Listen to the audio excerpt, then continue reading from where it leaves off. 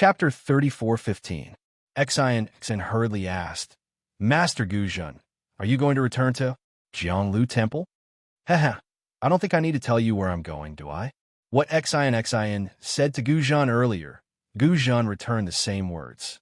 However, Xian was not surprised. With a smile on her lips, she replied, if I have a chance to let Master Guzhun get rid of the drawback of not being able to bring karma into samsara, I wonder if Master Guzhun is willing to take it. What do you mean, benefactress? Guzhun wasn't as ecstatic as Xian thought. Instead, he frowned and the monk robe on his tall figure trembled slightly. This trembling wasn't due to excitement, but a kind of alertness. Even Hui was puzzled by Xian's words. He said, Xian Tanue, being a Buddhist guardian is a kind of sacrifice. Grandmaster Guzhun and the others often have no choice but to kill demons and protect Buddha. Tanue, you don't need to use this to provoke Grandmaster Guzhun's Buddhist heart. Before Hui finished speaking, Xian pursed her lips and smiled. Fellow immortal Hui, do you think I'm joking with Master Guzhun? Do you think I don't know some secrets of Buddhism? Little girl, Guzhun said coldly. Just say what you want to say. Why beat around the bush? I've long offered my body to Buddhism and the Buddha fruit to the Buddha Lord.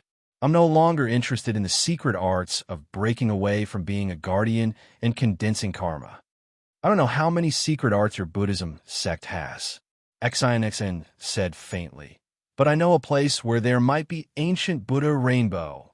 Ancient Buddha rainbow? How is that possible? When Xian finished speaking, Guzhun was dumbfounded. He cried out in disbelief. How can there be an ancient Buddha in the Pure Land world? With that, Guzhun's tall figure trembled involuntarily.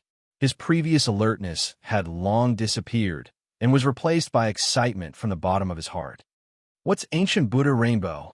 Seeing Guzhun so nervous and excited, Hui naturally knew that this thing was really useful to Guzhun. However, he had never heard of ancient Buddha color. The ancient Buddha luster is a 7-colored relic condensed by the reincarnation of the ancient Buddha Lord. This relic contains the supreme willpower of the Buddha Lord. However, because the negative karma in it was not pure, it was abandoned when the Buddha Lord reincarnated. Xian glanced at the speechless Guzhun and explained, the Buddha Lord's karma is so powerful. Who can resist the Buddha Lord's karma? Therefore, no one dared to use this 7-colored relic. However, after the 7-colored Saraira was placed between heaven and earth for 100,000 or even millions of years, the karma in it would be tempered by the mind power of the Pure Land. In the end, only the mind power of the Buddha Lord and the Saraira would be left. Although it was only a wisp or half a wisp, it was powerful enough to allow a bodhisattva to attain fruition. If Master Guzhun condensed this thing, the half-wisp of mind power would be enough for him to condense a protective relic and protect the relic's negative karma during his reincarnation, ensuring that he would not lose his mind. Such a thing, why didn't Xian Tanue mention it before? Hui was shocked and asked without hesitation. Xian smiled and shook her head. It's not that I didn't want to explain it to you, fellow immortal. It's just that you and I are not strong enough to come into contact with this thing. If I said it, it would only make you greedy, and it would even be detrimental to your cultivation. Today, I met Master Guzhun, and I have a request for you. With your strength, you should be able to give it a try. Naturally, I had to explain it to you. I see. Hui nodded slightly, obviously trusting Xian. I understand now. Then Hui turned to Guzhun. Under the moonlight, Guzhun's tall figure had stabilized. She said, Grandmaster, does what Xian Tanue said make sense? That's right. Guzhun's eyes flickered under the moonlight. He said, although the path of being a Buddhist Dharma protector isn't smooth, Buddha is merciful and leaves many chances for survival. This ancient Buddha relic is the safest, but it's also the most difficult. Not to mention that the sons of Buddhas who can ascend wouldn't have too many relics left behind. Even if they did, there wouldn't be many. The Pure Land is so vast, and there are so many sons of Buddhas. Anyone who can obtain it is a great opportunity. This old monk never thought there would be an ancient Buddha relic left in this world. At this point, Guzhen stared at Exan and asked coldly, "May I know how I can be of service to you, benefactress?" And how could benefactress possibly know the whereabouts of such a supreme treasure of the Buddhist sect? Haha. Exan looked up at Guzhen's monk robe. His hands hidden under the robe seemed to have formed a Buddhist seal. She smiled faintly and reached out to take a hairpin from her hair. She flung her hand, and the hairpin streaked across the air with a golden light before landing in front of Guzhen. "Grandmaster, you'll know when you see it. But don't reveal my origin." "Oh." Guzhen frowned. He stretched out his hand, which was as thick as a dragon's claw, and grabbed the hairpin. When he glanced at the hairpin, he was surprised. He looked at the hairpin several times, and then at Exan. Finally, he waved his hand and returned the hairpin to Exan. He said, "I understand. Since you have such a background, it's no big deal for you to know this secret." Exan took the hairpin and looked at Ci Hui with a smile. Ci Hui immediately waved her hand and said, "Exan Tanue, there's no need for this little monk to see it. This little monk befriended a mortal friend not because of a mortal friend's origin.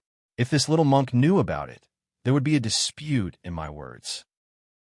This little monk doesn't want to speak without thinking." That's right.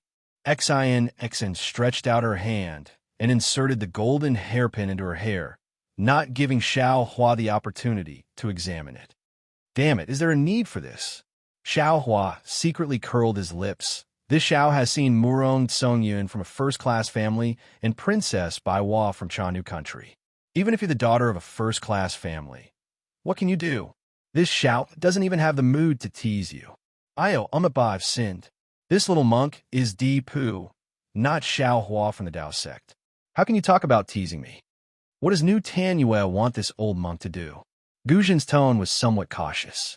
The female benefactor also changed to New Tanue. "It's like this," Exan said concisely. "This one invites immortal friend Ci Hui to go to an ancient ruin. That's where the immortals and Buddhas joined hands to kill the Dao sect. As far as this one knows, there's an immortal artifact left behind in the Pure Land world." Immortal artifact? Guzhen was dumbfounded again.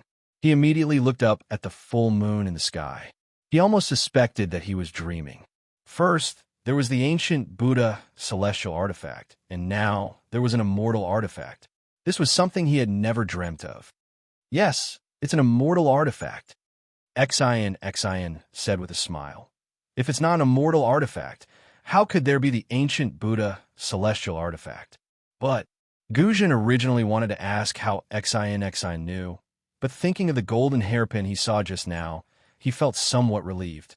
If it's not that kind of origin, how could there be such a secret? This secret was left behind by the Dao sect that we joined hands to kill. Therefore, there are a lot of formations inside. Ordinary Buddhas and Confucian cultivators can't find it, let alone go in. After so many years, the location of this secret has long been forgotten. If this one hadn't looked up an old matter recently, no matter what, I wouldn't have thought that there was such an immortal artifact in the Pure Land world. Exan said again. "Since it's an immortal artifact, how can we do it? Female Tanue should ask for help from her own sect." Guzhen smiled bitterly. Although he coveted the ancient Buddha celestial artifact, he still knew that this place was not a place where he could escape unscathed. Exan waved her hand disapprovingly. "Master, you're wrong. If this one asks for help from others, how could the immortal artifact fall into their hands? Master, don't forget that it's an immortal artifact. Which Confucian cultivator doesn't want it? Until now, this one only dares to tell fellow immortal Ci Hui and Master about this. This one doesn't dare to trust anyone else." Guzhen opened his mouth and wanted to say something, but he was stopped by Exan's words. "Moreover, this one has made sufficient preparations for this matter. Not only did I read the records of that place clearly, but I also memorized all the formations inside. I also have a well-thought-out plan to break all the formations. As a matter of fact, This one came to the Four Extremes Mountain to borrow a Tao sect magic treasure from Master Heaven Flipping Master to break one of the formations. Of course, since Master Heaven Flipping Master has fallen, you should be able to use his Buddhist alms bowl as well. Oh, so that's how it is. Guzhen finally understood. Female Tanyue wants to break the Tao sect's water-based formation. Exactly. Xin clapped her hands and smiled. You're right, Master. If you're not in a hurry to return to the Crimson Melon Temple, you can come with us. I estimate that the round trip will take around 20 days. Oh, Guzhen was surprised again. Only 20 days? How could there be such a forbidden area near the Four Extremes Mountain? This one has already spoken so frankly. Master, there's no need to force this one any further, right? Xin said with a smile. Guzhen's face flushed red, and he smiled embarrassedly. He put his palms together and said, Ba, female Tanyue has indeed given this old monk a difficult problem.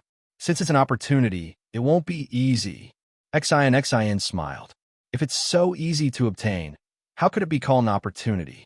In any case, this one has already explained the reason for this matter.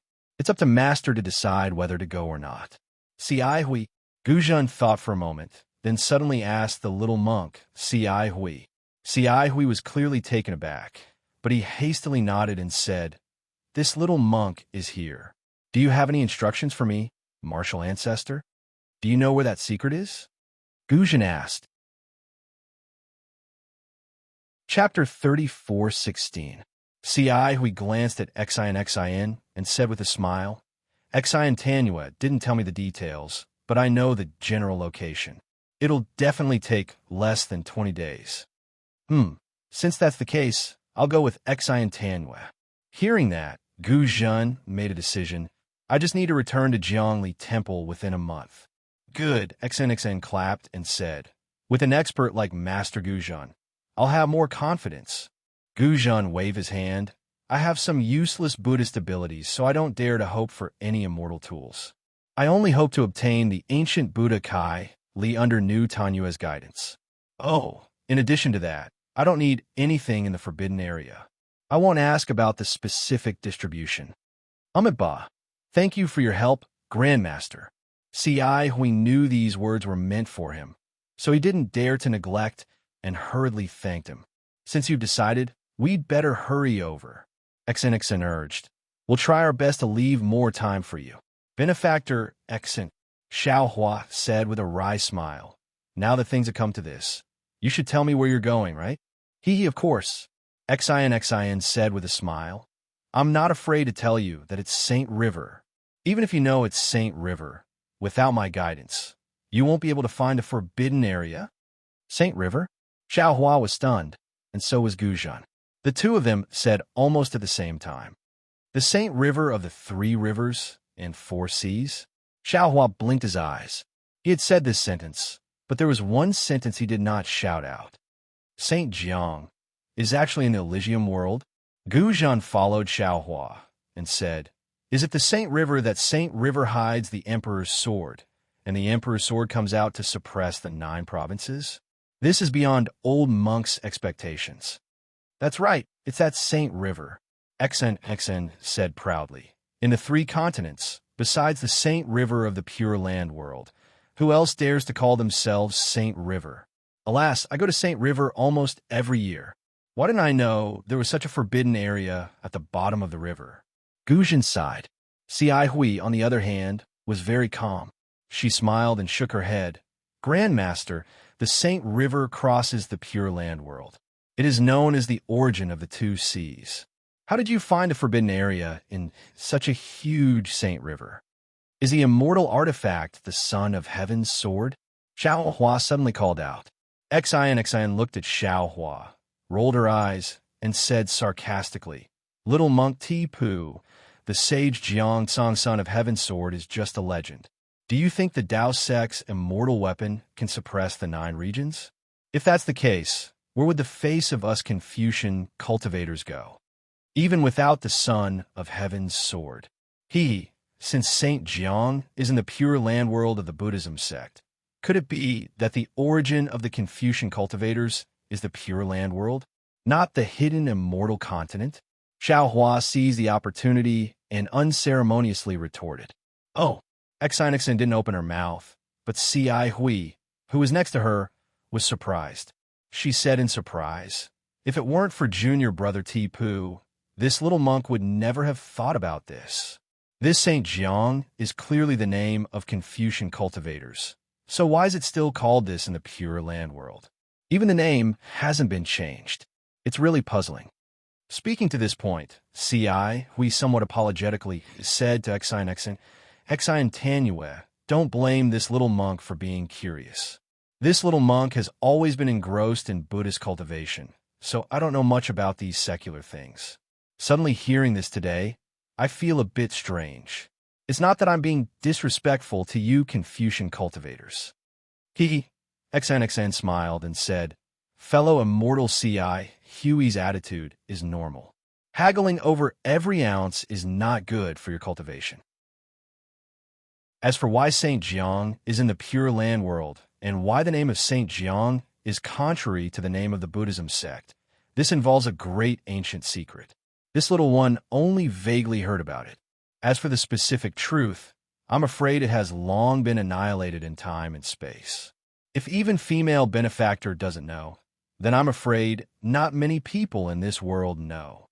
Guzhan obviously had the same idea as C.I. Hui. He also didn't care about Saint Jiang or Buddha Jiang, he casually said, and then looked up at the full moon and urged, since female benefactor doesn't know what that immortal tool is, it's not too late for me to wait until we reach Saint Jiang.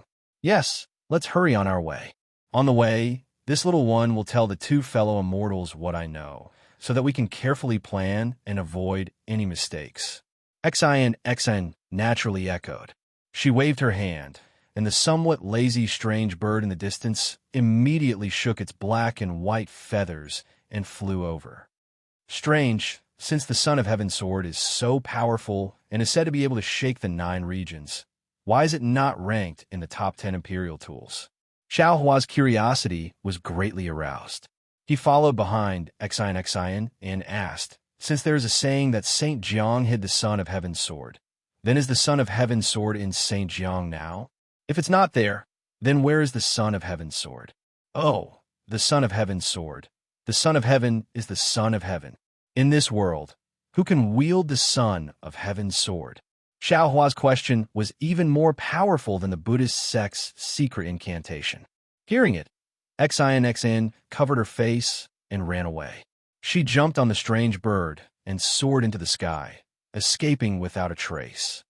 AI, this is an impatient little girl. Xiao Hua very regretfully stood in the air and shrugged his shoulders. This scholarly family's upbringing is indeed a bit lacking. Don't they know that not answering other people's questions is impolite? Junior brother Tipu. The azure lion flew to Xiao Hua's side. C.I. Hui sat upright on top of it and said with a smile, previously, junior brother mentioned Virokana. This little monk just happened to have some understanding, so I'll discuss it with junior brother now. Haha, very good. Xiao Hua laughed loudly. His figure flew up and landed on the azure lion's back. He sat down cross-legged. The azure lion raised its head and roared. Blue clouds appeared under its feet, and it chased after the purple fur hoe that had already flown away. Xiao Hua often heard people say that when drinking with a bosom friend, 1,000 cups were too few, and when talking to a friend, half a sentence was too much. He didn't like spiritual wine very much, so he had never had 1,000 cups of wine competition with others. However, there were quite a few cultivators who didn't get along with him. However, when it came to a monk like C.I. Hui, Xiao Hua had never met him before. There was no need to talk about Li Zongbao, who didn't say a single word for a long time. There was also no need to talk about Zhang Qingxiao. Although this guy talked a lot, every word he said didn't deviate from the devil sect. He was abnormally arrogant. As for the other people, they didn't make Xiao Hua feel relaxed and free. It seemed that in front of C.I. Hui, he could talk about anything. He and C.I. Hui could debate about the Dharma for several days in a row, citing scriptures and arguments.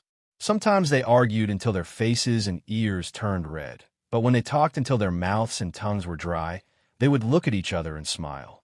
Perhaps no one could convince the other, but the two of them had gained a lot in their hearts. C.I. Huey's attainments in the Dharma were very deep, but he was also very humble. In front of Xiao Hua, he didn't have the slightest trace of arrogance. Every time Xiao Hua said something, every question he asked, he would definitely answer, and he would tell everything he knew. This made Xiao Hua's understanding of the Dharma become deeper and deeper in these 10 days. Every time Xiao Hua gained something, he would be exultant and share it with C.I. Hui. It was as if he was a real monk. Xiao Hua was close to C.I. Hui, so how could C.I. Hui not admire Xiao Hua?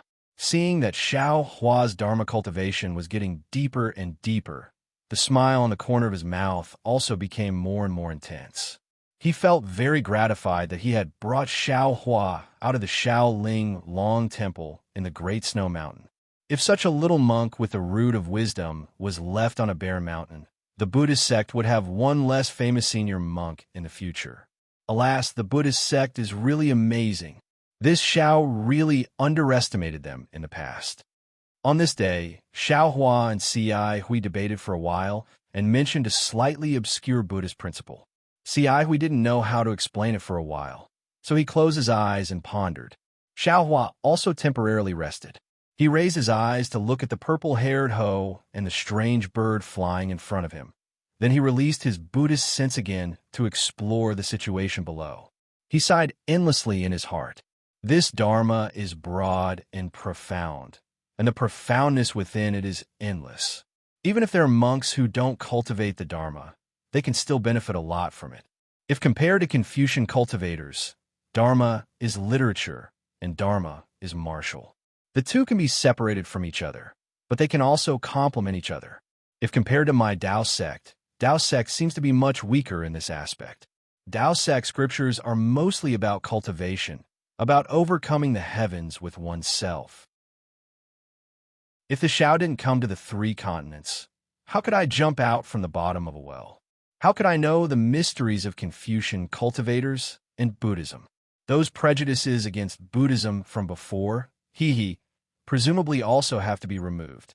Whether it was Buddhism or Confucianism, there were those who pretended to be sanctimonious, those who pretended to be righteous, those who pretended to be benevolent, those who spoke sweet words but swords at the heart, and those who were cruel and merciless.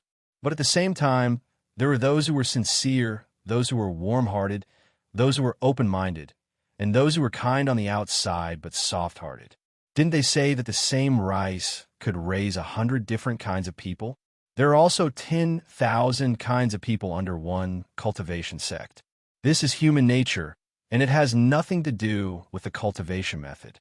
It's just that, since this Xiao is a cultivator, he must cultivate properly.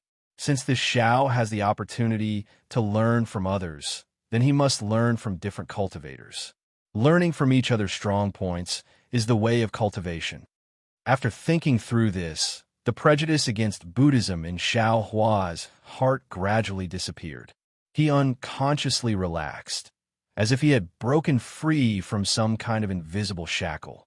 Then he released his Buddhist sense and casually looked at the ground.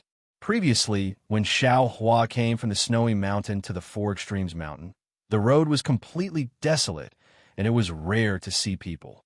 Not to mention the snowy mountain, which was extremely high and covered in snow. Ordinary Buddhist children wouldn't go there. Even the Four Extremes mountain was very dangerous. If Xian didn't lead the way, C.I. Hui might not have been able to find it.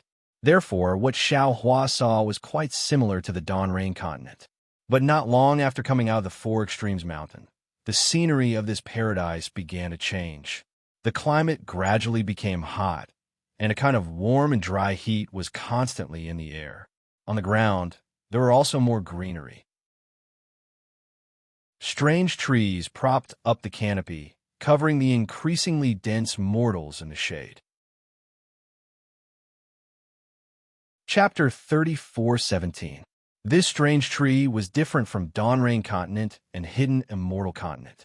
The thick tree trunk was like a pagoda in a temple, stacked up layer by layer. This tree trunk was also bare, no branches could be seen. Only when it reached the top of the tree crown did it extend several zhang wide branches in all directions. The leaves that made up the tree crown were also interesting. They were like palm leaf fans. When the wind blew, the tree crown swayed, as if a big hand was shaking hundreds of palm leaf fans at the same time. The fruits of this strange tree also attracted Xiaohua's attention. These fruits were different from spirit fruits and spirit trees. They were not hanging on the branches, but just stuck to the top of the tree crown, raised high.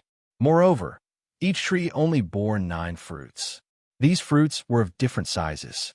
The big ones were the size of a head, and the small ones were only the size of a fist. The fruits looked very strong. The green fruit skin tightly wrapped the fruit. Even if it fell from the top of the tree, the fruit would not be torn apart. The scenery was naturally in Xiao Hua's eyes, but what he paid attention to was the people in the scenery. The mortals of Elysium world were no different from Hidden Immortal Continent, but their skin was slightly darker, and their clothes were different. Most of the men wore short clothes, while the women wore light veils that covered their skin and faces. Of course, in addition to the secular people, most of them were ordinary monks. In Elysium world, there were many temples. These temples were either big or small, and the incense burning there was exuberant. Whenever Xiao Hua's Buddhist sense swept through the temples, he would see pious men and women kowtowing, offering incense, and giving money. Of course, Xiao Hua's Buddhist sense was often detected by the senior monks in the temples. At the beginning, Xiao Hua hurriedly withdrew his Buddhist sense, fearing that it would cause a misunderstanding.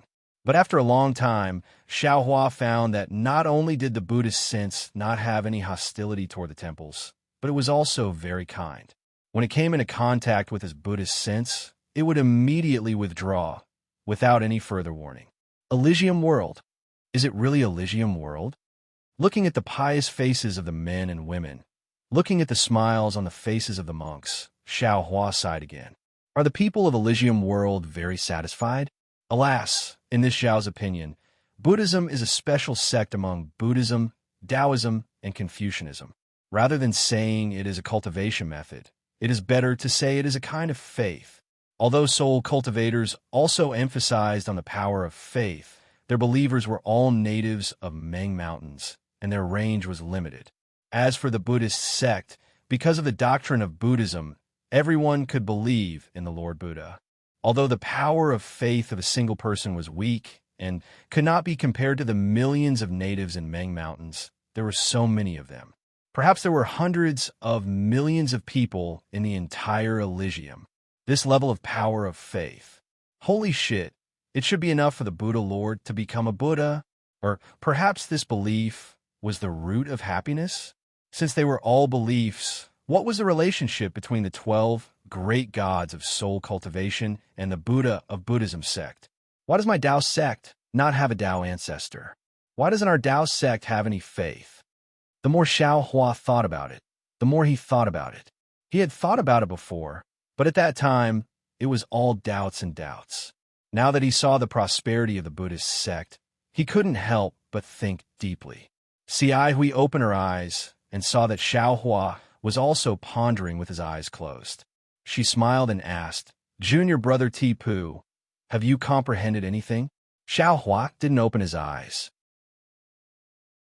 He smiled and said, "This little monk was a little tired just now, so I took a short rest." Only Xiao Hua himself could solve the problem of Buddhism, Confucianism, and Taoism. He didn't think that this Xi Hui, who only knew about Buddhism, could help him in any way. Look into the distance. We have arrived at the Saint River. Xi Hui didn't think it was a big deal. She pointed her finger into the distance and said with a smile, "Oh, so fast."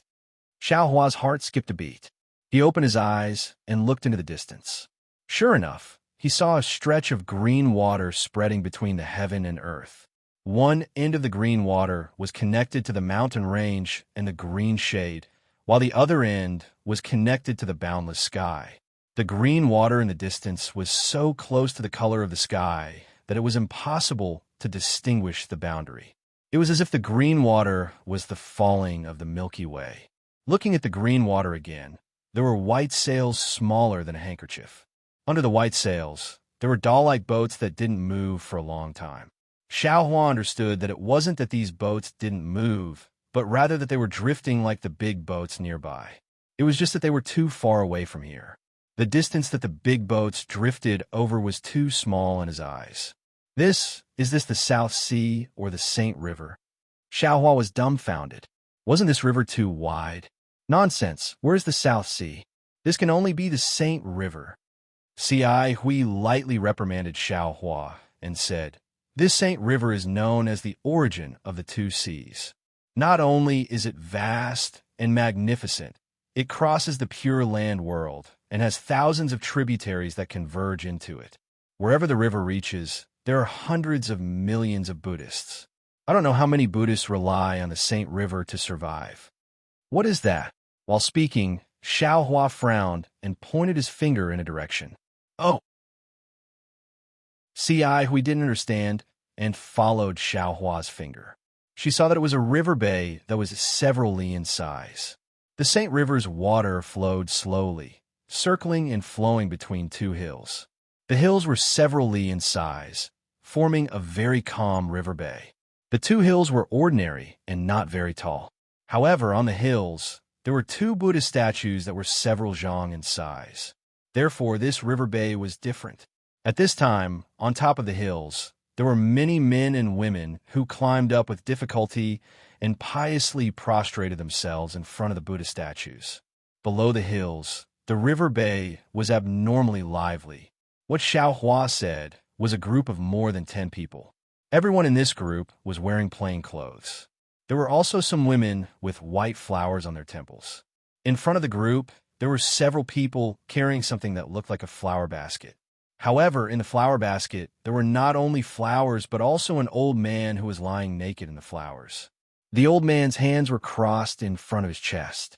His eyes were tightly closed, and his face revealed a kind of serene smile. This group of people walked to an empty spot at the side of River Bend and slowly came to a stop. The few people at the front put down the flower baskets, and the 10 people at the back rushed forward. The woman plucked the white flowers from her temples and threw them into the flower baskets. Then, everyone worked together to lift the flower baskets and sent them into River Bend. Although the river water in the river bay was gentle, it was still flowing. After the flower basket entered the river bay, it immediately floated into the river bay along with the river water. The flower basket was originally made of rattan. Just as it floated out several zhang, the river water immediately rushed in. The river water increased and gradually lifted the old man's body. Then the flower basket gradually sank. At the side of the river bay, the more than 10 men and women had smiles on their faces. Although there were some women with sparkling and translucent tears at the corners of their eyes, they still chanted the Buddhist scriptures in an abnormally pious manner. Following everyone's gaze, the flower basket sank to the bottom of the river bay. The old man's body was indeed half sinking and half floating, moving along with the river flow. It was very obvious that this was the old man's funeral. These more than 10 men and women should be the old man's children and relatives. If it was just this, Xiaohua might not be surprised. Whether it was the cremation of the old monk from the exquisite temple or the burial of the ordinary cultivators from the Xiaoyu continent, Xiaohua had seen them all. This water burial was not considered rare. However, this river bay was more than 10 li in size. Not only were there many people at the side of the river bay, there were also many people inside the river bay. Of the people inside the river bay, some were taking a bath, some were immersing themselves in the water devoutly. Of course, there were also some people who were floating on the water just like that. It was unknown whether they were dead or alive. The people outside the river bay, some were kneeling by the side of the river, kowtowing to the ground. It was unknown what their mouths were muttering. Some were prostrating themselves on the water, devoutly cupping the river water with their hands and drinking it in big mouthfuls. There were also some people who were holding a few boxes in their hands, splashing something into the river water. If Xiaohua was not surprised, it should be the embers of the corpse after the fire. When the old man's corpse slid into the river water, there were still a few people who were wildly drinking the river water. These people only slightly moved to the side. Then, they simply ignored the old man and continued to pour the river water into their mouths. As for the old man's corpse floating by, the people in the river water turned a blind eye to it. They simply did not care. The people in the river water did not pay attention to the old man's corpse.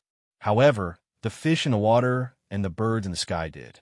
Not long after the old man's corpse floated into the river bay, fat river fish swam over and surrounded the naked corpse in the water.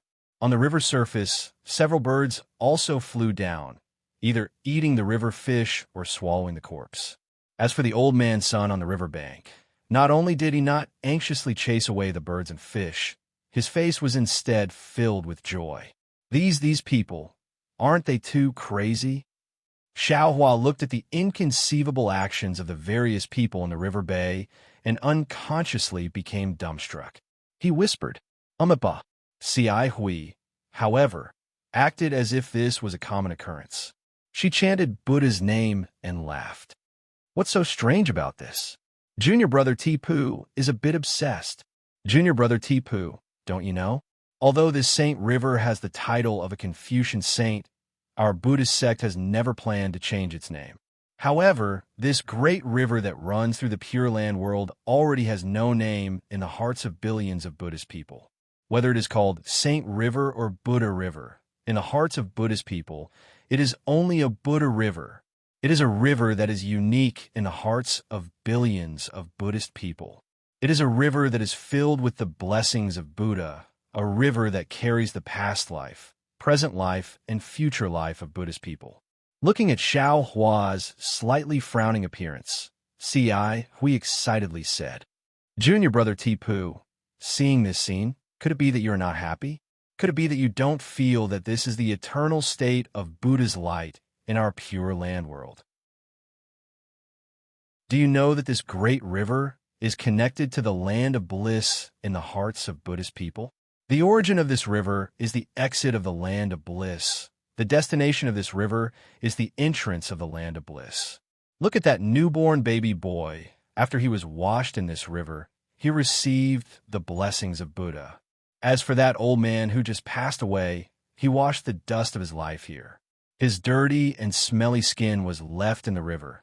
His clean soul flowed into the land of bliss along with the river." Chapter 34:18. This, Xiao Hua bitterly smiled and slightly shook his head. Isn't Saint River the source of the two seas? When did it connect to the land of bliss? That's the truth. Ci Hui vigorously nodded and pointed at the distant white sails on the river. This is something that cultivators like us can know. However, how many of these Buddhists can walk along this Saint River? Even those fishing boats on the river have never gone from the West Sea to the East Sea, right? How do they know where this Saint River came from and where it went? Even if they have never seen it and never went there, they might not have never heard of it, right? Xiao Hua continued to argue. They naturally have heard of it, and they even know that this river is called Saint River. Just like what Junior Brother said before, this saint is a special name for Confucian cultivators. It has nothing to do with my Buddhist sect. But do they believe it? Will they even listen? Ci Hui smiled. Not to mention that there are hundreds and thousands of such legends. They are devout Buddhists of my Pure Land world. Their hearts have long been illuminated by my Buddha's light. They will not tolerate other filth. Hundreds and thousands of legends. They only believe my Buddha's words. Ba, this little monk understands. Xiao Hua slightly sighed. He already understood the trick. Previously, he was still thinking about the benefits of faith. Now he saw the drawbacks of faith. To believe and be true is to be devout, but to believe and be foolish is to be evil. But who is devout and who is evil? How can Buddhists know? They can't jump out of the well. They can't distinguish the direction of the river. Only cultivators like Xiao Hua, who can jump out of the well, can clearly see the direction of the river. However, thinking about the great formation at the bottom of the West Sea and the vast border of the three continents, Xiao Hua shuddered. He really doesn't know how deep this well is. While speaking, the azure lion has already flown over this river bend. At the place where the river bend enters the river, the old man's corpse that Xiao Hua just saw once again emerged a few times and slowly sank into the depths of the river.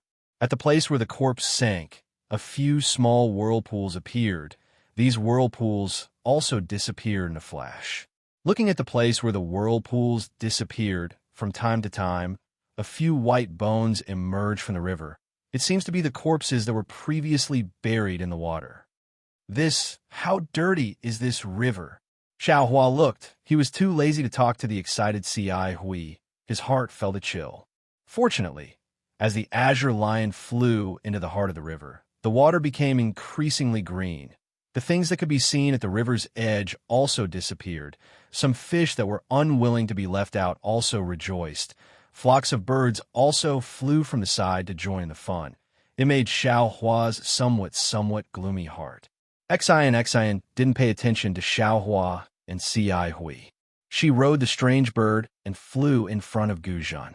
The two of them kept talking about something. They seemed to be discussing how to enter the danger zone. At this moment, she led the three of them straight into the heart of the river.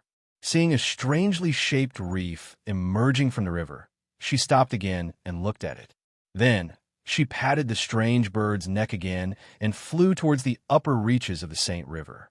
After flying for half a day, he finally stopped. He turned his head and looked at Xiao Hua and C.I. Hui, who were following behind him. He faintly pointed below and said, "It's here." Here? Before C.I. Hui could speak, Guzhan, who was standing next to Xian, had a strange look on his face. He seemed to be in disbelief as he said, "Is Xian Tanwei wrong? This is the famous Nightmare Reef Bay of the Sage River. How could it be the location of the Dao Sect's array formation? What's impossible?" Xian smiled and said, "Taoism's array formations are unpredictable to begin with. Moreover, this is a forbidden area passed down from ancient times." That's right. I'm not denying Taoism's formation, nor am I doubting Tan Yu's discovery. I just feel that countless Buddhist seniors have come here to explore for thousands of years. How could they not find any clues? Guzhan seemed to have lost his composure at this moment. His expression became even more anxious as he hurriedly asked. When Xiao Hua heard the two's words, he glanced at C.I. Hui's frown and lowered his head to look at the river. He saw that the river's surface was completely different from before. The other parts of the river were completely calm. Even if there were some surging waves, they were ordinary waves. After the waves passed, the river's surface was completely flat. The river had a circumference of a few miles and was filled with whirlpools of different sizes. These whirlpools were letting out strange moaning noises, and gusts of strong wind were blowing in and out of the river, wreaking havoc in this area. Also, these whirlpools looked disorderly, but there was a dark gray shadow between 2 or 3 whirlpools. This shadow couldn't be dispelled even under the scorching sun. Xiao Hua didn't dare to release his spiritual sense. The chaotic wind around his nose already told him that the world's spiritual energy here was extremely chaotic. It wasn't the kind of order that was commonly seen in Taoism's array formations. Xiao Hua glanced at the strangeness of the river and asked C.I. Hui in a low voice, "Is there a saying in Nightmare Reef Bay?" C.I. Hui also shifted her gaze away from the river and said with a bitter smile, "It's not just a saying. It's simply a notorious name. This body of water is extremely strange. If a feather falls on it, even if it doesn't get sucked into a whirlpool, it won't float on the river's surface. All the boats that pass through here, regardless of whether they belong to ordinary Buddhists or Buddhist sect disciples, are not spared. They all sink into the water and turn into wood chips. The entire process is like a nightmare. So it's called Nightmare Reef Bay by the people nearby. The reason why it's called Nightmare Reef Bay is because there were previously people who believed that there were a large number of reefs under the river that caused such a strange scene. Those boats also sank after touching the reefs. However, after the investigations of my Buddhist sect seniors, there isn't a single reefs under this body of water. Apart from the fact that there aren't any fish or ordinary marine life, there isn't anything different here. There are even many seniors who use Heaven's Eyes to investigate, but apart from the river, they found nothing. As time passed, no more ships passed by this place, and no more Arhut came here to investigate. This place became a stretch of stagnant water. It's like a nightmare that no one likes. That's not all. Hui turned her head at this moment and said rather viciously, "This area of several dozen miles is very strange. At specific times, it will produce an illusion. The illusion's range is extremely large, more than 100 miles. Not only will the passing boats fall into it, the mortals on the boats will also lose their senses and enter a nightmare.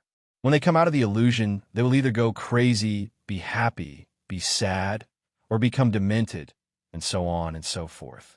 Even my Buddhist sect disciples are not spared. Of course, these people can be considered lucky to be able to escape from the illusion. When this old monk was young, I had a junior brother who was ordered by his master to go somewhere else. He occasionally passed by the Nightmare Reef Bay and accidentally encountered the illusion. He disappeared without a trace, and to this day, it's unknown whether he's alive or dead. My Crimson Reed Temple sent out disciples to search for several days, but they didn't find any clues.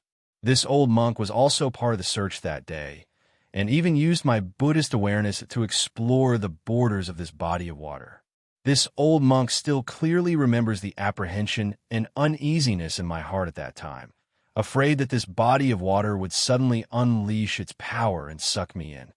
At this point, Hui lowered her head and looked at the mouth-like vortexes below her. She sighed and said, "Since that day, old monk has never come here again. I haven't even come within 100 miles of this place. If not for New Tanua bringing me here today, this old monk definitely wouldn't have come. So that's how it is." Nixon nodded slightly. No wonder Great Master reminded this one earlier. This one didn't expect there to be such an old story. Umitba. If it's as New Tanua said, this place is an extremely hidden ancient formation. New Tanua can take out the immortal weapon inside and destroy this formation to avenge my junior brother. Even if this old monk can't obtain the ancient Buddhist Kylie, this old monk is still willing. Guzhan said somewhat sadly. Nixon didn't know whether to laugh or cry, and she smiled apologetically. Great Master thinks too highly of this little girl. This formation was left behind from ancient times. Even an immortal weapon is not the formation eye of the formation. Even if this one is lucky enough to obtain an immortal weapon, it's impossible to destroy this formation. If it's possible, we can find the corpse of the junior brother that Great Master mentioned. It's already good enough. Hearing this, Guzhan's body trembled slightly. He actually took a long breath, and then said with a wry smile, "Corpse? So many years have passed. How can we still find a corpse? Even if there are, how many corpses have been piled up since ancient times?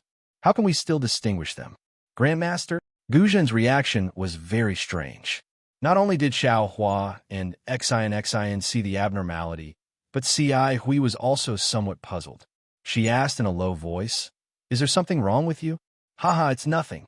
Guzhan grinned. This old monk just has a slight feeling and thought of the past. Then, Guzhan urged again, "New Tanua, how do we enter this ancient formation?" "Great Master, don't worry," Xian said with a smile. "This little girl naturally has a way to enter the formation. It's just that it takes time to enter this formation, so we'll have to wait here for a while." Guzhan raised his thick white eyebrows and asked in a low voice, "Could it be that we have to wait for that illusion to appear?" Xiao Hua's heart also thumped, seeming to understand something. Fortunately, Xian hurriedly explained, "Great Master, this little girl doesn't know whether the illusion of the Nightmare Reef Rock is related to the formation, but according to the records, entering the formation doesn't need to go through any illusion formation, but we still have to wait until dusk or sunset." Sunset? Hearing this, Xiao Hua and the other two involuntarily raised their heads. However, at this moment, the sky was covered with dark clouds. How could they see the sun? When the three people's puzzled gazes fell on Xian's face, she clapped her hands and took out an ink cloud pupil. She said with a wry smile, "The situation inside is all in this ink cloud pupil, but there are some origin formation restrictions inside that others can't see.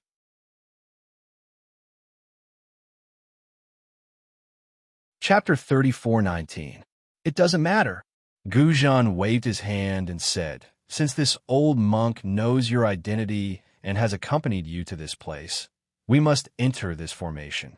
Since others can't see Mo Yuntong, this old monk naturally can't see it either, so there's no need for me to look. Everything inside will be done according to Netanyahu's instructions." "What about fellow immortal C.I. Hui?" Xian smiled and looked at C.I. Hui. C.I. Hui shrugged and answered very seriously. "Netanyahu has held on to this Mo Yuntong for a long time, right? She seems to have never wanted this little monk to look at it. Since that's the case, why should this little monk look at it?" Xiaohua found C.I. Hui's shrugging action very familiar. "Isn't this what I often do? I don't know when monk C.I. Hui secretly learned it from me." However, Xiaohua just looked and didn't say anything. He blinked his eyes and looked at the water below him. In his opinion, Xian must be treating him as nothing like before. Little monk Tipu unexpectedly. Xian raised her hand and held the Mo Yuntong in front of Xiaohua's eyes. She smiled and said, "Do you want to take a look?" "Me?" Xiaohua was slightly stunned. He looked at Xian in disbelief and said, "Benefactress still remembers this little monk. This little monk thought you wouldn't ask about it like before." "How could that be? Everything before didn't involve entering the formation. Now that we're going to work together to enter the forbidden area, how can this one not ask for your opinion?"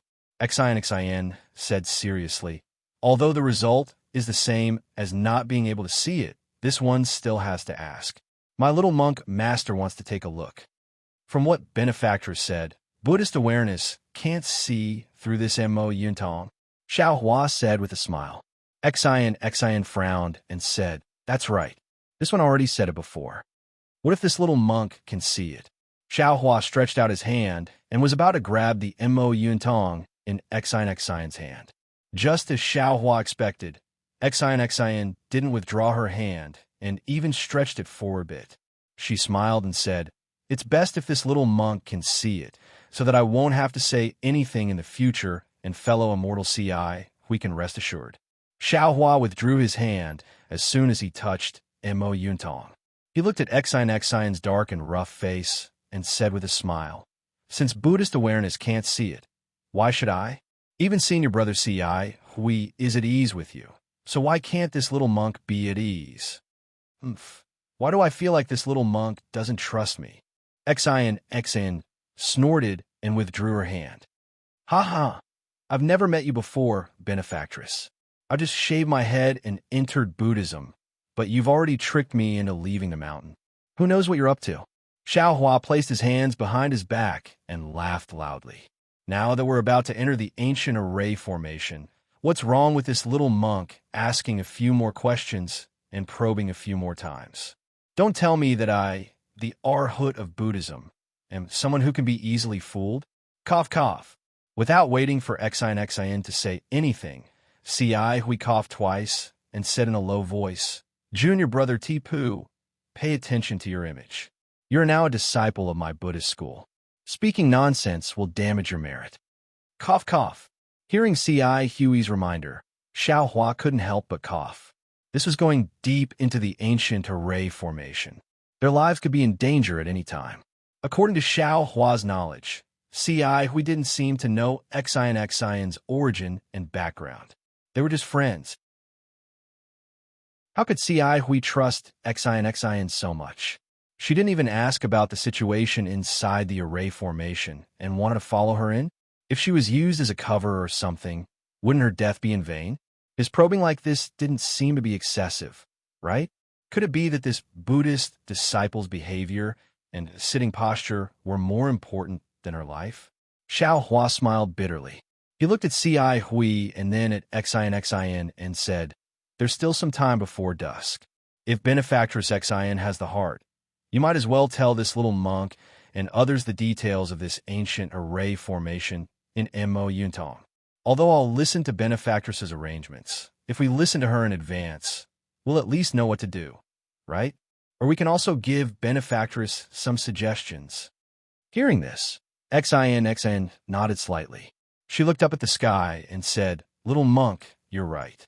Although I've already told fellow immortal CI, we some things. Now we'd better discuss it properly. However, when Xin told him what she knew, Xiaohua didn't know whether to laugh or cry. Because according to Xin, this was indeed an ancient array formation. However, as for what kind of array formation it was and how many dangers there were, she didn't know. Of course, it was impossible for her to know what kind of ancient array it was. What she knew was how to enter the magic formation, and that there was a fairy weapon left behind by the immortal realm in the magic formation. As for why Xin was confident that she could break into the magic formation and get the fairy weapon, it was because Mo Yuntong had recorded several dangerous parts of the magic formation, and she had prepared several imperial weapons and celestial devices according to Mo Yuntong's description. Great Aunt Xiaohua almost blurted out, "You want to break into the ancient array formation and obtain the immortal tool with these things? You're too imaginative, aren't you? You think I want to?" Xin clenched her teeth, her face slightly flushed. She took out a Mo Yuntong again and shouted. This Mo Yuntong was originally incomplete. When I checked it, I also forcibly broke the restriction. It's already good that I know these things. If you can do it, you can see for yourself. In that case, Xiaohua waved his hand and said, Little Monk suggests that we treat this as a sightseeing tour. Little Monk will pretend that he didn't hear about this array formation. You and I will rest here for a while and look at the nearby scenery. Then we'll cup our hands and say goodbye. How about we go about our own business? Junior brother D. Pooh, CI, we said with a smile. Could it be that you didn't want to enter this array formation before? Aren't you interested in the ancient Buddha's fortune inside? Xiaohua shrugged and said with a smile, Benefactor Xen said it well. Little Monk was originally here to join in the fun. If there was Master Fontien's magic tool, Little Monk wouldn't have come. Now that Master Guzhan is here, Little Monk's role as a Buddhist disciple is also gone. Little Monk has never been interested in treasure hunting. Little Monk came with Senior Brother just to listen to Senior Brother talk about Buddhism and enjoy it. Beside him, Guzhan looked at Xiaohua and said in all seriousness, Little Monk, what you think makes sense. However, if it was another array formation, Little Monk might persuade Exantannua to stop. But this is the Nightmare Reef's array formation. Even if Exantannua stops now, Little Monk will still try it. Why? CI, we wanted to persuade Xiaohua, but when she heard Guzhan's words, she couldn't help but be stunned. Could it be that the junior brother mentioned by Master? Xion's face was green and red because of Xiaohua's words. She was a little angry. Now her heart was moved, and she said anxiously, Could it be Master's? Yes. Guzhan raised his head and sighed. Looking at the gloomy clouds, a trace of tears actually flashed in the corner of his eyes. That junior brother of this old monk is this old monk's younger brother. When CI Hui said this, everyone's heart was heavy. Xiaohua had already felt that this junior brother might have some connection with Guzhan, but he didn't expect them to be so close. When this old monk was young, my family was poor. Before my younger brother was born, my father passed away. This old monk was only 4 years old at that time. My impression of my father was very shallow. After father passed away, mother was the only one who took care of old Na and my younger brother. Life was extremely difficult. When old Na was 10 years old, our family encountered a rare flood. Even now, old Na can still clearly remember that day when the waves reached the sky. Mother only had time to remove a door plank before the entire house was engulfed by the flood. That door plank was very small and could only fit this old monk and my 6-year-old younger brother. My mother could only hold the corner of the door plank with her hand. Guzhan took a deep breath and said tirelessly, After drifting with the flood for more than half a day, my mother's strength was already exhausted. But this old monk was young at that time and didn't know about this. Plus, the flood had already overflowed and I had already lost my cool. When my mother told me to look after my younger brother, this old monk didn't think the worst of it and only nodded. But before her mother could finish her warning, a fist-sized beam came along with the flood and smashed her mother into the flood. This old monk was stupefied. My younger brother cried and wanted to crawl under the flood under the door plank. It was at that moment that this old monk knew that in this life, I was the only one my younger brother could rely on. This old monk seemed to have suddenly grown 10 years older. I hurriedly held my younger brother in my arms and coaxed him, saying that it was Mother who went to the bottom of the river to catch fish for us. See, even Xiao Hua, who was used to seeing life and death parting, felt his nose sour. Beside him, Xion's eyes were even redder. Fortunately, when the middle of the night passed, the masters of Jianglu Temple and other places had already arrived. The lucky survivors were all rescued. Because this old monk and my younger brother had no home to return to, we followed our masters to Jianglu Temple. After a few more years, this old monk and my younger brother shaved their heads and became monks at the same time.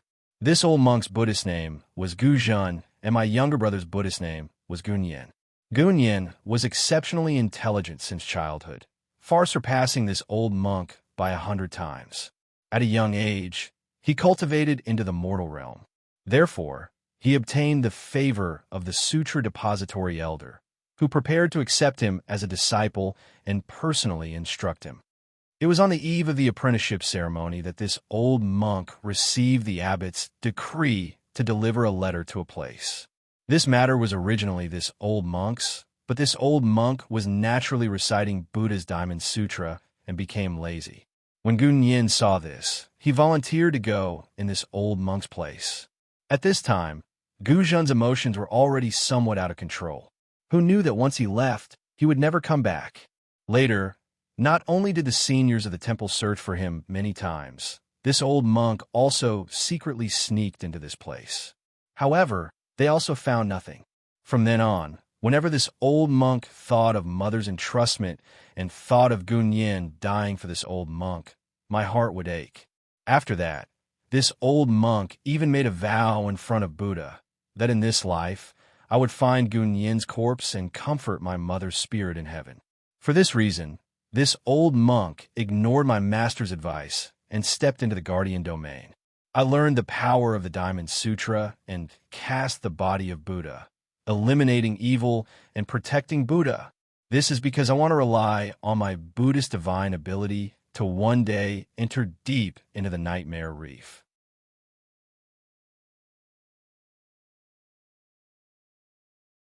Chapter 34:20. At this point, Gu Zhen looks at Xiao Hua, then at Ci Hui and Xion. He says word by word, "Previously, I didn't dare to face it because I didn't have the confidence. Now that Buddha has used your hands to lure me here, how can I not take the risk and fulfill my wish?" Hiss! Xiao Hua gasps and murmurs, "Ba, it can't be such a coincidence, right?" After hearing this, Ci Hui's face turns solemn. She looks at Gu Zhen and says, "Martial ancestor, although this little monk's Buddhist cultivation is shallow, I have some attainments in Buddhist magic. This little monk is not talented, but I'm willing to follow martial ancestor inside to explore." Xion clenches her teeth and says in a low voice, "Sad things all have similar reasons.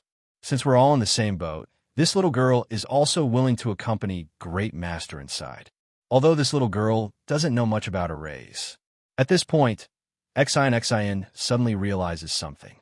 She turns to look at Xiao Hua and scolds, "Little monk, how dare you make fun of me?" Seeing that Xion scolds him without waiting for him to express his determination, Xiao Hua becomes furious. "Little girl, what do I have to make fun of you? If you want to go, then go. If you don't want to go, then don't go. Junior brother, pay attention to your manners. You're now a Buddhist disciple." Ci Hui hurriedly says, "Don't violate the precepts of anger and make Buddha unhappy, who said that you have to understand the array thoroughly before entering. If Mo Yuntong explained the array clearly, then how could the immortal tool still be inside?" Xion stared at Xiao Hua and said, "Just like you said, if we can explain the details of the array clearly, then we'll be going on a sightseeing tour. It's because you don't want to go in, that's why you're accusing me." Xiao Hua smiles, showing his snow-white teeth. Xion's words are reasonable. As long as there's a danger zone, it's already good to have some information about it. How can you understand the situation of the danger zone in detail? The reason why Xiao Hua doesn't want to go in is that he doesn't want to be a shield for others. And now, Gu Zhan was determined to go in, for the sake of his heart, not for the sake of his long-cherished wish. Xiao Hua would definitely help such a kind person. Moreover, this was the Dao Sex formation.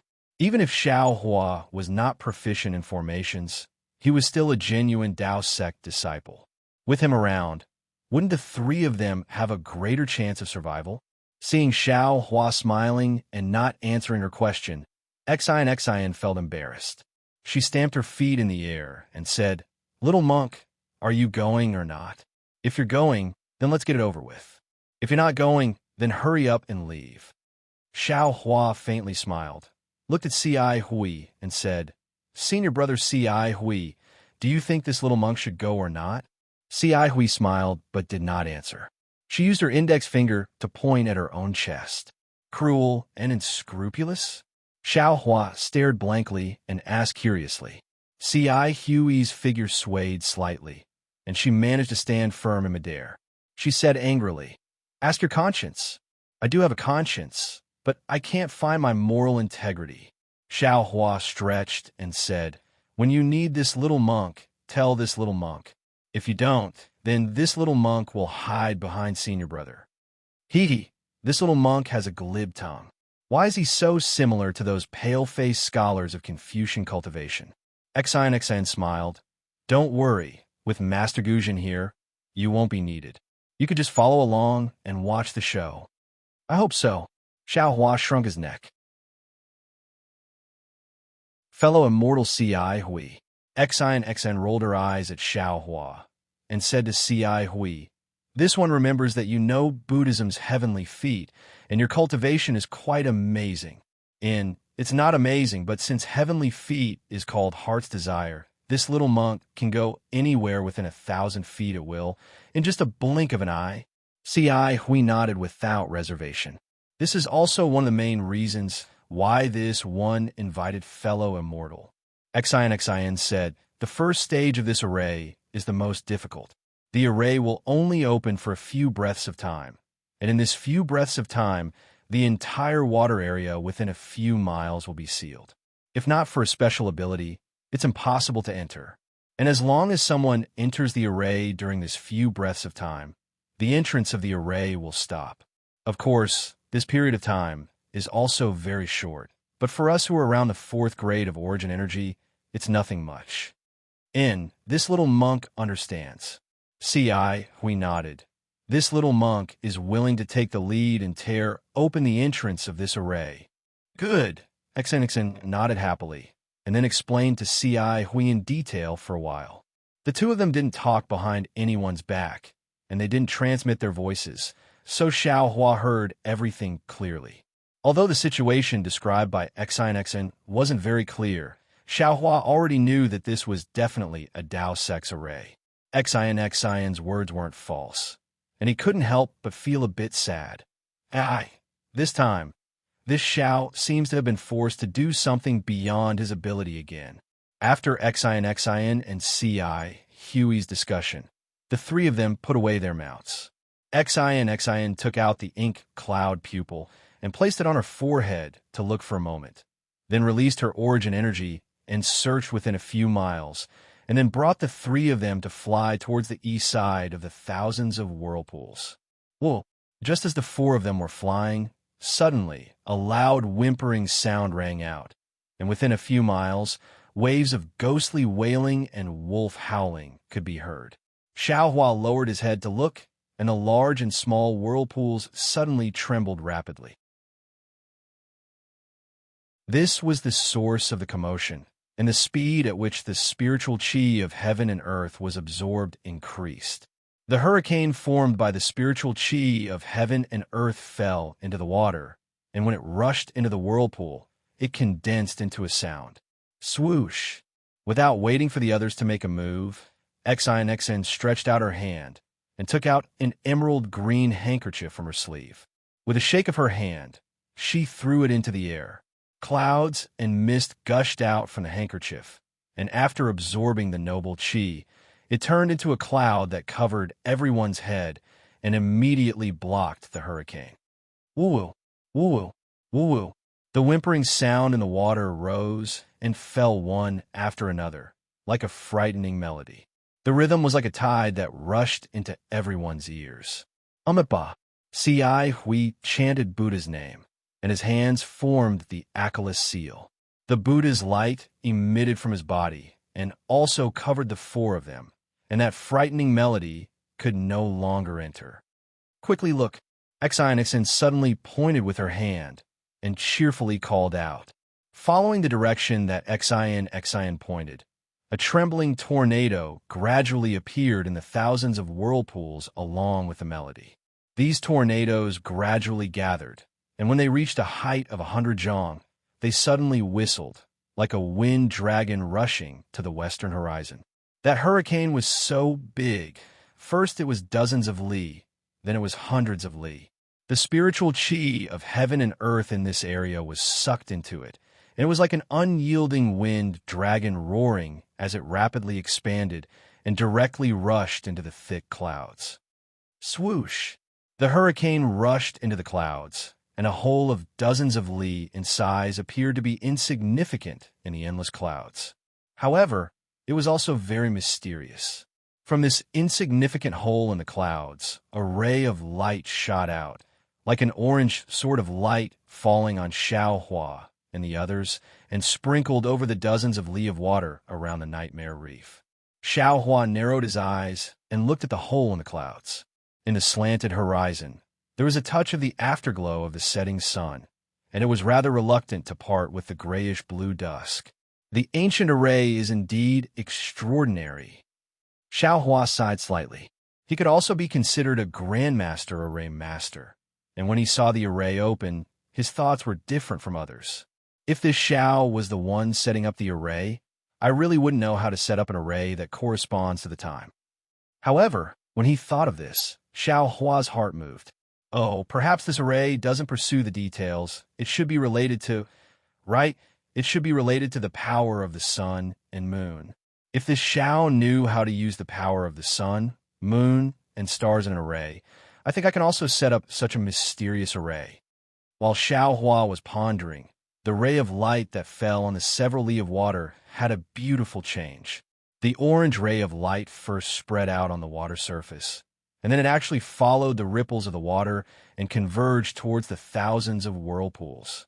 When the rays of light entered the whirlpools, the entire water body let out a low roar, and the water's surface gradually rose.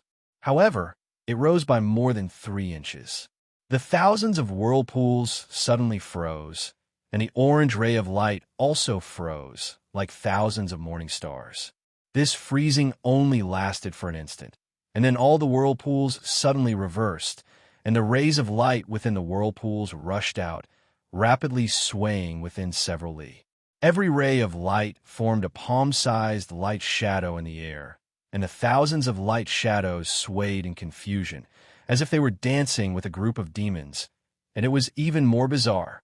This, Xiaohua's gaze swept over, and his eyes flashed with confusion. The space above the water body was restricted by the array, and the spiritual energy of heaven and earth was already thin. These flashing lights didn't cause any fluctuations, and he really didn't understand how to open the array.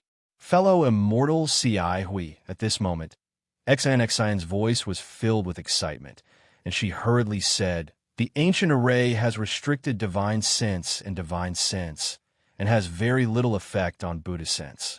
In particular, there is no spiritual energy of heaven and earth here, and even the noble chi is a restriction, so your Buddhist divine ability is also very little affected.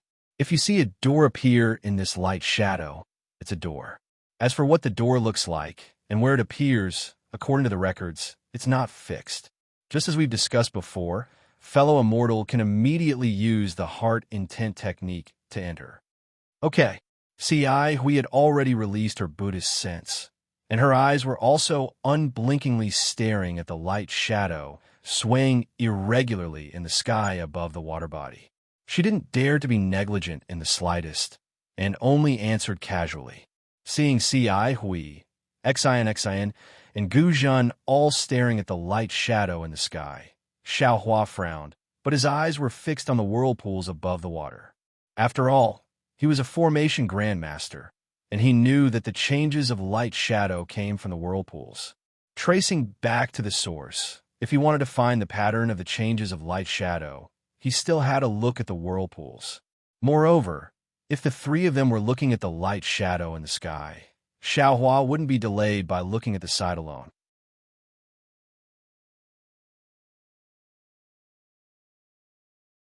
Chapter 34:21. After looking at it for a moment, Xiao Hua's eyes became a little dizzy. Those vortexes were spinning rapidly. Anyone who looked at them for a long time would feel dizzy. Damn it, Xiao Hua shook his head and closed his eyes, but there seemed to be more than a dozen vortexes in front of him. However, the vortexes in front of him were black and white and had already stopped spinning. Suddenly, Xiao Hua's mind lit up, and he almost cried out, "Spinning!" Since the light shadow was in the vortexes and the vortexes were spinning, then the spinning was naturally the source of the light shadow. Thinking of this, Xiao Hua raised his eyes and looked again. He saw that the more than a dozen vortexes were spinning at different levels, at different heights, and at different speeds. He couldn't see any pattern at all. Xiao Hua looked for a moment and seemed to see something. The rotation of the more than a dozen vortexes was changing at every moment, and every change affected the light shadow in the air. However, after Xiao Hua looked for a moment and even released his Buddhist sense to carefully observe for a while, he had no choice but to give up. After all, there were tens of thousands of vortexes. There were tens of thousands of spinning vortexes inside, and each rotation seemed to have an extremely subtle pattern. When these tens of thousands of patterns were put together, it wouldn't be an exaggeration to say that it was a mess. Wanting to find a way to enter the array formation in a short time was indeed somewhat unrealistic. When Xiao Hua raised his head and looked at the light shadow and the three people who were concentrating, Xiao Hua smiled bitterly. Alas, this Xiao is a bit of a dead end. This Xiao isn't here to set up the array, let alone to break it. I just need to find a way to enter the array. Since this Xiao knows that the light shadow is spinning, I don't need to look at the changes of the light shadow like them. However, I also don't need to find the pattern of the rotation of these vortexes. With this thought, Xiao Hua closed his eyes. His Buddhist sense fell on the water like a cool breeze, and it was as if Xiao Hua's heart had calmed down. Xin had been paying attention to Xiao Hua. Seeing that he wasn't looking at the light shadow and was looking at the water instead, she had already frowned. Now that he saw that Xiao Hua had actually closed his eyes and only released his Buddhist sense to scan the water, he was even more puzzled. A trace of vigilance appeared in his heart. He looked at the light shadow and then looked at Xiao Hua. Xiao Hua's origin was a bit strange. Xin had also asked Ci Hui about it through voice transmission. Although Ci Hui had never seen Xiao Hua use Buddhist supernatural powers, based on Xiao Hua's Buddhist awareness alone, Ci Hui knew that Xiao Hua's Buddhist supernatural powers might not be inferior to hers. This kind of person with an unknown origin and uncontrollable cultivation base was not a good choice to travel with them. However, Ci Hui had also sensed Xiao Hua's deep roots of wisdom through the debate of Buddhist principles. He was not the kind of evil person that Xin thought he was. That was why she insisted on bringing Xiao Hua along. Seeing that they were about to enter the array and Xiao Hua's strange behavior, how could Xin not be vigilant? Senior brother Ci Hui, you have to be careful. After another half a cup of tea or so, there might be an abnormality. Right when Xin was vigilant, Xiao Hua suddenly spoke out. Xin was shocked and anxiously asked, "You? How did you know?" Xiao Hua's heart had calmed down, so he could see more. In his Buddhist sense, the thousands of whirlpools were like thousands of spinning tops, spinning crookedly. After looking at them for a while, Xiao Hua understood that although these whirlpools had different shapes and sizes, As long as the rotation of the whirlpools reached a certain pattern, it would produce a special change. And the simplest part of this pattern was that it was the same. Since he knew that the rotation of the whirlpools was the same, Xiaohua only observed for a moment before he made a decision in his heart and casually reminded Xi Hui. Hee, this little monk's intuition may not be true. Xiaohua didn't have time to explain. Moreover, he didn't know whether what he said was correct or not, so he vaguely replied. Xian slightly curled her lips. She wanted to look at the water, but she didn't dare to give up on the light shadow in the air. She simply ignored Xiaohua and focused on looking at the sky. Since he knew that the whirlpools were the same, the door to the formation could be opened. Xiaohua began to calculate where the entrance to the formation would open. Although Buddhist sense was the best at observing minute details and was very useful in observing the whirlpools, Xiaohua also understood that the opening of the formation's entrance was definitely related to the spiritual energy of heaven and earth. If he wanted to know the location of the entrance, he could only use his divine sense to observe the changes in the spiritual energy of heaven and earth, or even use his transcendence vision. Of course, Xiaohua was now a little monk of the Buddhist sect, so it wasn't suitable for him to use his divine sense. If he used his transcendence vision, it would be somewhat overkill. After thinking for a moment, Xiaohua released his soul sense. Sure enough, after scanning with his soul sense, Xiaohua understood that the spiritual energy of heaven and earth above the water had been confined. Looking at the thousands of whirlpools, he saw spiritual energy of different sizes. However, these spiritual energies were condensed into threads, directly coming out from the center of the whirlpools. They wantonly swayed in the air like thousands of branches, messy and disorderly. The time it took to drink half a cup of tea quickly passed. As time passed, these threads condensed from spiritual energy of heaven and earth began to move in an orderly manner, gradually moving in front of Xiaohua and the others. An irregular shape of several feet in size gradually appeared. Haha, this is the formation's entrance. Xiaohua was overjoyed. Just as he was about to open his mouth to warn them, he suddenly froze, a layer of cold sweat appearing on his back. No, how could it be so simple? If such weak soul sense could discover the formation's entrance, then wouldn't the Taoist sect's divine sense be able to discover it easily? Why would we need to look for some light portal? Hurry, over there. Just as Xiaohua was hesitating, Gu Zhan's voice rang out, pointing at a place several li away from the group. Xiaohua hastily raised his head.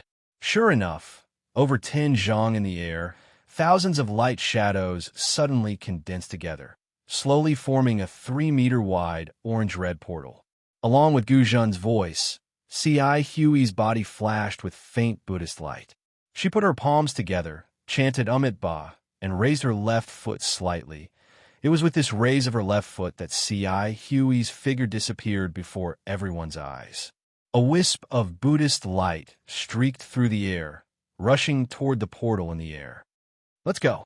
As soon as Xi Hui's figure disappeared, Xian urged them once more. Xiaohua and the others didn't dare delay, each urging their own cloud to follow. As they flew, Xiaohua's soul sense swept out once more, only to see that the portal formed by the world's spiritual energy was gradually disappearing. In the gap that hadn't completely disappeared, there was a wisp of red light flashing through. Hurry, hurry. Xiaohua had just retracted his soul sense when he heard Xian's urgent voice. Raising his head, he saw that several kilometers away, a door had already appeared. But just like the previous lights and shadows, the door began to crumble as soon as it appeared. After all, it was several kilometers away. Even with Xiaohua's lightning escape, there was no way he could make it in such a short amount of time. Isn't this just a test of luck? Xiaohua smiled bitterly. If we're lucky, it'll be right next to us. If we're unlucky, it'll be like today. How can we possibly get in? Without waiting for the Buddhist light to reach the portal, Xiaohua and the others had only flown a few li away. The 1-zhang-wide portal had already collapsed into 1 qi, and the orange light was about to disappear. But at this moment, the Buddhist light suddenly flourished and then disappeared. When Xiaohua and the others hurriedly looked at the portal, a faint Buddhist light flashed, and C.I. Huey's figure appeared there with the Buddhist light. Damn it, this is the heavenly feat. Xiaohua was shocked. Isn't this the teleportation of the physical body? That's right, nascent soul teleportation is a divine ability of nascent soul cultivators, and only nascent soul cultivators can teleport. The physical body of a nascent soul cultivator can't teleport. But this C.I. Huey's heavenly feat allowed her to instantly fly a few li away. She was even more powerful than a late nascent soul cultivator of the Tao sect. While Xiaohua was shocked, C.I. Hui seemed to have received Xion's instructions. As soon as she appeared in front of the portal, she immediately rushed in. Fortunately, although the portal was only 1 chi wide, C.I. Hui had the appearance of a child, and her figure was also short, so it was easy for her to enter. C.I. Huey's figure disappeared into the portal, and the portal immediately stopped collapsing. However, the light around the portal was still shaking with all its might, as if a shabby wooden door was trembling in the wind and would collapse at any moment. Good! Xn almost clapped her hands. Then, she urged the auspicious cloud and said, "Let's speed up too. This portal won't last long." In fact, there was no need for Xin to say more. When Xiaohua and Gu Zhan saw the portal in such a state, they had already urged the auspicious cloud under their feet to rush forward. The distance of several li wasn't too far, but now that they were in such a hurry, it felt like an insurmountable moat. Fortunately, C.I. Hui entered the door first. Although Xiaohua didn't know that C.I. Hui was inside the door's brilliance flickered and collapsed like paper several times. However, every time, it would stand up straight as if it had been reignited from the ashes, waiting for Xin to arrive first. Xin didn't stop at all. She turned her head and called out, "Master Gu Zhan, I'll go in first. You can come in when you arrive." Without waiting for Gu Zhan to speak, Xin plunged into the small portal and disappeared with a flash of green energy. Xiaohua didn't fly very fast. He followed Gu Zhan. When the two arrived in front of the portal, Xiaohua looked at the small and twisted portal, then looked at Gu Zhan's tall figure and said with a wry smile, "Master, how do we go in? What's so difficult about that?" Gu Zhan laughed and chanted the name of Buddha. Amit Ba. As Gu Zhan's voice fell, Gu Zhan's body also flashed with a faint Buddhist light. Without any sound, Gu Zhan's figure slowly shrank. He lifted his foot and walked towards the portal. Step by step, Master Gu Zhan actually turned into a 1 chi tall human figure and walked in safely. Everyone has their own tricks. At this moment, Xiaohua also sighed with emotion at the wonders of the Buddhist sect's methods. The bones in his body made a slight sound. His figure shrank a little, and he also rushed into the portal. As Xiaohua entered, the portal finally couldn't hold on anymore. It twisted a few times and turned into pieces of inexplicable orange-red light and shadow that scattered in the air. Of course, the orange-red light and shadow didn't last for long. In a moment, the thick clouds in the sky closed and darkness enveloped the water region. The waves in the water region retreated and the whirlpool rotated again. Whimpers like the cries of ghosts filled the dark night sky again.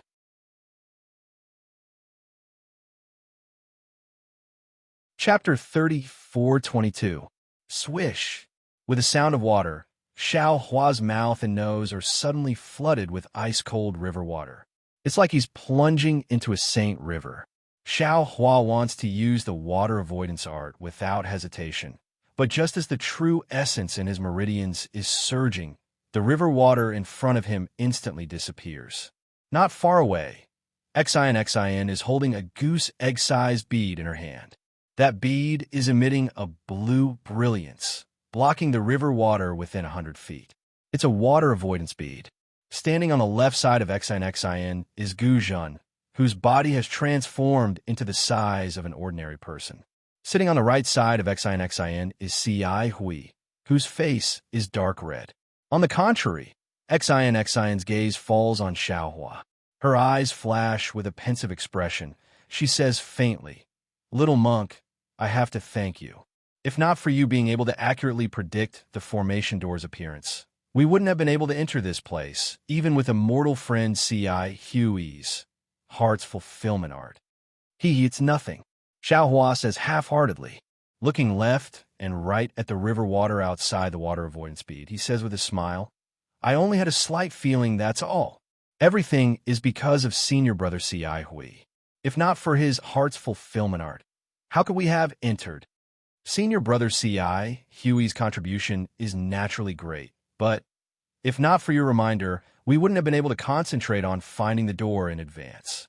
Xion stares at Xiaohua and says again. At this moment, C.I. Hui also opens his eyes and says with a forced smile, "Indeed, when junior brother Di Pu reminded me, I already activated my mental force and prepared myself. Junior brother's reminder is the finishing touch." Xiaohua looks Xion up and down. He says with a smile, "I've always felt that I'm a burden.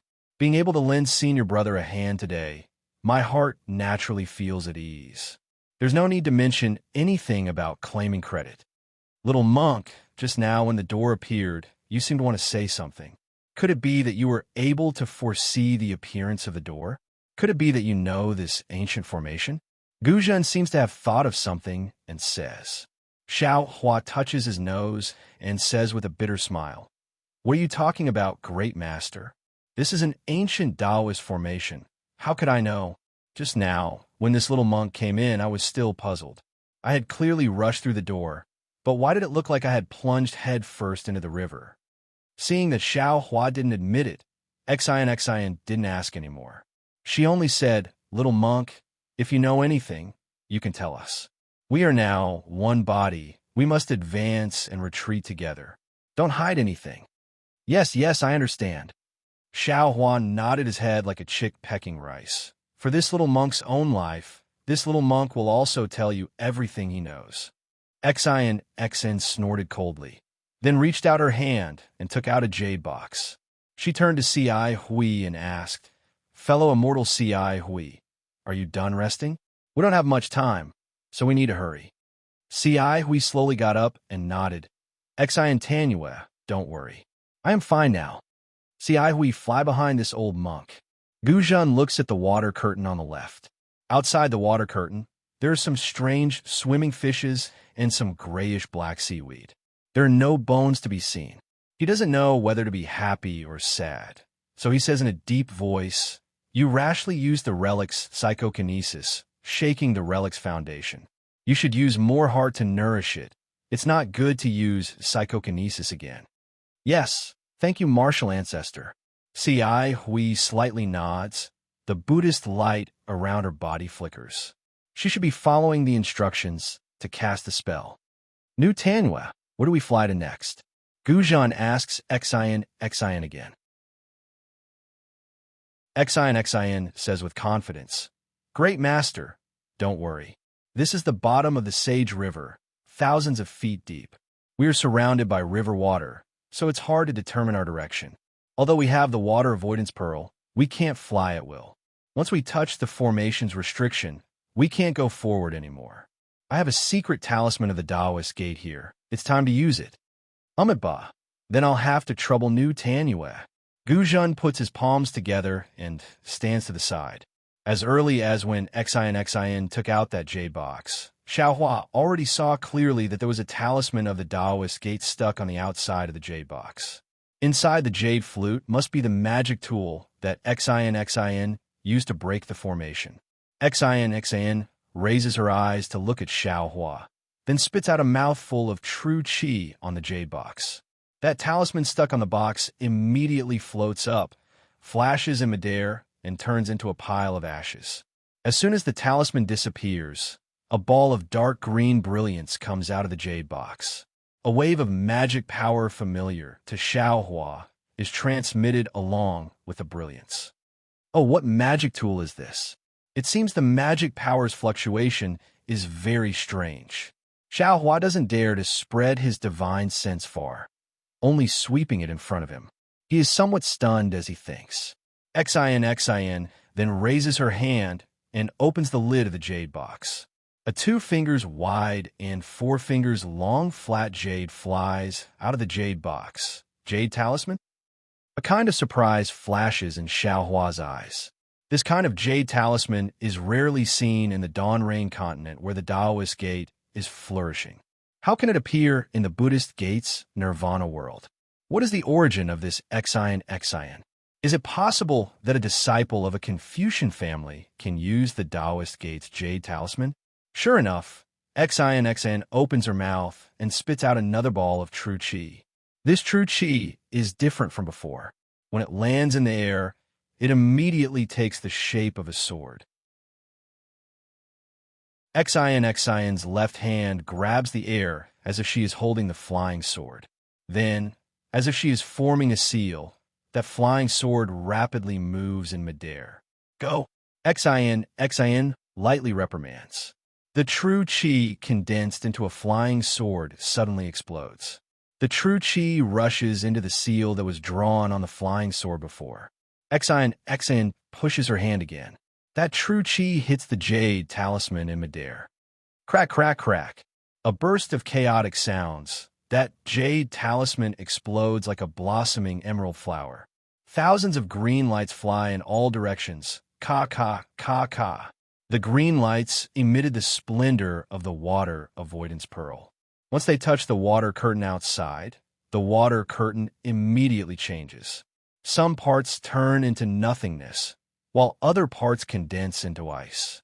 In particular, this splendor rapidly extends into the distance. A beautiful ice palace unexpectedly appears in front of Xiaohua and the others. Not to mention Xiaohua's surprise. Even Ci Hui and Gu Zhen, who have already discussed this beforehand, look at the ice palace that suddenly appears in disbelief. They are speechless. This is the ancient Taoist gate's ice condensing talisman. Unexpectedly, Xin blinked her eyes mischievously and explained in a somewhat showy manner. Yuntong mentioned that the channel of this magic formation is condensed by the water-based qi of heaven and earth. It does not prevent the river water from flowing in. Even the river water in the channel may be an illusion created by the magic formation. At this point, Xin glances at Gu Zhen and continues to say, just by using the imperial equipment in the water avoidance pearl, we can't distinguish the true formation channel. Moreover, if we're not careful, it is very easy to fall into the formation and not be able to escape. Mo Yuntong mentioned an idea. If the river water in this channel is frozen, presumably the illusory river water will disappear and the true channel will appear. However, this method has very high requirements for the cultivator who uses the ice sealing technique. Not only must they have enough Dharma power, but they must also control the technique to the smallest detail and not touch the formation. Coincidentally, I have seen a Taoist gate's ice sealing talisman. This thing itself is a water-type talisman. It is of the same origin as the formation in this river. Therefore, I don't need to know any ice sealing technique. I only need to use this talisman.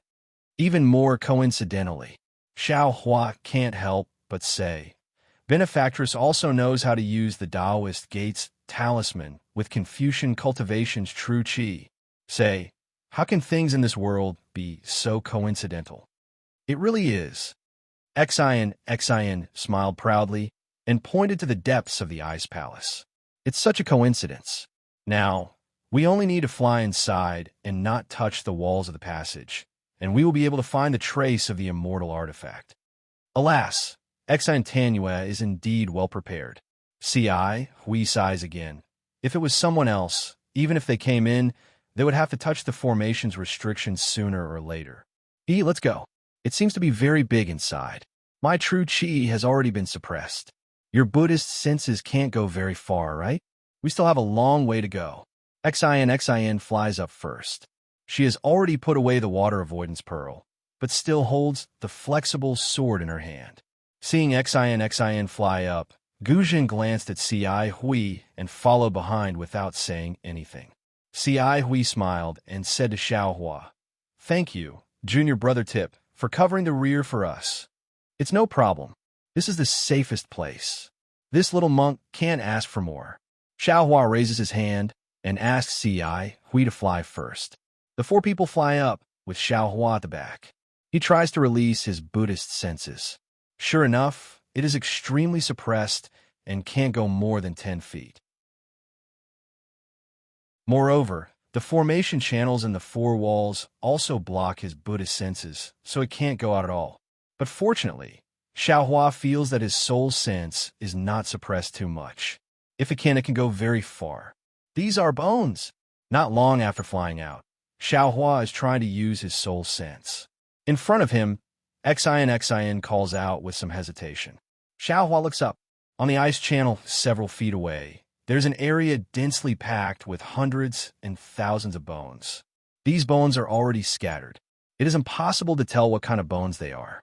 Moreover, the size of the bones is also different. Some are half a foot long, some are several feet long. They are obviously not human bones. Alas, Amitba. Guzhan's slightly sorrowful voice rises. Thank you for the reminder. This old monk has already seen it. Although this old monk is already prepared, when faced with these bones, my heart is complicated. This formation must be the skeleton of my younger brother. This formation is so miraculous. With this old monk's current cultivation, this old monk can't deal with it. How can he escape at that time? Forget it. Since this old monk can face his skeleton, this old monk can recite the rebirth mantra several times.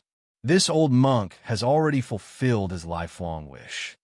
After saying that, Guzhan sits cross-legged in front of the ice wall formed by the bones. He puts his palms together and devoutly recites the rebirth mantra. Strands of elemental energy are sent into the ice wall along with Guzhan's chanting. Unfortunately, the ice wall has no reaction at all. It is like a clay ox entering the sea.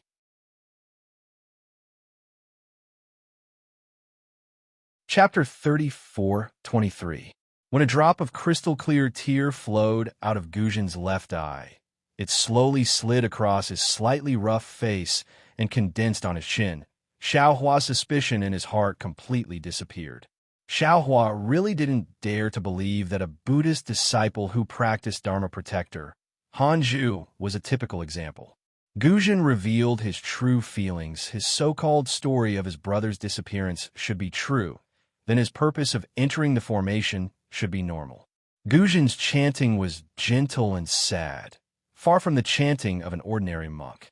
Xian and Ci Hui also felt sad in their hearts, standing there silently. Xian didn't urge Guzhan to hurry up, but from time to time, she looked at the ice wall covered with white bones. She knew that the ice wall must be the water curtain of the formation before it was frozen. These white bones didn't rush into the Saint River, but stayed in the water curtain, so they must be imprisoned. She was afraid that Guzhan's psyche power would touch these white bones and trigger the restriction. Fortunately, after half an hour, Guzhan's voice gradually stopped, and the ice near the white bones didn't change at all. Only then did Xian let out a long breath. At the same time, Guzhan also let out a sigh of relief. After Guzhan finished chanting the rebirth mantra, he stood up and chanted Amit Ba 9 times in a row, as if he had put down a heavy burden. His eyes, which were full of killing intent before, also had a trace of vitality.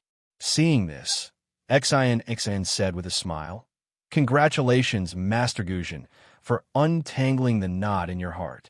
Thank you, Xian Tanue, for fulfilling my wish." Guzhan hurriedly tidied his monk robe, put his palms together, and bowed solemnly. "If I didn't meet you, I don't know when I could be free."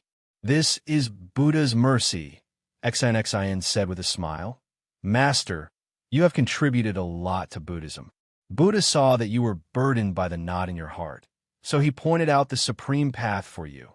But it has nothing to do with me. Heavenly flowers with others, lingering fragrance in my hand." Ci Hui also said with a smile, "Buddha used Tanue to help Guzhan become Grandmaster Guzhan.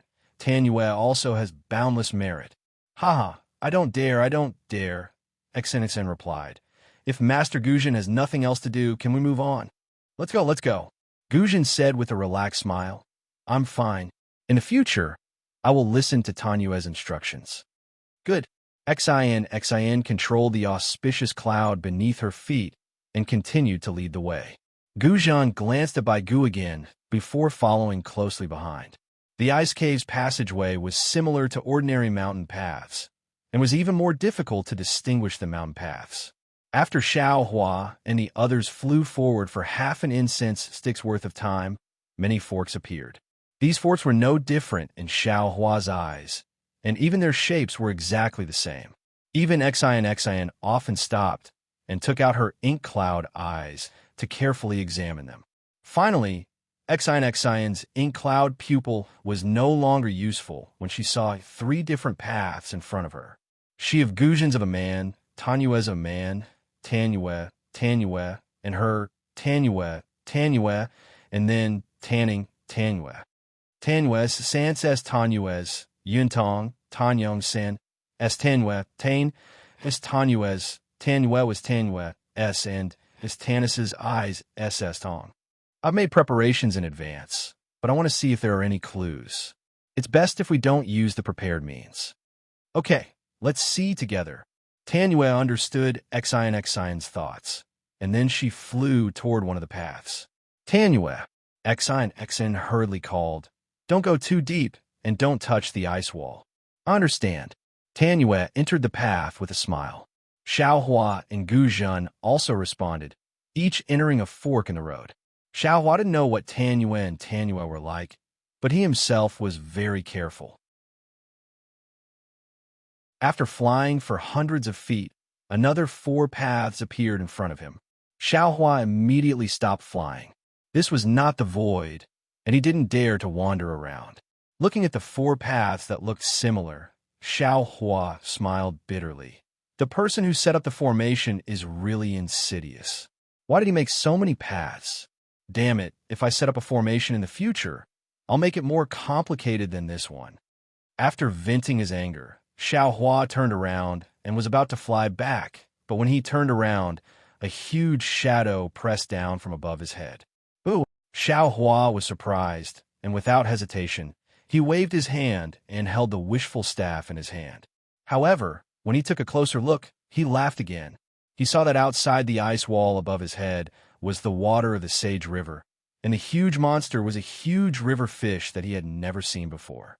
The river fish swayed its huge tail slightly, and it didn't notice Xiao Hua in the formation below. Huh? Xiao Hua looked at the river fish's leisurely appearance, smiled slightly, put away the wishful staff, and continued to fly back. However, after flying for a while, he began to mutter in his heart, "This formation is really strange. Not to mention that it's completely arranged at the bottom of the Sage River. The passage in this formation is so close to the river water, and there's something strange about it. If I were to encounter danger and desperately break through this ice wall, wouldn't I be able to escape the formation? However, is this formation so easy to break through?" Xiao Hua thought as he flew, and soon saw Xin's figure. Suddenly, Xiao Hua's heart lit up, and he realized, "Grandma, I was almost fooled again. How can I directly see the formation outside? Outside this ice wall must be an illusion of the formation, which is to lure people into the river water. Once they touch the formation, they will definitely die." Alas, thanks to Xin's frozen talisman. Right, speaking of the frozen talisman, this jade talisman is really powerful, even stronger than my fire talisman. I just don't know if the Xin family has a refining method. Little monk. When Xiao Hua's heart was filled with greed, Xin raised her voice. "Have you found a way out?" "No." Xiao Hua smiled and shook his head. "This little monk's luck has always been bad. I only encountered 4 forks and turned back, not daring to go forward." "Haha, it's already good." Xin laughed. "If you were the only one who encountered 4 forks, then this path is the right one." Hearing this, Xiao Hua shook his head. There's no need to plan for the best. Senior Brother Ci Hui and Grandmaster Guzhan's passage must also have 4 forks. Oh, Xin raised her eyebrows, not forgetting to probe. Could it be that this little monk knows how to set up a formation? TCH, Xiao Hua pursed his lips. Even a child would understand this kind of little trick. How could the person who set up the formation not know? Do they still need this little monk to know how to set up a formation? Sure enough, not long after, C.I. Hui and Grandmaster Gu Zhen also returned, explaining one by one. The two of them were a bit stronger than Xiao Hua, so they each chose 2 passages and went deeper. However, later on, they both returned. It was really as Xiao Hua said. They also encountered 4 forks.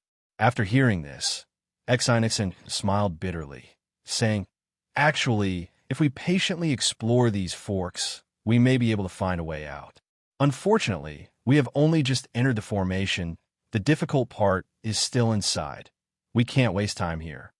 As she spoke, she reached out and took out a purple object that was only 3 inches long. That object was similar to sandalwood, emitting a faint trace of a meaty aroma. There was also a burnt black color on it, as if it had just been extinguished. 6 directions divine concealment incense. Xiao Hua's eyes lit up. The name of this ancient object very easily appeared in his mind. At the same time, some other memories appeared. Immediately after, Xiao Hua raised his eyebrows, secretly surprised. Then he suddenly understood. These memories were all given to him by the ghost cultivator Huang Yi, but before the spiritual energy was not clear, the spiritual cavities were not completely opened. Now, these memories, along with the understanding of the green-robed Xiao Hua and the other primordial spirits, were being absorbed by Xiao Hua at an accelerated rate. What is this? C.I. who he naturally did not know, and asked in a low voice, somewhat surprised, "It seems to be my Buddhist sect's sandalwood. This object is called divine concealment incense." Xin raised her hand and said with a smile, "Although it's called incense, in reality, it has nothing to do with your Buddhist sect. It's a secret technique of the Tao sect. I don't know what this object is made of, but after it's ignited, the incense can protect the primordial spirit. After the primordial spirit escapes, as long as the incense itself is not extinguished, no restriction can prevent the primordial spirit from escaping." Escape technique.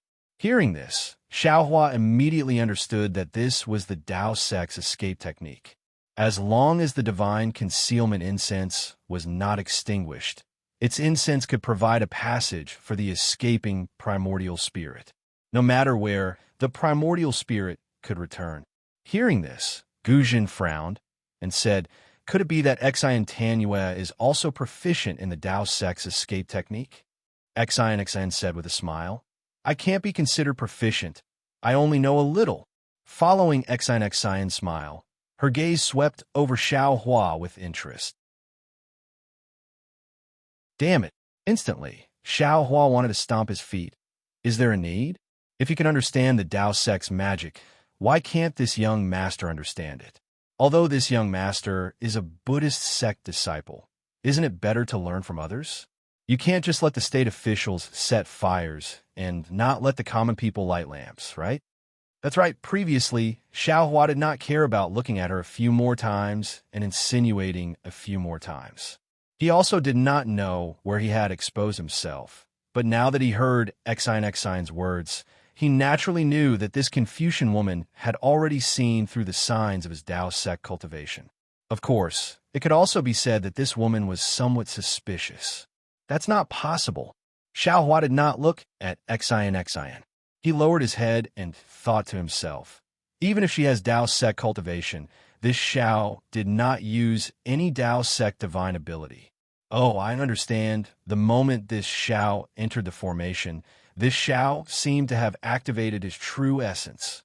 Perhaps at that time, she would have been able to sense the fluctuations of true essence.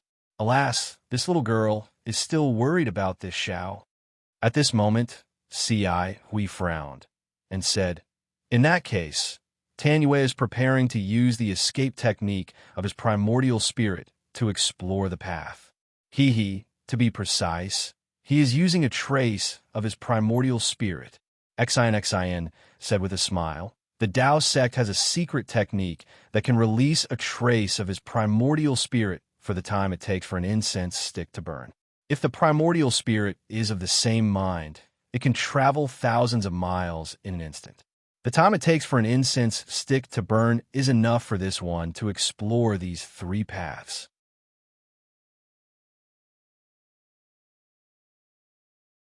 Chapter 34:24. Enchanting. Be careful. Ci Hui didn't quite understand and only instructed. Enchanting opened her mouth and spat out a mouthful of true qi onto the incense. The tip of the incense flashed brilliantly and ignited. A faint wisp of smoke shot straight into the air. Grandmaster Guzhun, please protect this little girl. Enchanting's cherry lips parted slightly. She immediately sat down in the air and formed a spell that Xiaohua was unfamiliar with.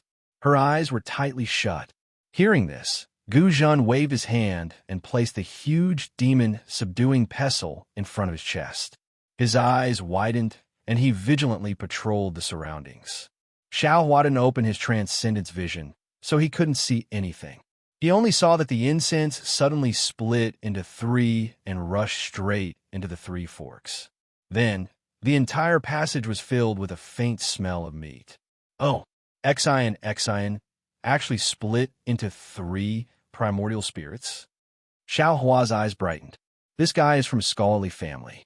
How does he know so many Taoist secret techniques? Even this young master doesn't know this secret technique. Just as Xiaohua was filled with envy, jealousy, and hatred, a beastly roar came from the left side of the tunnel. Soon after, the entire frozen tunnel shook. Looking at Enchanting, who was sitting cross-legged, a strand of golden true energy rushed out from the top of her head. In an instant, it completely protected her. The part of her face that was not covered by the true energy turned dark red. Not good, Guzhun hurriedly said. I'm afraid Enchanting's primordial spirit is in danger. Just as he was speaking, the fragrance of the incense grew stronger. A gust of wind blew out from the other 2 passages and rushed in front of Enchanting, extinguishing the incense in an instant. Let's go. At the same time the incense was extinguished, Enchanting opened her eyes. Her eyes were filled with fear. Without waiting for her to stand up, auspicious clouds immediately appeared below her and carried her towards the passage that Xiaohua just explored. There's an essence-devouring demonic beast in that passage. Hearing the name of an essence-devouring demonic beast, Guzhun's expression changed. He waved the demon-subduing pestle in his hand and flew with Enchanting. Xiaohua accompanied Ci Hui and followed behind. At this time, Enchanting was also familiar with the path in front. Encountering a fork, she didn't hesitate. The 4 of them quickly flew for another incense stick's worth of time. Senior brother Ci Hui, what is this essence-devouring demonic beast?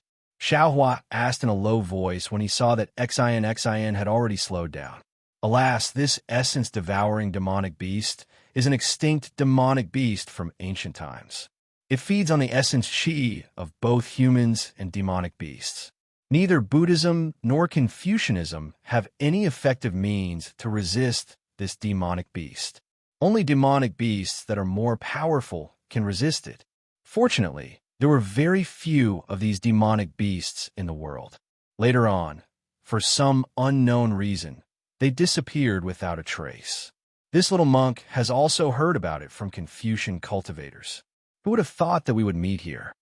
Ci Hui replied in a low voice. Xiaohua was deep in thought. Looking at Enchanting's back view in front, he said, looks like that trace of Enchanting's primordial spirit is like throwing a meat bun at a dog. It's gone with no return. You're the meat bun. Just as Xiaohua's voice fell, Enchanting immediately stopped, turned her head and scolded. Xiaohua smiled bitterly. He opened his mouth to explain, but when he saw Enchanting's flushed face, he knew that her primordial spirit was damaged. He didn't dare to say anything and hastily shut his mouth. Humph. Seeing that Xiaohua didn't say anything, Enchanting, who was in a bad mood, coldly snorted. She looked around and said, Great Master Guzhun, this one's primordial spirit is damaged. I need to take medicine to heal. I'll have to trouble Great Master Shun to protect me. Alas, Exantanua has worked hard. This old monk is duty-bound. Gujan flew past Xiaohua and Ci Hui with the demon subduing pestle in his hand. He landed at the back, facing the entrance of the passage. This little monk will go to the front. Xiaohua was very tactful. Without waiting for Ci Hui to speak, he flew past Xian and arrived about 10 zhang in front of her. Xian took out a thumb-sized jade bottle and crushed the top of the bottle. She opened her mouth and poured a strand of golden medicinal liquid into it. Immediately, her body's true qi surged and protected her. Several strands of true qi lingered around her 7 apertures and the top of her head like small snakes. After the time it took to drink a cup of tea, Xian opened her mouth and all the golden true qi entered her mouth. She then stood up and said, "All right, great Master Gujan, let's continue." Exantanua, Ci Hui, who had been standing not far from Xnx, hurriedly asked, "Your primordial spirit is damaged. Why don't you rest for a while?" "Alas, many thanks for fellow immortals' concern." Xn sighed slightly. This one's primordial spirit was swallowed by the spirit-devouring demonic beast. If I want to recover, I'll need 3 years of hard work. Now that I've taken the soul-condensing golden liquid, my primordial spirit is temporarily protected. There won't be any big problems. There's no difference between resting more and resting less. All right, Ci Hui nodded helplessly. However, fellow immortal can't lead the way from now on. That's right. This old monk will lead the way from now on. Gujan flew over, his voice very loud. Xn nodded. Then I'll have to trouble great master. No matter. Gujan smiled. I can't accept a reward without any effort. If this old monk doesn't put in effort, wouldn't I be ashamed to face Tanua? How can this old monk reach out and take the ancient Buddha blessing? Xn smiled faintly. This one's preparations can be considered adequate. However, I didn't expect that before we even went deeper, I would feel a little defeated. This primordial spell formation is really powerful. If it weren't for Great Master, a 5th grade primordial chi senior, this one definitely wouldn't dare to go any deeper. Let's go. Gujan waved the demon, subduing pestle in his hand, and flew up first. Xn naturally followed behind, and Xiaohua brought up the rear again. Under Xn's guidance, the 4 of them flew for a while more. They saw that the frozen ice walls were gradually decreasing, and the forks in the path were also decreasing in number. After flying through a long passage where ice and water intersected, a water wall appeared in front of them. This water wall was azure in color and didn't show any signs of being frozen. It seemed like they had reached the end of the spell formation. Lady Tanua. Gujan stopped in front of the water wall and used his Buddhist awareness to scan the water wall that was more than 100 feet in size. He turned back and said, "How should we go next?" "Tanua, please cast your spell." Xn also stopped and didn't rush to answer. Instead, she flew close to the water wall and looked up and down. She even stretched out her hand and extended her soft sword, gently piercing it into the water wall. The water wall really looked like river water, and the soft sword sank into it. However, when Xn pulled out the soft sword, there was no river water on it. Strangely, Xn didn't rush to put the soft sword away after pulling it out. Instead, she put it in front of her nose and sniffed it gently. Xiaohua and Ci Hui also flew over at this time. Ci Hui stood beside Gujan, while Xiaohua flew to the water wall and asked, "Benefactor Xn, is this water wall no longer the spell formation's restriction?" There are records of this water passage in the ink cloud pupil. Although the water here isn't the river water of the Sage River, there are no restrictions inside. The spell formation's restriction is the same as the maze we're in, on the outer layer. Xn sniffed the aura on the soft sword and carefully put it away.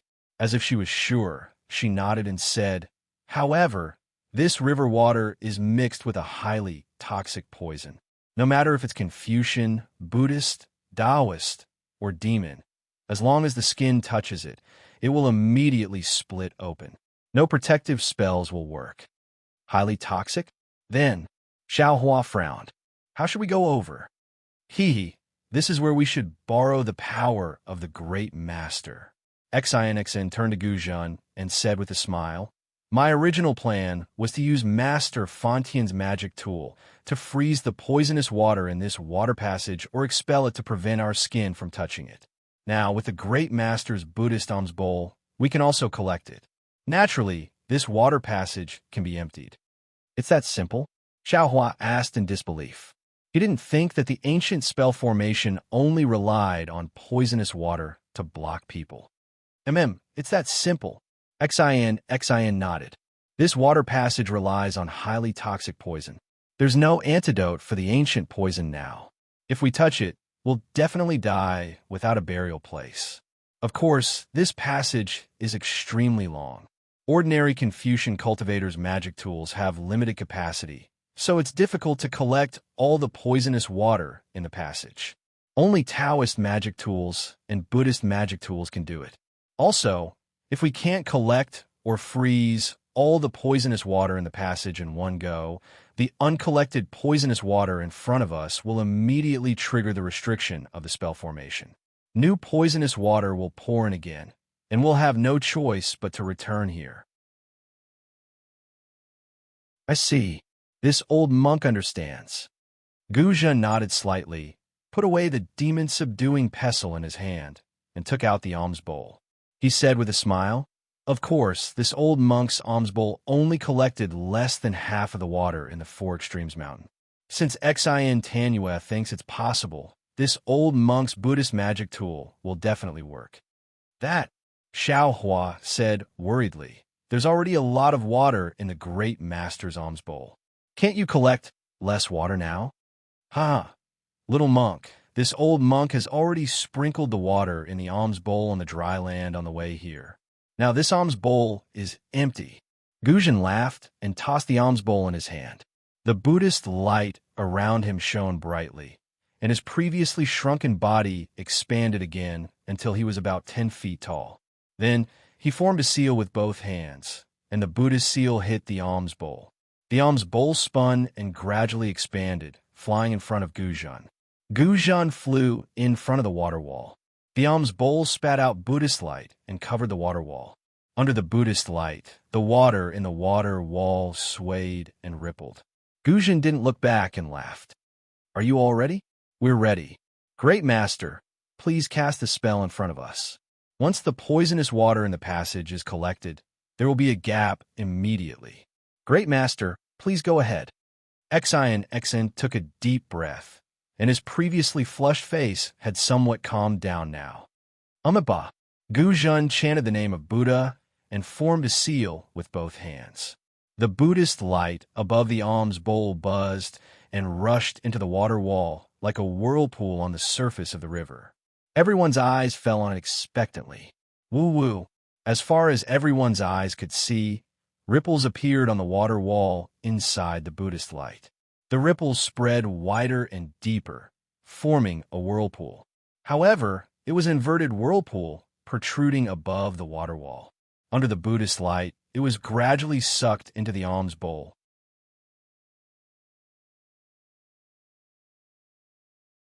Chapter 34:25. Come back. Guzhan roared and pushed the Buddhist light that had landed on the wall of water. The entire wall of water shook, and the water ripple that had protruded a few inches and hadn't fallen into the alms bowl was grabbed by a big hand and stuffed into the bowl. As soon as the water wave fell, the water tunnel immediately emptied a few inches of space. Xiaohua's eyes swept across the tunnel that was dozens of feet wide. The walls were like ice walls, but there was no sign of frost. Outside the mirror-like water wall, it was pitch black. There was no water grass or river fish. The Buddhist weapon of the Buddhist sect was really powerful. Xiaohua looked around for a moment and found that the poisonous water in the tunnel had been sucked away by about a foot. Moreover, it seemed that Guzhan was doing it with ease. The speed of the poisonous water being absorbed into the alms bowl was getting faster and faster. Good. Xin smiled and clapped her hands. Although the Buddhist sect's supernatural power is not as sharp as the Tao sect's magic, it has always been able to take drastic measures. Master Guzhan's absorption of the poisonous water is better than Master Feng Tian's removal of the poisonous water. Both have their advantages and disadvantages. Xiao Hua said faintly. Master Guzhan's absorption of the poisonous water into the Buddhist treasure will take some time. I guess it won't be as fast as Master Feng Tian's removal of the poisonous water. In fact, instead of using the alms bowl to absorb the poisonous water, it's better for us to use the Buddhist weapon to escape through the water. What do you know? Although it's very difficult to absorb the poisonous water at the beginning and the speed is slow, after the initial poisonous water is absorbed, the other poisonous water will flow and fill in one by one. With the push and pull, the speed will get faster and faster.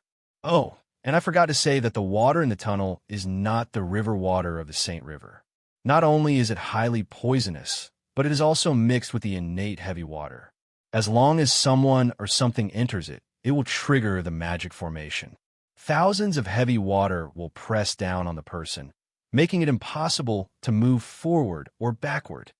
Xian glanced at Xiao Hua unhappily. You thought of it, but I thought about it long ago. If we can walk through it, why would I bother to find Master Feng Tian? All right, Xiao Hua knew that there were many ways to break the restrictive spell, but he was only considering it from his own point of view. He didn't refute and nodded slightly. It was just as Xian had said. The first step was the most difficult step, but the next 3 meters were much easier. Master Guzhan flew faster and faster. Xiao Hua and the others hurriedly urged their clouds to follow behind. It was just as Xiao Hua had seen at the beginning. After entering the tunnel, there was no trace of the water wall at all. It was as smooth as a mirror. Everyone was flying in the air. On the water wall, there were several clear shadows. Xiao Hua's Buddhist consciousness swept over and was immediately absorbed by the smooth mirror surface. Xiao Hua quickly withdrew his Buddhist consciousness. Looking at Xian again, she also had an unnatural expression on her face.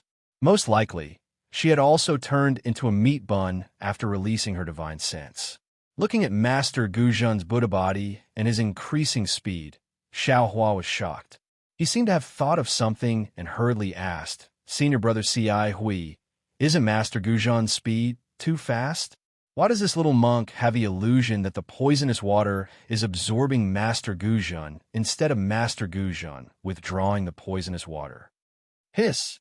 Hearing Xiao Hua's words, C.I. Hui was also stunned. She took a breath and said in a low voice, Junior Brother's words also make this poor monk puzzled. Why is Grandmaster's speed increasing again and again? What do you know? Xian sneered. The water in this tunnel needs to be filled at all times. If the Grandmaster keeps the water, then the Grandmaster will have to pour even more water in. This water needs to be poured in from the front. The more water the Grandmaster keeps, the more water will pour in, and the more force the Grandmaster will use to push the Grandmaster in. As you can see, it's not that Master Guzhan is consuming too much karma, but that the formation is pushing the alms bowl with too much force.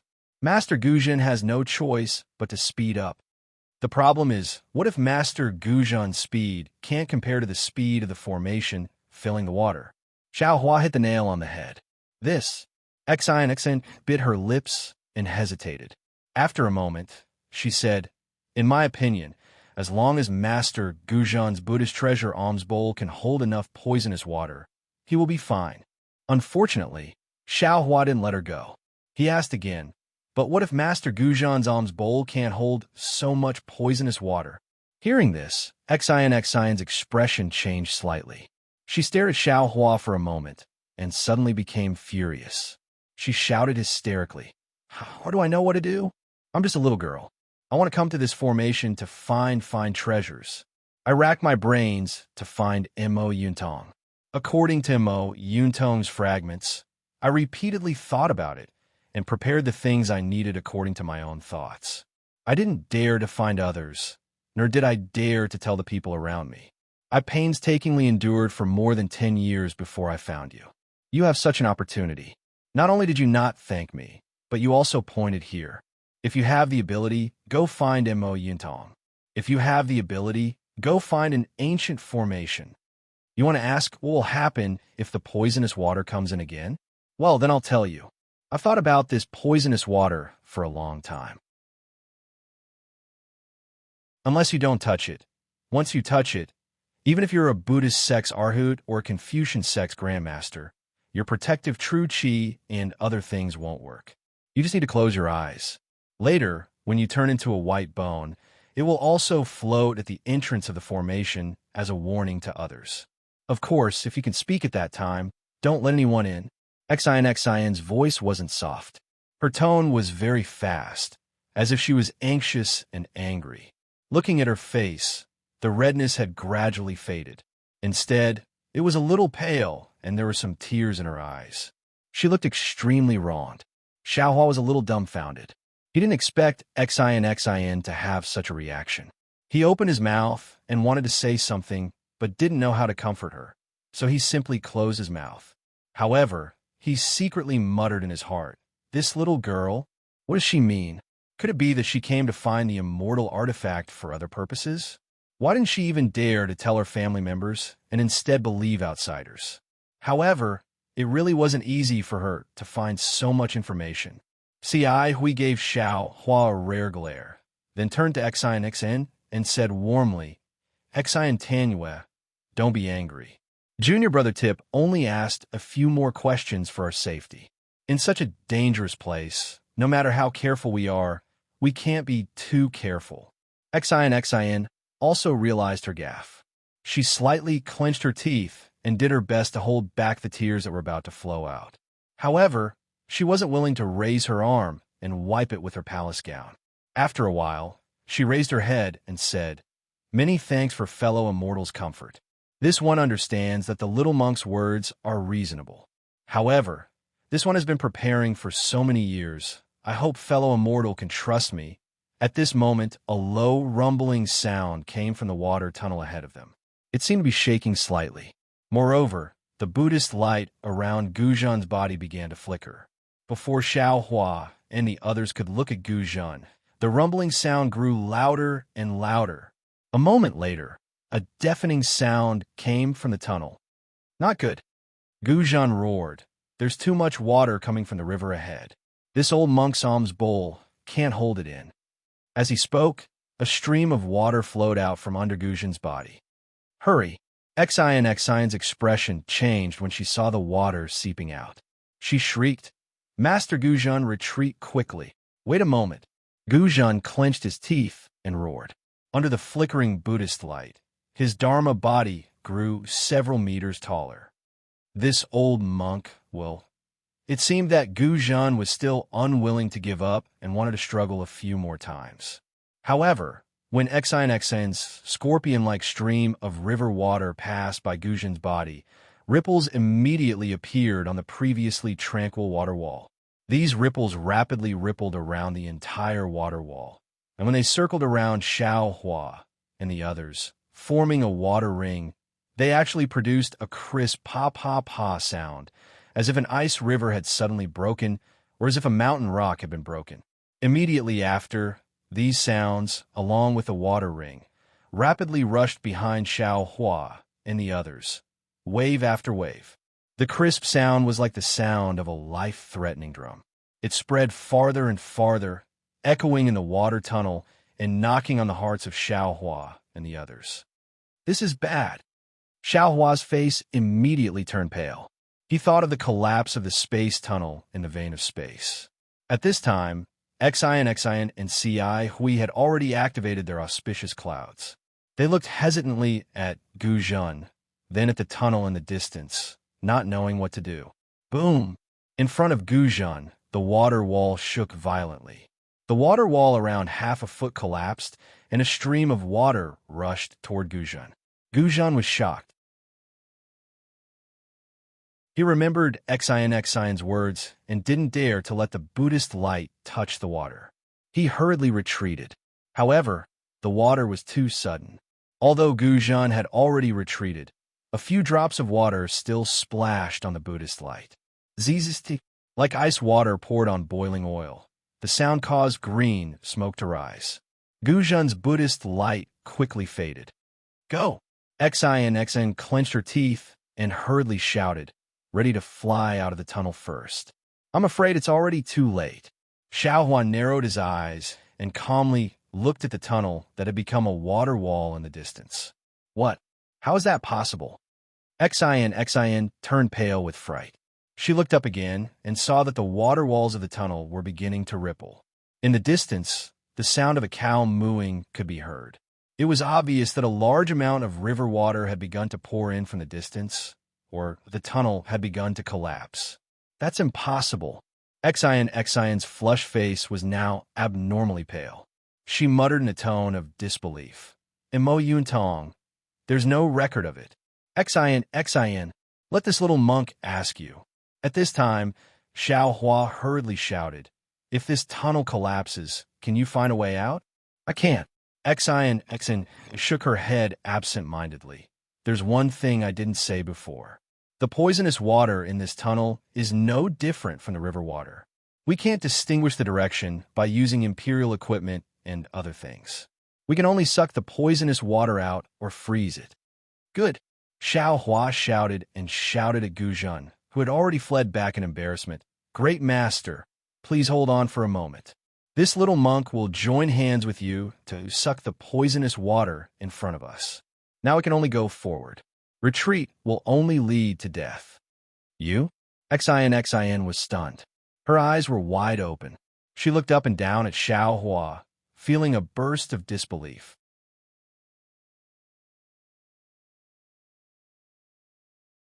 Chapter 34:26. Rise. Xiaohua didn't have time to say anything.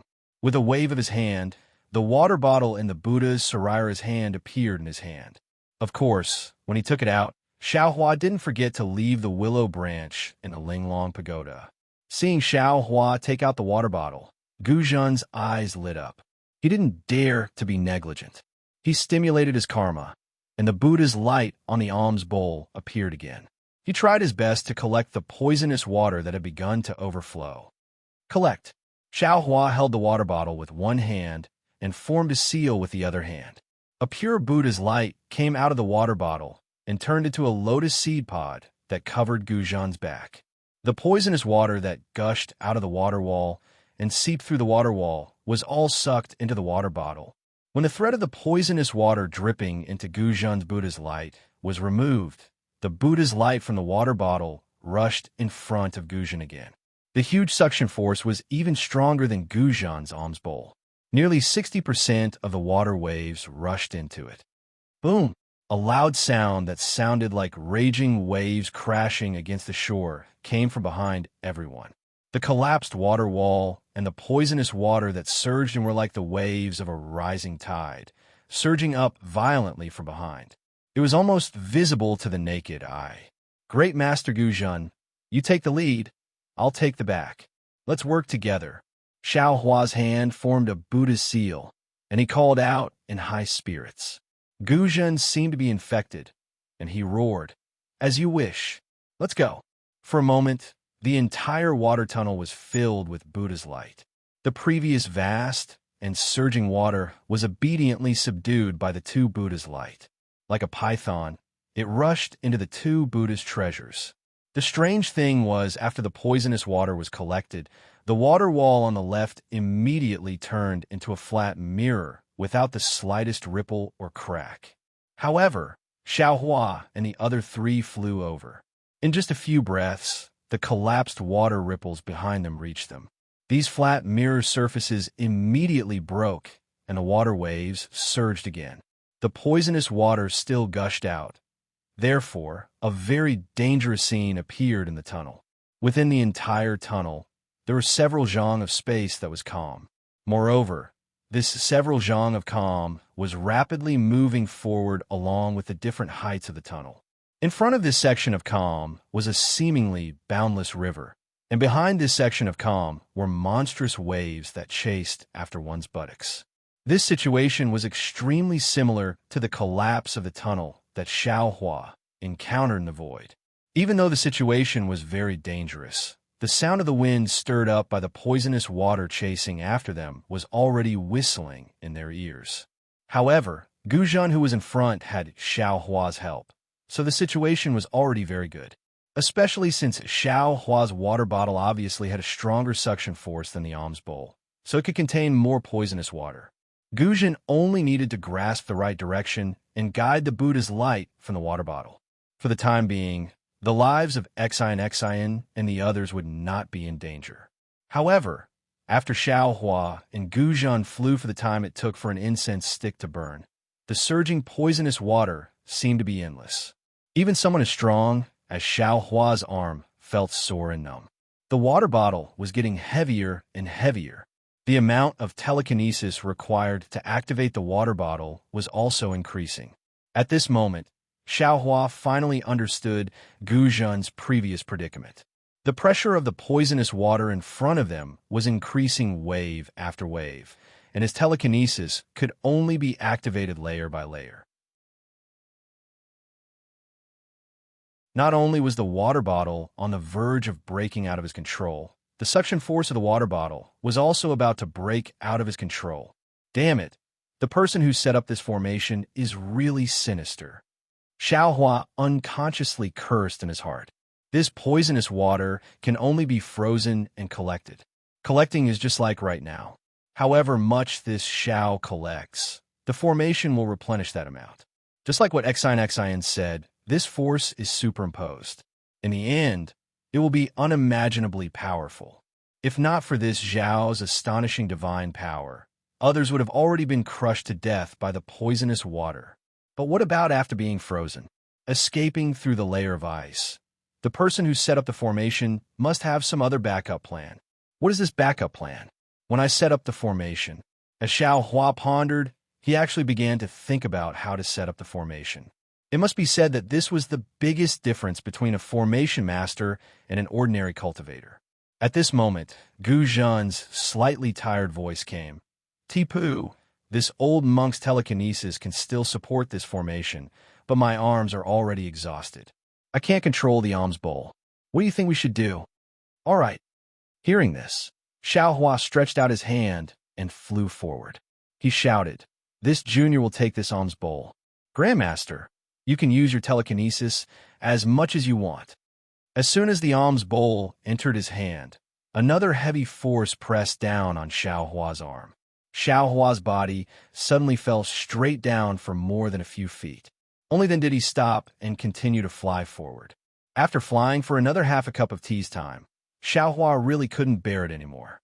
He roared, "Fellow Taoist Xian, how long is this water tunnel?" Although this little monk's Buddhist treasure can still hold the poisonous water, the impact of this formation is really too great. It's already beyond the range of what ordinary cultivators can bear. This, Xian's heart had actually been clenched all this time. Now that she heard Xiao Hua's words, her heart sank even deeper. She bit her lips and said, "As for how long it is exactly, I don't know. Perhaps we're about to reach the end?" AI. Xiao Hua sighed. Now that he had already boarded the pirate ship, how could he still hold anything back? Let's talk about it later if we can save our lives. Saying this, Xiao Hua's entire body flashed with Buddhist light. He was about to use the heavenly law embodiment technique. Boom! A long whimpering sound rang out. It was like the sound of the bellows in an ordinary household being forcefully pulled out. Xiao Hua felt that the enormous force in front of him suddenly disappear, and the strength he had gathered suddenly disappeared. Normally, Xiao Hua would naturally be able to control it. However, right now, he was using the heavenly law embodiment technique and had to use Buddhist light to conceal it. It was difficult for him to do three things at once. As a result, the water bottle and alms bowl in his hand simultaneously flew out of his hand. Even his body lost balance in midair. Fortunately, it was only a few breaths of time. Xiao Hua's body naturally swept forward. He used the ethereal steps and stabilized his body. With a raise of his hand, the water bottle and alms bowl both fell between his two hands. Xiao Hua didn't pay attention to it. However, when Xian, who had just rushed out of the tunnel, saw Xiao Hua's footwork, her complexion greatly changed. Her gaze revealed a kind of severe expression. However, this severe expression and peculiar expression only flashed for a moment. It wasn't seen by the bystanders. As for Xiao Hua, at this moment, he was calm and unruffled. He had the appearance of a naive little monk. He respectfully handed the alms bowl to Gu Zhan, who had followed behind him. However, just as he sent out his hand, his gaze swept behind Gu Zhan. He couldn't help but be stunned. He saw that behind Gu Zhan was a huge space. This space was filled with a kind of soft fluorescent light. Under the illumination of this fluorescent light, a sparkling and translucent crystal palace towered in the middle of this space. This crystal palace was very strange. It wasn't an ordinary palace. Instead, it had the appearance of a triangular tower. Moreover, this triangular tower was inverted. The huge palace that caused people's hearts to tremble stood erect at the top of this space. From the top of the palace, it shrunk layer by layer.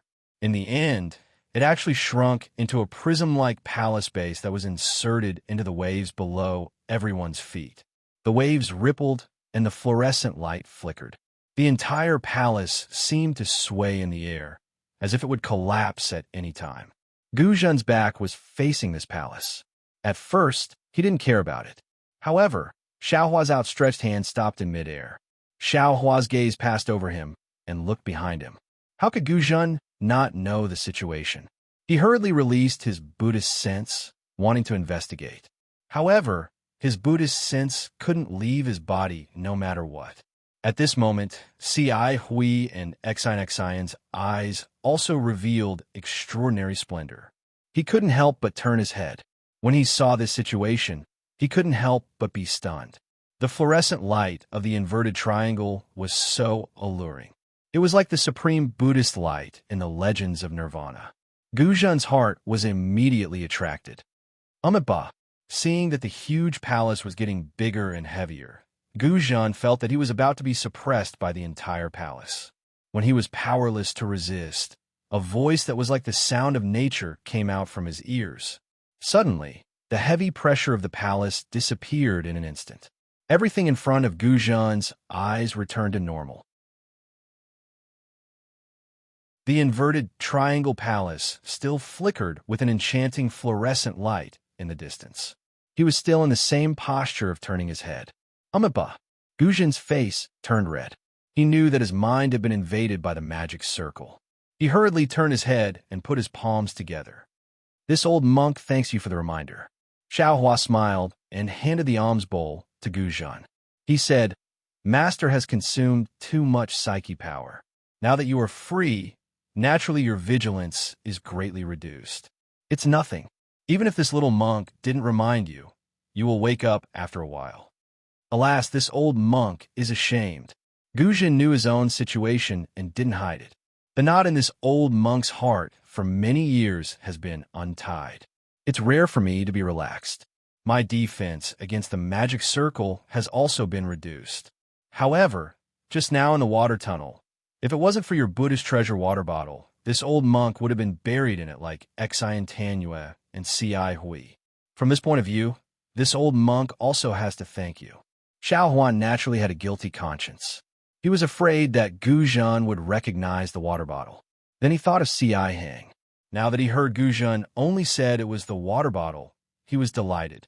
He hurriedly waved his hand and said, Master, you're too kind. How can this disciple's cultivation be compared with yours? It's just that this disciple has a handy Buddhist treasure. Besides, you were the first to make a move. Most of the credit is taken. This little monk is nothing. Master Gu Zhan.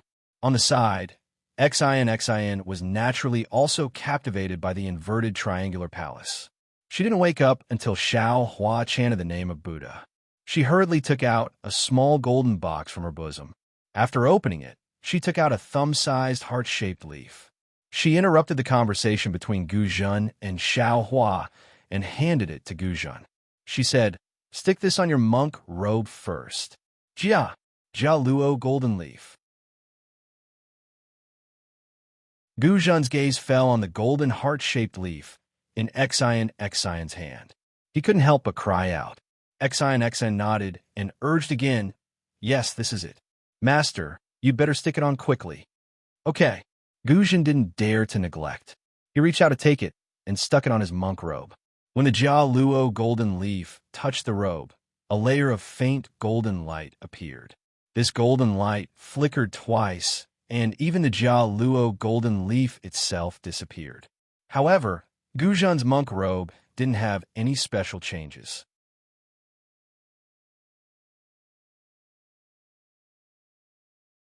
Chapter 34:27. Little monk, you stick it on too.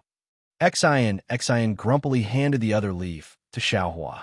Not only was she not grateful for Xiaohua's help, she was also unhappy that Xiaohua didn't explain it to her in advance.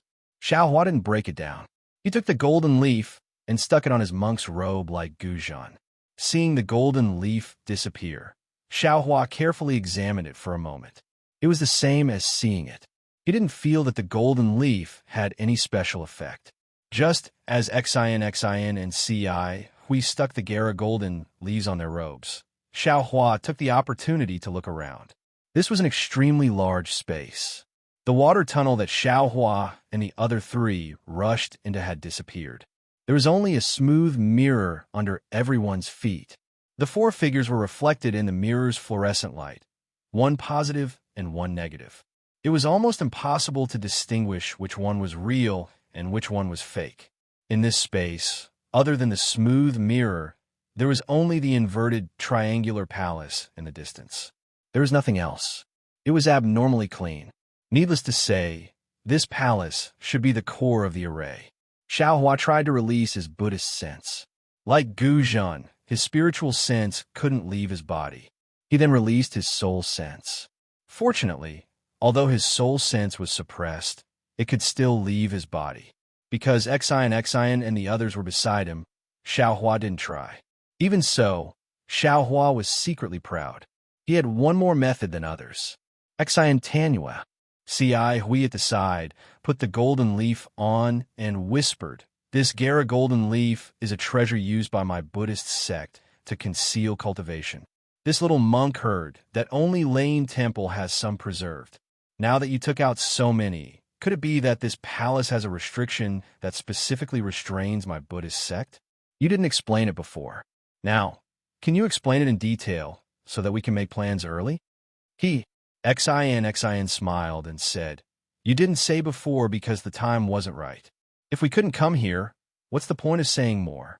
Oh, right, little monk, your clear water bottle is pretty good. Where did you get it?" "I picked it up in a cave." Xiaohua was originally listening attentively. Since Xian suddenly asked, he naturally answered casually. After he finished speaking, he immediately realized that Xian was tricking him. Although this trick was very old-fashioned, Xiaohua still fell for it. Humph! Although Xiaohua spoke the truth, Xian pouted and coldly said, "There are many caves in the Pure Land world. You want to pick one for me? Besides, some people, I always treat the truth as a lie, but I also treat a lie as the truth. There's nothing I can do about it." Xiaohua sighed. "My Buddha has a saying, if there is a Buddha in the heart, then everything is a Buddha. If there is no Buddha in the heart, then there is no Buddha in the sight. The vanity of man is nothing more than this." Little monk, Xian was a little embarrassed and angry. She stamped her feet in the air. "That, Xian Tanua, I don't quite understand. Could it be that this golden leaf of Canaan has some special use?" Ci Hui hurriedly asked. Humph! Xian rolled her eyes at Xiaohua and said, "This golden leaf of Canaan can conceal a Buddhist cultivation in the eyes of Arhat, but in the eyes of Taoist cultivators, it is called the invisible leaf. Many talismans used to conceal one's tracks in ancient times were refined from this item." At this point, Xian pointed at the inverted triangular palace in the distance and said, "This palace is called the Profound Water Palace. There are two profound water ancient beasts guarding the entrance. If we want to enter the Profound Water Palace through the Profound Water Ancient Beasts, we can only use the invisible leaf. Otherwise, we will be discovered before we can even get within 300 meters of the profound water palace. I don't know how powerful these profound water ancient beasts are, but I don't think we can resist them. The profound water palace. Xiaohua was a little puzzled when he heard this name. He opened his mouth to ask, but after muttering a few times, he didn't say anything. What are you muttering about? If you have something to say it quickly. If you have something to say it quickly. Xian naturally understood and asked with a cold snort. Xiaohua scratched his hairless head and frowned. Actually, I want to ask Benefactress, is this profound water palace a place to hide treasures? Or is it a place to suppress demonic beasts? Is there a difference? Xian looked at Xiaohua warily and asked. Xiaohua smiled and said, of course there's a difference. If it's a palace to hide treasures, there must be many powerful restrictions inside. As long as we break the restrictions, we can obtain the treasures. No matter what it is, it'll be a harvest. Moreover, we don't need to be greedy. Depending on how much we take, we could just turn around and leave. If it's a place to suppress demonic beasts, we have to be careful. I'm afraid there aren't many treasures. Even if there are, they were left behind by people who came here in the past. Moreover, the immortal artifact that Benefactress mentioned should be the profound water palace's formation core. If you take the immortal artifact, the suppressed demonic beasts will definitely escape. Not to mention demonic beasts that harm all living beings, even we can't escape. Right? Earlier, I didn't dare to say too much for fear of disturbing Benefactress's mood. But now, I have no choice but to say it. Hee, I didn't expect you to have such a compassionate heart after just shaving your head and becoming a monk. Xian rolled her eyes at Xiaohua again and said mockingly, however, I haven't entered yet. How I know what's inside? The ink cloud pupil records that there's an immortal artifact here and nothing else. Let's go in first. If it's a treasure trove, that's the best.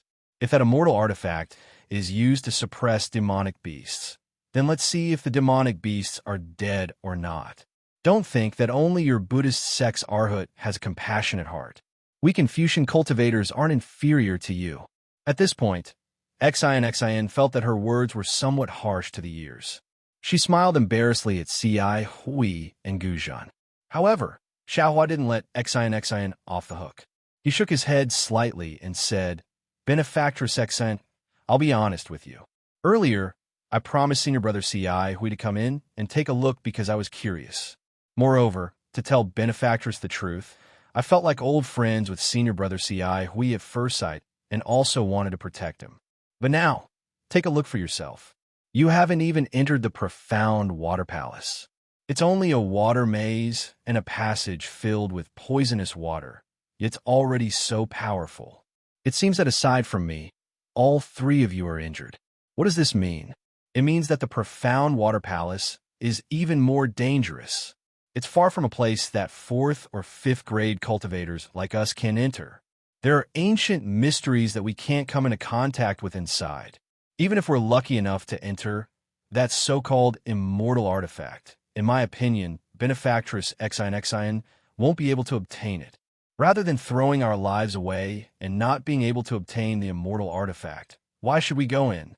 Why don't we turn around and enjoy the scenery and have a heart-to-heart talk? Xiaohua then looked at Guzhan and said, moreover, Grandmaster Guzhan's reason for coming in was to see the corpse of his blood brother.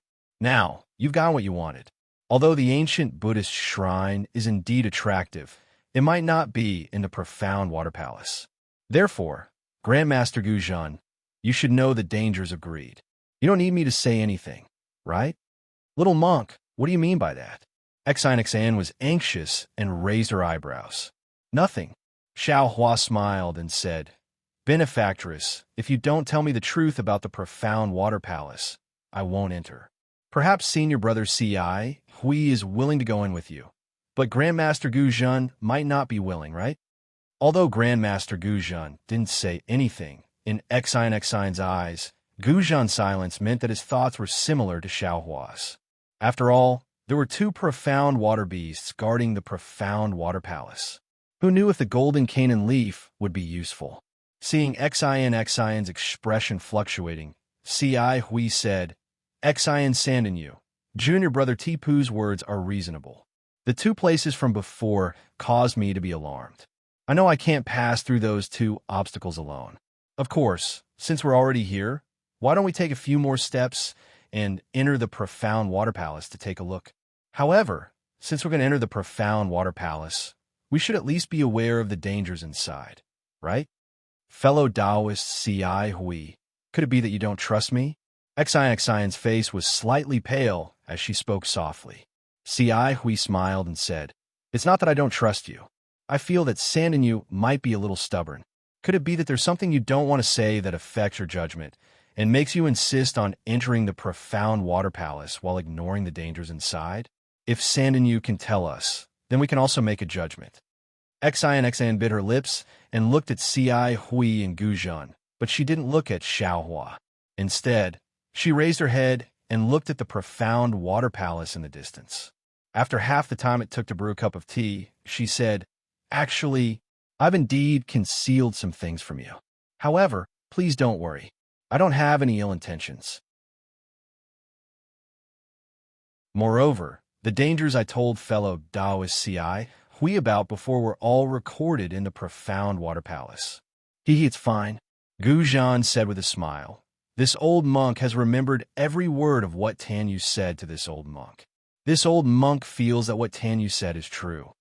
Xian bowed and said, Many thanks for your trust, Grandmaster Guzhan. What I've concealed is the purpose of entering the profound water palace. My goal isn't the so-called immortal artifact. Not the immortal artifact? Then what do you want? Xiaohua was surprised. Is it that demon beast? Xian didn't even look at Xiaohua. It seemed like she was still angry with him. She only said to Guzhan, The Dark Water Palace is the core of an ancient formation, and the core of the Dark Water Palace is the immortal artifact. Of course, the immortal artifact isn't the formation core of the Dark Water Palace. It's even to the extent that the Dark Water Palace isn't a place where treasures are kept. I'm sure of that. However, I don't know if the profound water palace is used to suppress the immortal artifact, or if it's used to suppress some demon beast. What I do know is that the immortal artifact can suppress all living things in the 3 continents. If someone wants to suppress a criminal and make that criminal suffer under the immortal artifact, the profound water palace is the best place to do so. Oh, I understand. Guzhan nodded and revealed a look of realization. Xian Sananyu is looking for someone. She's looking for someone who might be suppressed in the profound water palace.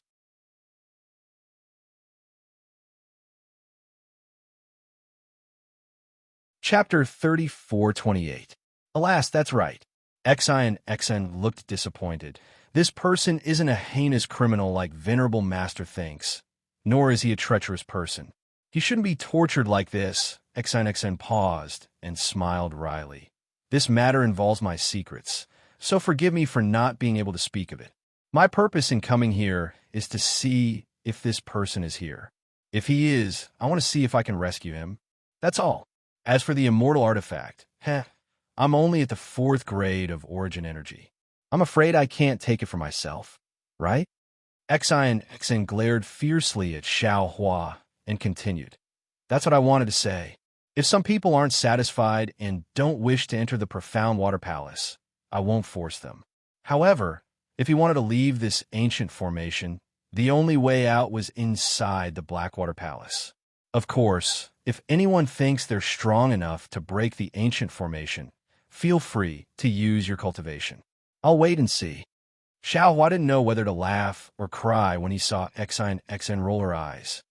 Ahem.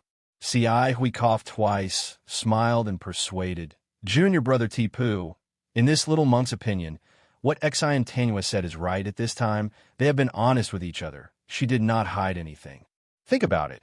If she didn't want to say anything and only said that the exit was within the profound water palace, I'm sure Junior brother would have to enter based on that alone, right? Why would she make up more lies? That's true. Xiaohua nodded. He also felt that Xian's words were true since she'd been forced to this point. Since that's the case, why don't you help her? Ci Hui felt that Xiaohua's Buddhist abilities might surpass hers, So she took advantage of the situation and said, "Saving a life is better than building a 7-story pagoda." Junior brother, don't tell me you don't know this. Isn't she still alive? Xiao Hua curled his lips. Haha, it'll be too late if she's dead. Guzhen laughed. Xian Tanua said that there might be a Buddhist treasure within the ancient formation and even an ancient Buddhist luster. It must be in the profound water palace, right?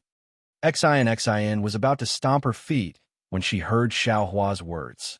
However, she could only reply, if Mo Yuntong's records are correct, it should be in the profound water palace.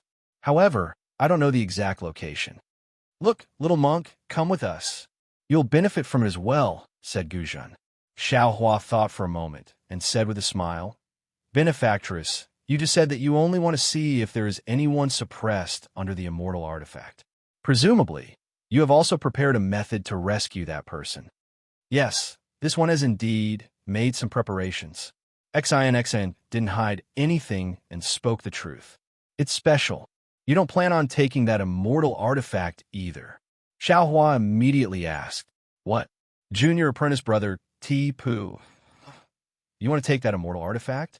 Ci Hui was shocked. What if the immortal artifact is used to suppress powerful demonic beasts? Aren't you helping the evildoer? Hee. What if the demonic beast is not suppressed? What if this profound water palace is only used to suppress the immortal artifact? Xiao Hua said with a smile. Can this little monk try to subdue this immortal artifact? Xian coldly looked at Xiao Hua and asked curiously, You're just a little monk from a Buddhist sect. What do you want this immortal artifact for? Even if you can subdue it, will you be able to use it? I'm willing. If I can't use it, can I give it to someone else? Even if I can't give it to someone else, can I hang in my meditation room and look at it myself? Xiao Hua's neck stiffened as he retorted sarcastically. Greed, oh greed. Ci Hui lectured Xiao Hua. You just reminded Ancestor Guzhen. Now, you're the one who's making the mistake. Forget it, forget it. This little monk was just saying. There's no need to mention it. Xiao Hua waved his hand. He also felt that he was being delusional. An immortal artifact was definitely not a spiritual artifact or spiritual treasure. It had long surpassed the scope of his control. Since that's the case, little monk, you've said so much. Has your psychokinesis recovered? Can we proceed forward? Xian asked Xiao Hua in a bad mood. Xiao Hua shrugged and smiled. This little monk has more or less recovered. I wonder how senior brother Ci Hui and Grandmaster Guzhen are doing? Ci Hui didn't use much psychokinesis. She nodded slightly and looked at Guzhen. Guzhen nodded as well. This old monk has rested enough. We can enter the mysterious water palace. Xian heard this and said, We have the invisible leaf on us. The ancient beast can't see us. Of course, we can't use any psychokinesis or magic power. We only need to fly to within 100 feet of the palace and walk through the palace gates. Once we enter the palace, the ancient beast will ignore us even if we overturn the heavens. All right, we'll do, as Xian Tanua says. Guzhen nodded. We'll fly to within 100 feet of the palace. This old monk will go first, followed by Xian Tanua. Ci Hui and Ti Pu will bring up the rear, as usual. Seeing that no one had any objections, Guzhen took the lead. When he was within 100 feet of the palace, he landed early and silently made his way to the palace. Xiao Hua followed Ci Hui and descended from the cloud. His feet stepped on the smooth surface of the mirror. The surface of the mirror looked smooth, but his feet were soft. It was as if he was stepping on water plants. There was no need to be too careful because there was no sound at all.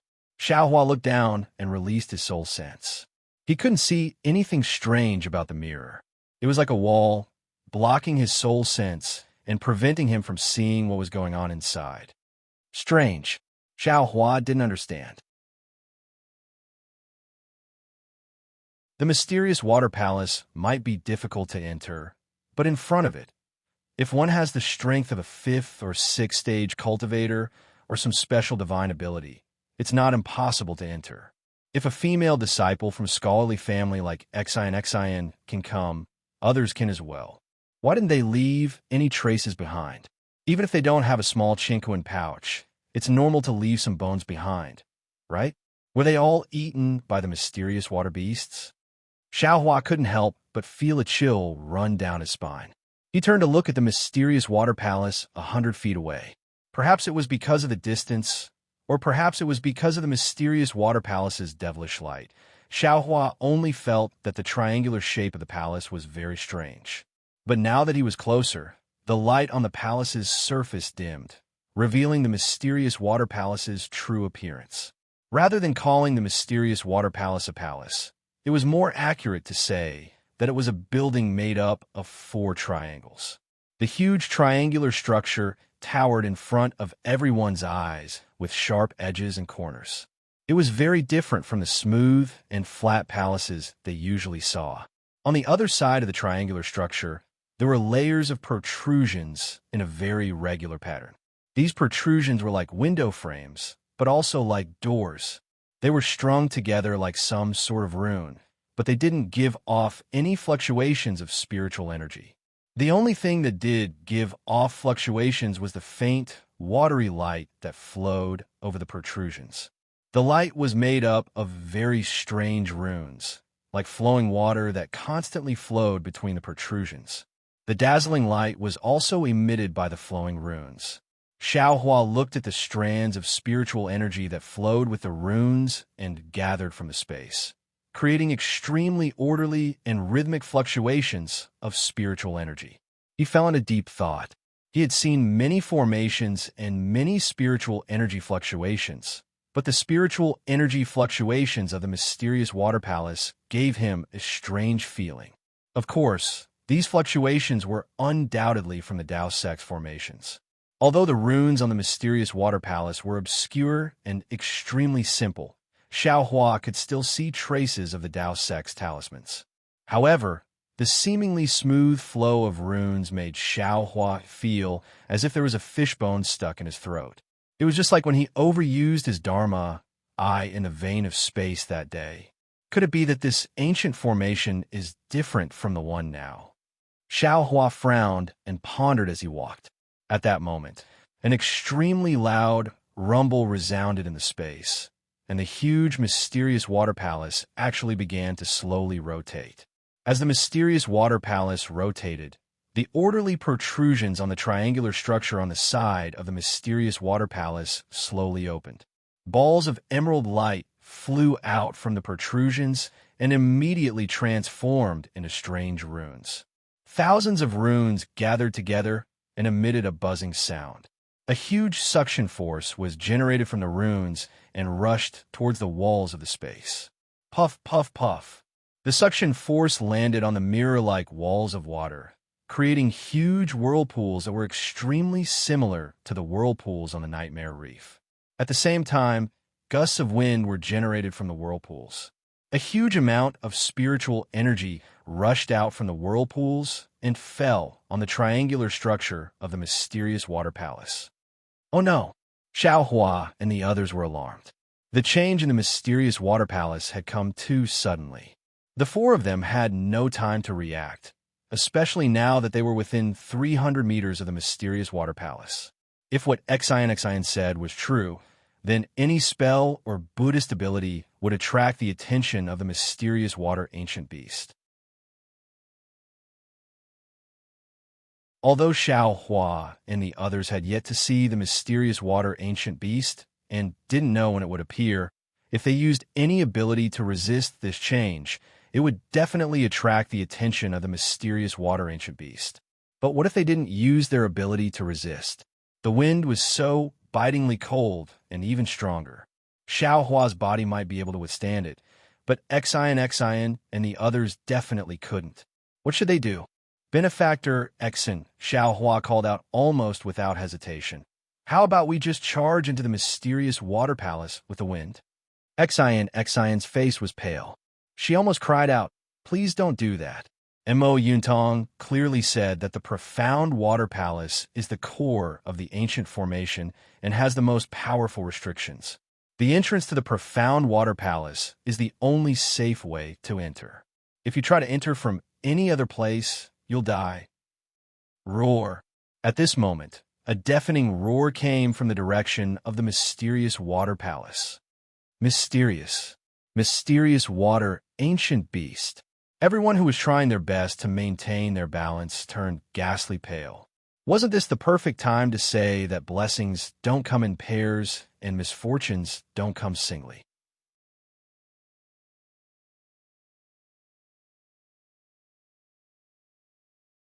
Chapter 34:29. Now that things have come to this, I'm afraid this is the only way. Xiao Hua's figure gradually floated up. His soul sense swept through the watertight spiritual energy around him like a whirlwind. He hastily waved his hand and held the clear water bottle in his hand.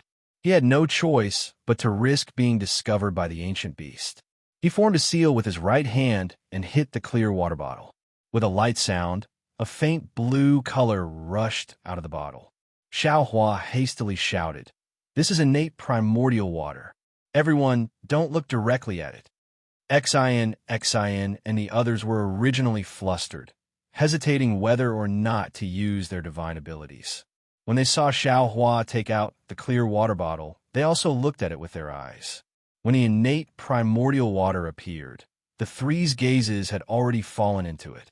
Their minds stagnated, and their faces revealed absent-minded expressions.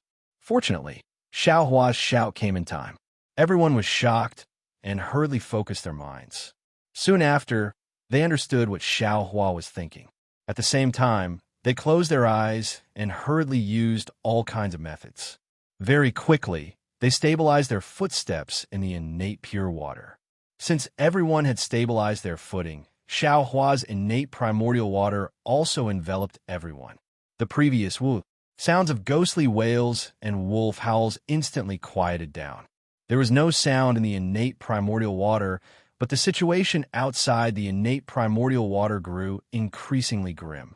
Countless water-type spiritual energy of heaven and earth let out hoarse roars and wantonly collided in the air. A huge amount of spiritual energy of heaven and earth also rushed in where the innate primordial water was. But when this pure spiritual energy of heaven and earth rushed into the innate primordial water, it immediately became a part of the innate primordial water. Not even a trace of a ripple was formed. Illo! The previously very tyrannical beast roared again, but this time it wasn't just one beast, but two. One pounced in the direction of Xiao Hua and the others, and the other went in the opposite direction. Along with this roar, a dark blue figure with the same color as the innate primordial water flashed in midair and arrived several hundred feet above the innate primordial water. It was a strange beast that was about 10 feet long. It looked like an ordinary leopard. Not only were the muscles on its four muscular legs bulging, there were also wisps of blue mist lingering around it. On the ferocious beast's head, the two eyes emitted a blue light. The beast's mouth with long fangs was now raised as the beast's head rose. Wave after wave of world spirit energy rushed into the blackwater ancient beast's mouth. Looking at the back of the ancient beast, there were two feather wings that were a few feet long, flashing slightly. In front of the feather wings, there were several sharp-boned spurs that were shining with a blue brilliance. A tail that was about 10 feet long casually curled in the air like a spirit snake. However, this spirit snake was really powerful. With a slight swing, not only was the hurricane cut apart, even the void had cracks in it. The ancient beast flew above the primordial water and opened its mouth. It took a deep breath, and its body trembled involuntarily. Even the blue light around it trembled as if it was breathing. Then, the ancient beast raised its head slightly and spread its wings again. Just as it was about to fly away, the ancient beast's gaze fell on the primordial water below it. Illo! Another extremely loud roar rang out. The profound water ancient beast flapped its wings as if it was facing a great enemy. The bone spikes protruding from its wings extended another few feet. What was special was that the blue light on the bone spikes was even deeper. 100 meters was like taking a stroll in the park for the ancient beast. With a flap of its wings, its entire body blurred. When the brilliance faded, it had already pounced to the side of the primordial water. The ancient beast looked at the primordial water, and its eyes emitted a brilliant blue light. The blue light shot into the primordial water and immediately disappeared. The mysterious water ancient beast hurriedly shook its head as if it had a headache. Then, the ancient beast opened its mouth and spat out a mouthful of blue light without hesitation. The fist-sized light emitted a whistling sound, covering the sound of the wind in the space. It was enough to show the power of the light. Boom! The light rushed into the innate primordial water. The primordial water, which did not have a single ripple under the impact of countless spiritual energies, started to sway rapidly. As it swayed, the light suddenly exploded, as if a powerful hand was trying to tear the primordial water apart. Although Xiao Hua couldn't see the situation outside, he didn't dare to be careless when he saw the primordial water being attacked. He hurriedly activated the bottle, and more primordial water rushed out.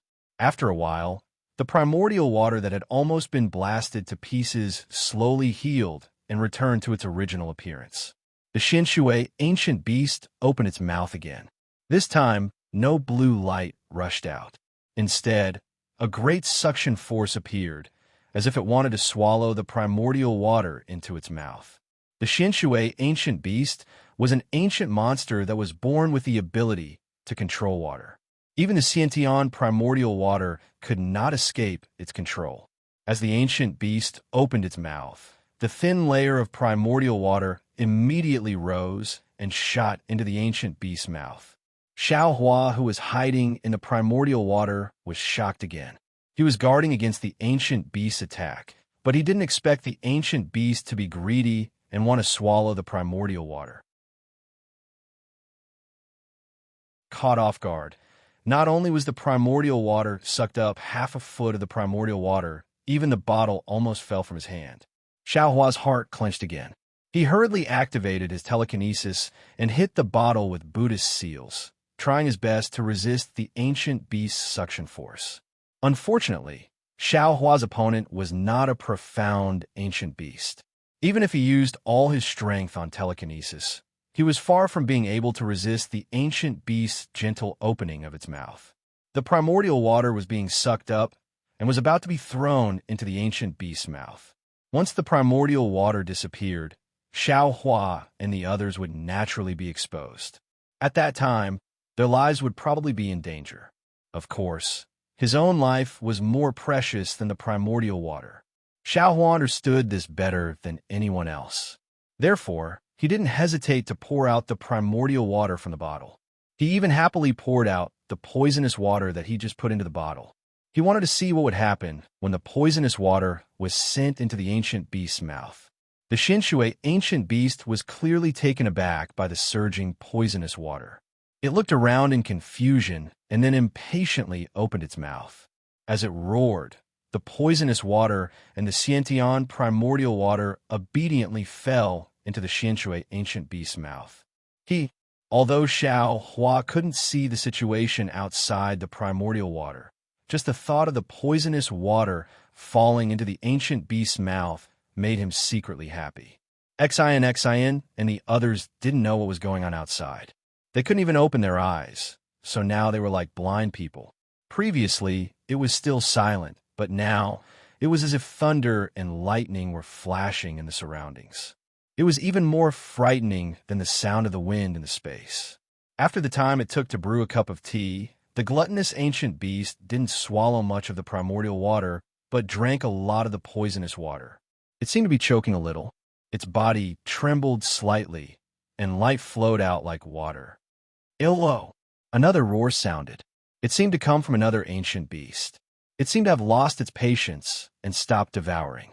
Then, it raised its head and roared in response. The two ancient beasts roared at each other.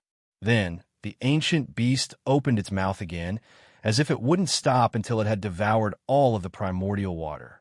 Suddenly, a strange rumbling sound came from the slowly rotating triangle of the profound water palace in the distance. A faint layer of mist seeped out from the blue radiance, and the entire protrusion of the profound water palace began to tremble rapidly. Along with the trembling, an indescribable fluctuation filled the entire space. In an instant, the spiritual energy of heaven and earth was thrown into chaos. Not only that, but when the fluctuation came, the ancient beast was stunned. A trace of fear actually flashed through its eyes. Before its fear disappeared, a series of sobbing sounds came from the vortexes in the walls. This time, it wasn't pure water-type spiritual energy that rushed out of the vortexes, but true Saint River water mixed with bones, corpses, birds, and fish. After the formation was opened, the Saint River water poured in like a formation. The ancient beast seemed to be extremely shocked.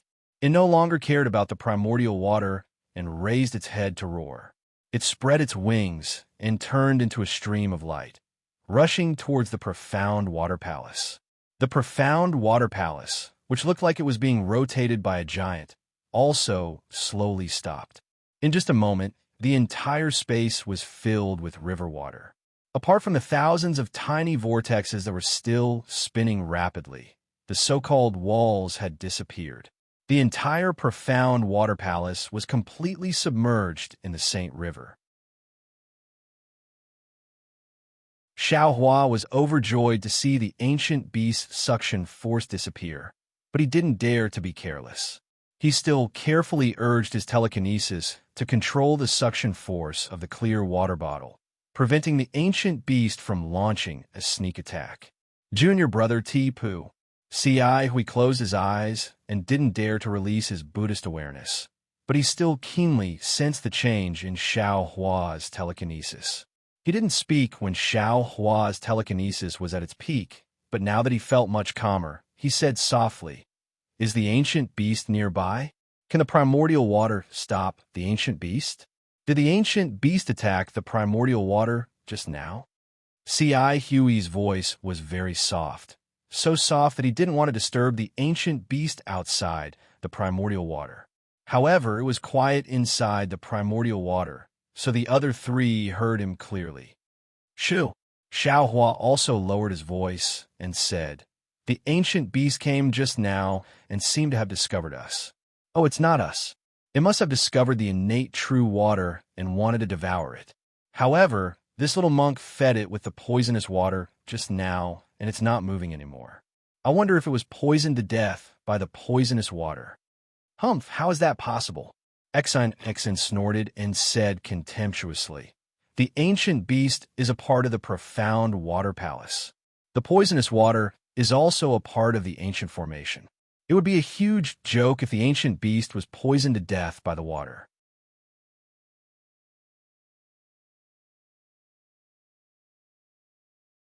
Chapter 3430. Tsk. If they weren't poisoned to death, why don't you tell us why the ancient beast stopped attacking? Xiaohua smacked his lips as he chuckled at Xian. Xian didn't back down. "I can't see the outside, and I can't release my consciousness either. How would I know? You're the one who controls the innate primordial water. So why don't you tell us why the ancient beast stopped attacking?" "Nonsense. Would I not tell you if I knew?" Xiaohua scoffed at Xian's argument. "I can't see anything just like you." So you can't see either." Xian closed her eyes, almost covering her mouth to hide her laughter. However, after a few chuckles, Xian asked anxiously, "Little monk, is the ancient beast Xinshui gone or not? I'm afraid we don't have enough time." "Benefactress, you're a classic example of someone who values money over life." Xiaohua couldn't help but laugh. "Even if you want to find someone, you have to protect your own life first." Xn sighed. "The only way out is inside the profound water palace. If we want to save our lives, we have to go inside. As the saying goes, we have to go in whether we're alive or dead." "Damn it, that's right." Xiaohua was nervous at Xian's grim tone. He waited for another pipe of smoke before secretly opening a crack in the innate primordial water and releasing his soul sense. The ancient beast really is gone. The profound water palace has returned to how it was before." Xiaohua was stunned, but he didn't dare to let his guard down. He expanded his soul sense to scan the area, and then opened up a bigger crack. He peeked through the crack with his naked eye, and when he saw that everything had returned to normal, Xiaohua withdrew the innate primordial water and said in a low voice, "All right, you can open your eyes now." When Xian and the others opened their eyes, they saw that the palace was exactly the same as before. The enormous, profound water palace was still in its inverted triangular shape. As for whether or not it was the same as the one they saw before, no one knew. Little monk, Xian bit her lips and whispered, "Thank you." "Shoo!" Xiaohua whispered back. "Don't say it now, or I'll be cocky. If the ancient beast sees us, we'll be in trouble." Xian paused, then covered her mouth. Her face was a little red, as if she wanted to laugh but didn't dare. It was difficult to hold it in. Hui looked helplessly at the two. "Xian Yingyue, let's talk inside the palace first." Xian covered her mouth and led the way. After walking for several dozen meters, she turned back and whispered, "That profound water ancient beast is right in front of the profound water palace's entrance. Normally, it won't be more than 30 meters away from the entrance. Now that we're here, we can't speak or use any telekinesis. Otherwise, we'll attract the beast's attention." As she spoke, Xian took a look at the golden leaf of Canaan that was stuck to her body. After testing it a little, she felt relieved and tiptoed forward. "T, the ancient beast is at the gate." Xiaohua was stunned. He couldn't help but look below the profound water palace. After all, Xiaohua had already checked the surroundings. He didn't seem to have seen any ancient beast. However, when he deliberately glanced at the bottom of the palace, sure enough, there were two statues that were almost the same color as the palace at the nail-like location. So these are the ancient beasts that attacked the innate primordial water. Xiaohua stared straight at the motionless statues for a moment, thinking in his heart, weren't they abnormally fierce just now? Why are they standing there now? Why do they look like dead statues? That's right. The profound water palace is so huge, and the ancient beasts are so small and motionless. Who knows if they're profound water beasts? At this moment, the profound water beasts really stood there like clay statues. Their eyes, which were as bright as stars, were abnormally dim. There was no light at all. However, Xiaohua and the others only glanced at the beasts. They didn't dare to meet their eyes. They even gradually approached the profound water palace. Looking at the two beasts that looked exactly like the statues in front of the temple, they couldn't help but feel a sense of absurdity. Yes, if they hadn't heard the profound water beasts roar earlier, if they hadn't experienced Xiaohua using his innate primordial water to resist them with his innate primordial water, and if they didn't have the records of profound water beasts in the ink cloud pupil, they would never have thought that these two lifeless statues were real ancient beasts. Suppressing the indescribable fear in his heart, Xiaohua raised his head and looked at the profound water palace that was even more oppressive than a mountain. Under the huge inverted triangle was a pillar that was dozens of meters tall. A pillar that was dozens of meters tall would be considered huge if it were anywhere else. However, under the profound water palace, it seemed so thin and fragile. A chill appeared in the eyes of the others. They were really afraid that the inverted triangle would suddenly fall on them and smash them into meat paste. After a few more meters, the four would be close to the profound water beasts. At the front, Xian couldn't help but stop slightly. The two profound water beasts stood there and looked forward calmly. The distance between them wasn't small, at least dozens of meters. However, in Xian's eyes, this distance was as narrow as the pillar under the profound water palace. An indescribable aura spread out in front of the profound water palace. Perhaps it was the residual power of the profound water beasts, or perhaps it was the formation's restriction after the profound water palace absorbed the energy of heaven and earth. In any case, the aura made it difficult for Xian to breathe.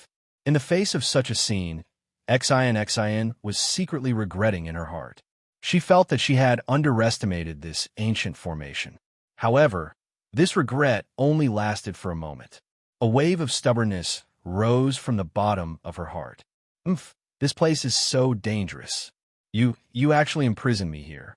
Since you're so heartless, then, I don't need to think anymore. With this thought, Xian's trembling legs became firm.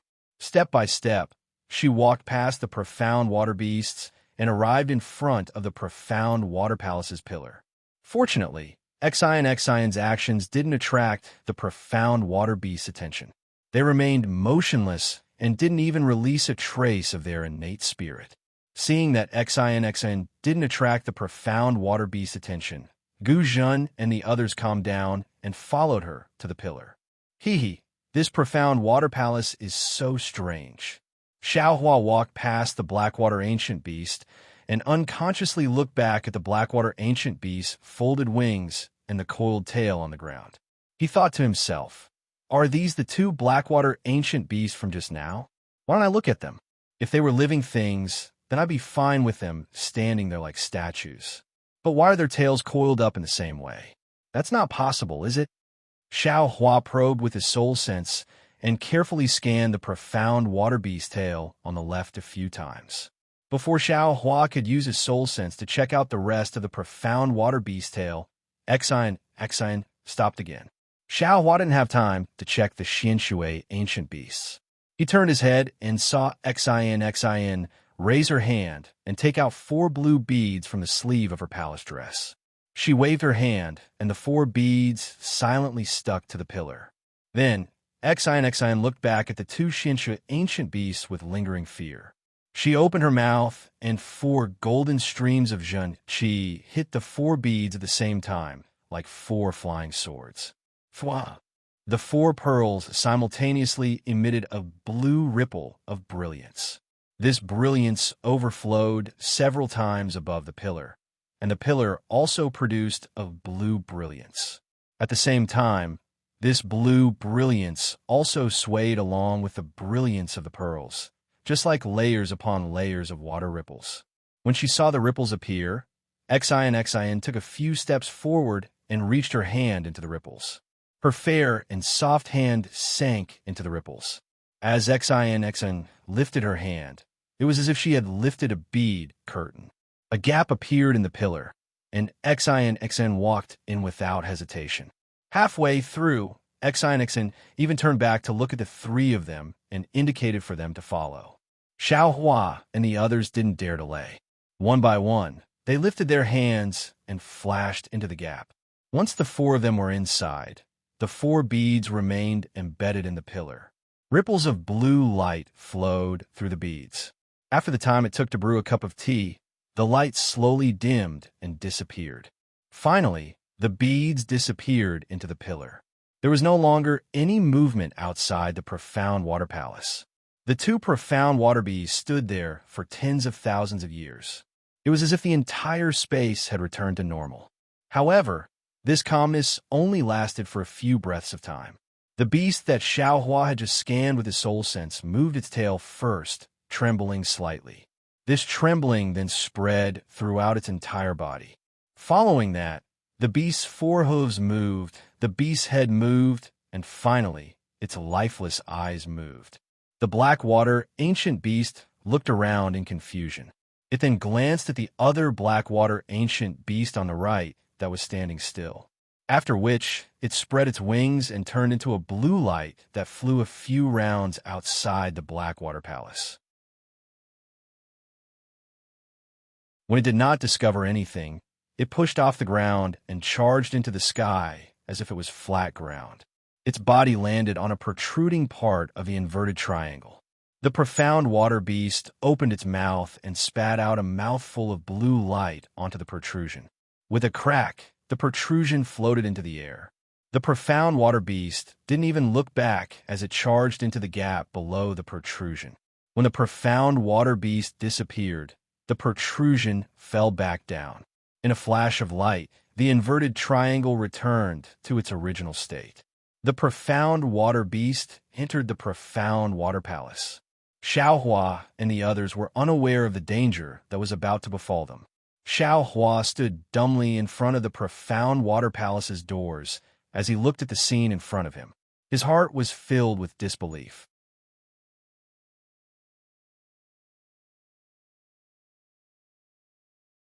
Chapter 34-31. Right in front of Xiao Hua's eyes was a transparent, triangular palace. Everything inside the palace was made of triangles that looked like colored glass. Even the ground beneath Xiao Hua's feet, the top of their heads, and even the palace door behind them were triangles.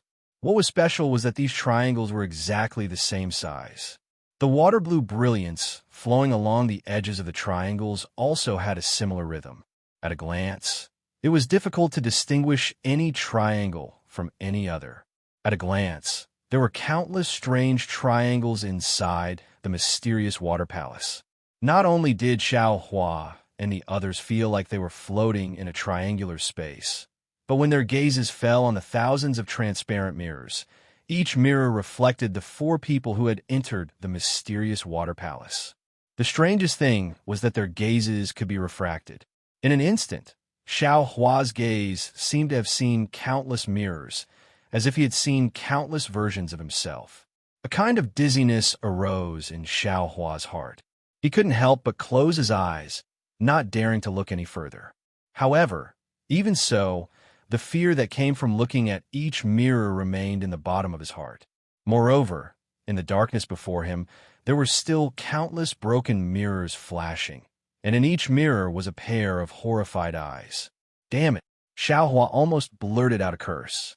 This mysterious water palace was too deceptive. The shock from walking past the mysterious water ancient beast had yet to subside, and the feeling of being lucky had yet to subside. In an instant, it gave his eyes such a terrifying baptism. Even a cultivator with a firm Tao heart like him couldn't help but feel his heart palpitate. Fellow immortals! Xian's voice trembled. Clearly, she had been caught off guard. As soon as she recovered her wits, she immediately reminded them, remember to guard your heart and keep your mind clear. Mo Yuntong didn't mention the dangers of the mysterious water palace. She only said that thousands of Dharma images would appear here. If you couldn't find your true form, you wouldn't be able to find your way out. Even I didn't think that this Dharma idol would be so deadly. If we weren't cultivators, we would have lost ourselves just by looking at it. Who knows which one is the real person in the mirror? Ci Hui also didn't dare to raise her head and whispered, the eyes are the heart, and the soul is born from the heart. Dazzling the eyes is seizing the soul. His gaze wandered as he looked at his feet. Beneath his feet was the same as the surroundings in front of him. There were also many tiny triangles. Xiao Hua calmed his mind and slowly raised his eyes. His gaze was not too far away, but it was also rapidly sweeping around. This situation was somewhat similar to the innate primordial water. He already had a similar experience. When he saw that things were not going well, he immediately retracted his gaze. Among the 4 of them, he was the one who suffered the least damage. However, he still sighed with emotion. This primordial magic formation is really powerful. Now that we can't release our Buddha's consciousness, we can only rely on our eyes. Who knows that such simple eyes can also be taken advantage of by the formation? Amipa, fortunately, I can't release my Buddha's consciousness. Guzhen's Dharma was not as good as Ci Hui's, so it was difficult for him to find himself when he was lost. He was the one who suffered the most damage among the 4. At this moment, he put his palms together and chanted the name of Buddha.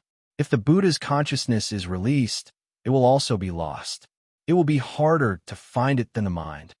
Xian shook her head. Master Guzhen is wrong. The profound water palace's formation was set up for us Confucian cultivators' clear sight arts. Because this place imprisons divine sense and Buddha's consciousness, the Taoist divine sense cannot leave the body. Only our Confucian clear sight arts can be used. In order to prevent us from finding the true entrance to the profound water palace, the primordial magic formation set up this secret formation here. Oh, so Xian Tanyue can use the clear sight arts in front of the profound water palace? Guzhen was slightly taken aback. Xian nodded slightly. This one can use it, but it's not even 10% of my usual power. Xian then looked to the left and smiled bitterly. As for this place, This one wouldn't dare to use it even if I had 10 times the courage. So the palace door where the profound water ancient beast isn't the true entrance to the profound water palace. Xiao Hua took a deep breath and said with a smile, in that case, the triangular maze in front of us is the real entrance. Xin nodded. That's right. Only one of these tens of thousands of mirrors is the true entrance to the profound water palace. We must find it from there. Damn it. How is this possible? Xiao Hua jumped up and shouted. Not only do we lack Buddhist awareness, we don't even dare to look. How are we supposed to find the entrance? Ahem. Junior brother Tipu, watch your mouth. Hui hastily coughed and reminded him. Don't let the Buddha blame you. Amipa. Senior brother is right. Xiao Hua became listless and put his palms together. However, he cursed inwardly. Alas, it's this Zhao's primordial spirit that shaved the Buddha Sarira, not this Zhao's. This Xiao was just casually complaining. Hui was very satisfied with Xiao Hua's reaction. She looked at Xin with a smile and said, since this is recorded in Mo Yuntong, then Xin Tanua must have made preparations? Yes, indeed. Xin nodded. This is the last record of the primordial magic formation in Mo Yuntong. At the same time, it's also the problem this one has been pondering for the longest time.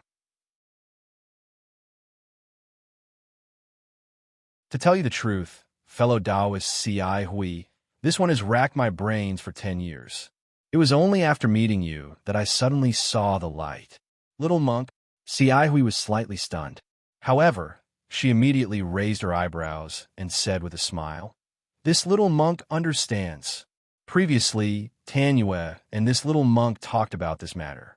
So it's used here. If it's as Xin Tanua thought, this is indeed the best way to break this maze. However, speaking of this, Hui frowned again. This little monk doesn't quite understand. How should we cast the spell? Xin glanced at Xiao Hua's thoughtful expression and then at Guzhen's confused face. She smiled bitterly again.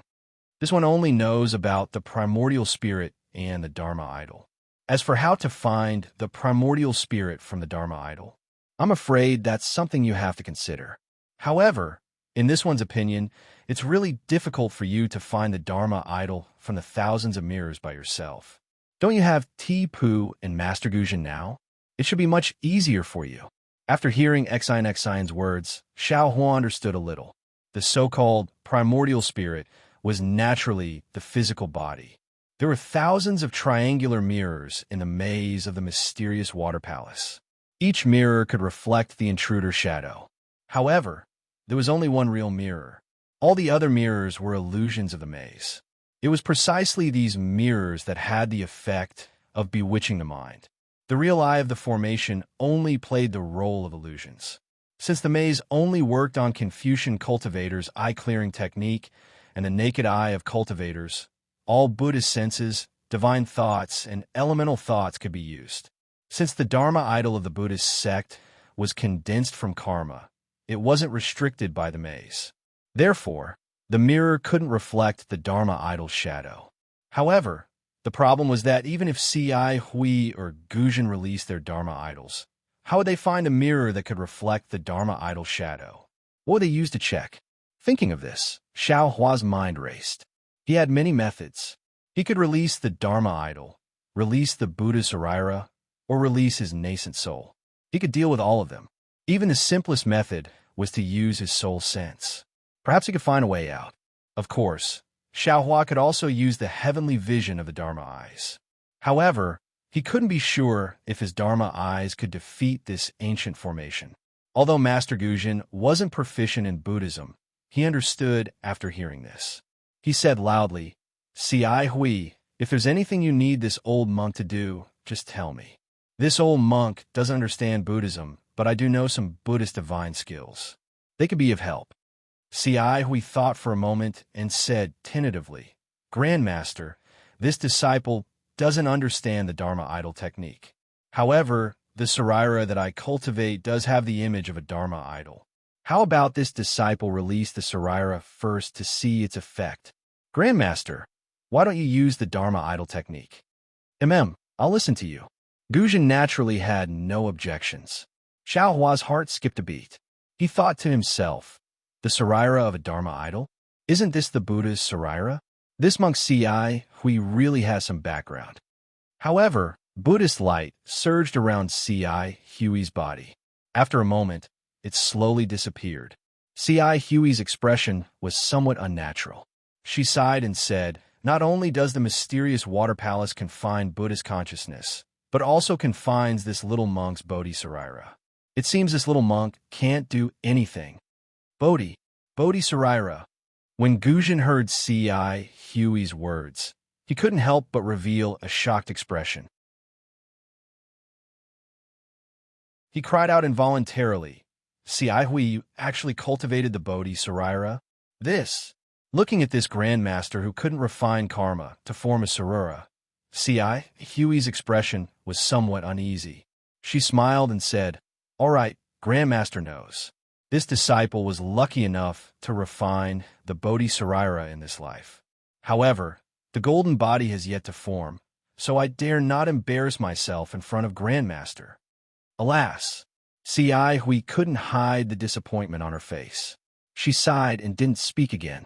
Xan raised her eyebrows and said with a smile, fellow immortal Ci Hui, I've known you for so long, but this is the first time I've heard you talk about refining the Bodhi Saraira. This is second only to the Buddha Saraira in your Buddhist sect. With this Saraira, not only will you be able to attain the golden body of a bodhisattva in this life, but you'll also be able to attain the supreme golden body in the future. Ci Hui hurriedly put her palms together and humbly recited the name of Buddha. She said, Ba, this is the karma of this little monk's several lifetimes of cultivation. There's nothing to show off. Perhaps this little monk was like Grandmaster Guzhan in the past, specializing in the lineage of Dharma protectors. Later on, this little monk obtained an opportunity and gained the favor of Buddha. Today, I can finally fulfill my wish. Xin looked so excited that she almost forgot that she was in the mysterious water palace. She cupped her hands and said, fellow immortal, you're too humble. Being able to refine the Bodhi Saraira isn't something that can be exchanged with several lifetimes of cultivation. If it weren't for the profound Dharma and profound opportunities, how could it be possible? I didn't expect this little girl to be acquainted with a bodhisattva of the Buddhist sect. It's truly fortunate.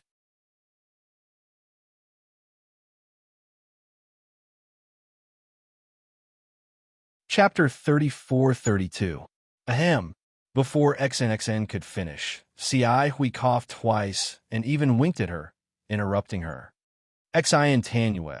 No matter what kind of relic it is, it can't be used in the profound water palace. What's the use of that? It's not as useful as Ancestor Guzhan's golden Buddha statue. That's true. Xin suddenly came to her senses. Her eyes narrowed, and she almost covered her mouth with her hand. She hurriedly covered it up. Everyone has their shortcomings and strengths. That's right. To the side, Xiao Hua frowned. He knew that if Ci Hui's Bodhi relic couldn't be used, then his Buddha relic wouldn't be able to leave his body. Since his relic couldn't leave his body, then his nascent soul couldn't either. Perhaps he could only use his soul sense and heavenly law embodiment technique. Thinking of this, Xiao Hua was about to quietly release his soul awareness. Roar! Guzhan roared and clenched his fists. Buddha light flashed all over his body. Guzhan's originally tall body grew bigger and bigger. In a moment, a Buddha statue of several zhang tall slowly appeared, majestic and awe-inspiring. Clang, clang, clang. Just as Ancestor Guzhan's golden Buddha statue appeared, countless sounds came from the profound water palace's mirrors. When Xiao Hua looked up, he saw that many of the previously dazzling mirrors had turned into black holes. The sounds came from the shattering of the illusionary mirrors. A golden Buddha statue can restrain an ancient formation? Xiao Hua was aghast. However, before he could shift his gaze away, the familiar rumbling of magical treasures resounded. Rays of aqua blue light appeared once again. Xiao Hua hurriedly shifted his gaze away. Immediately, Waves of strange magical energy fluctuations spread throughout the entire mysterious water palace. This magical energy was like a whirlwind, but also like a scorching heat. Guzhan's newly formed golden Buddha statue actually showed signs of melting under this magical energy. Strands of golden sweat seeped out of the golden Buddha statue.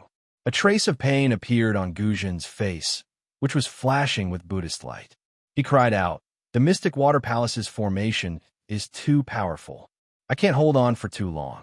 Hurry up and find the entrance."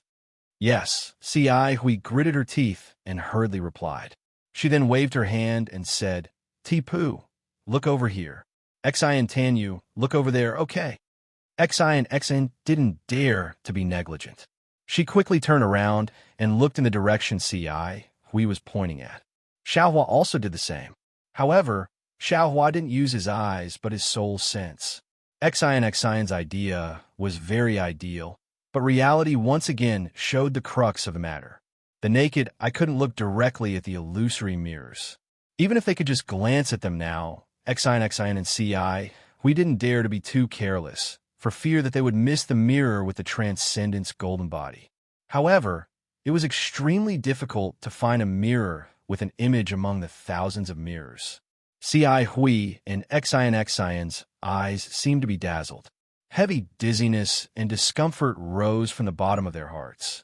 There were several times when they almost got lost in the mirror. Compared to them, Xiaohua was in a better state. Although soul sense wasn't as useful as Xiaohua thought, being able to see through the illusion of the array and see through the array's core with a glance, soul sense wouldn't be reflected by the illusory mirrors, so there was no danger of losing one's mind. However, Xiaohua was the same as Xion and the others. He also didn't dare to be careless.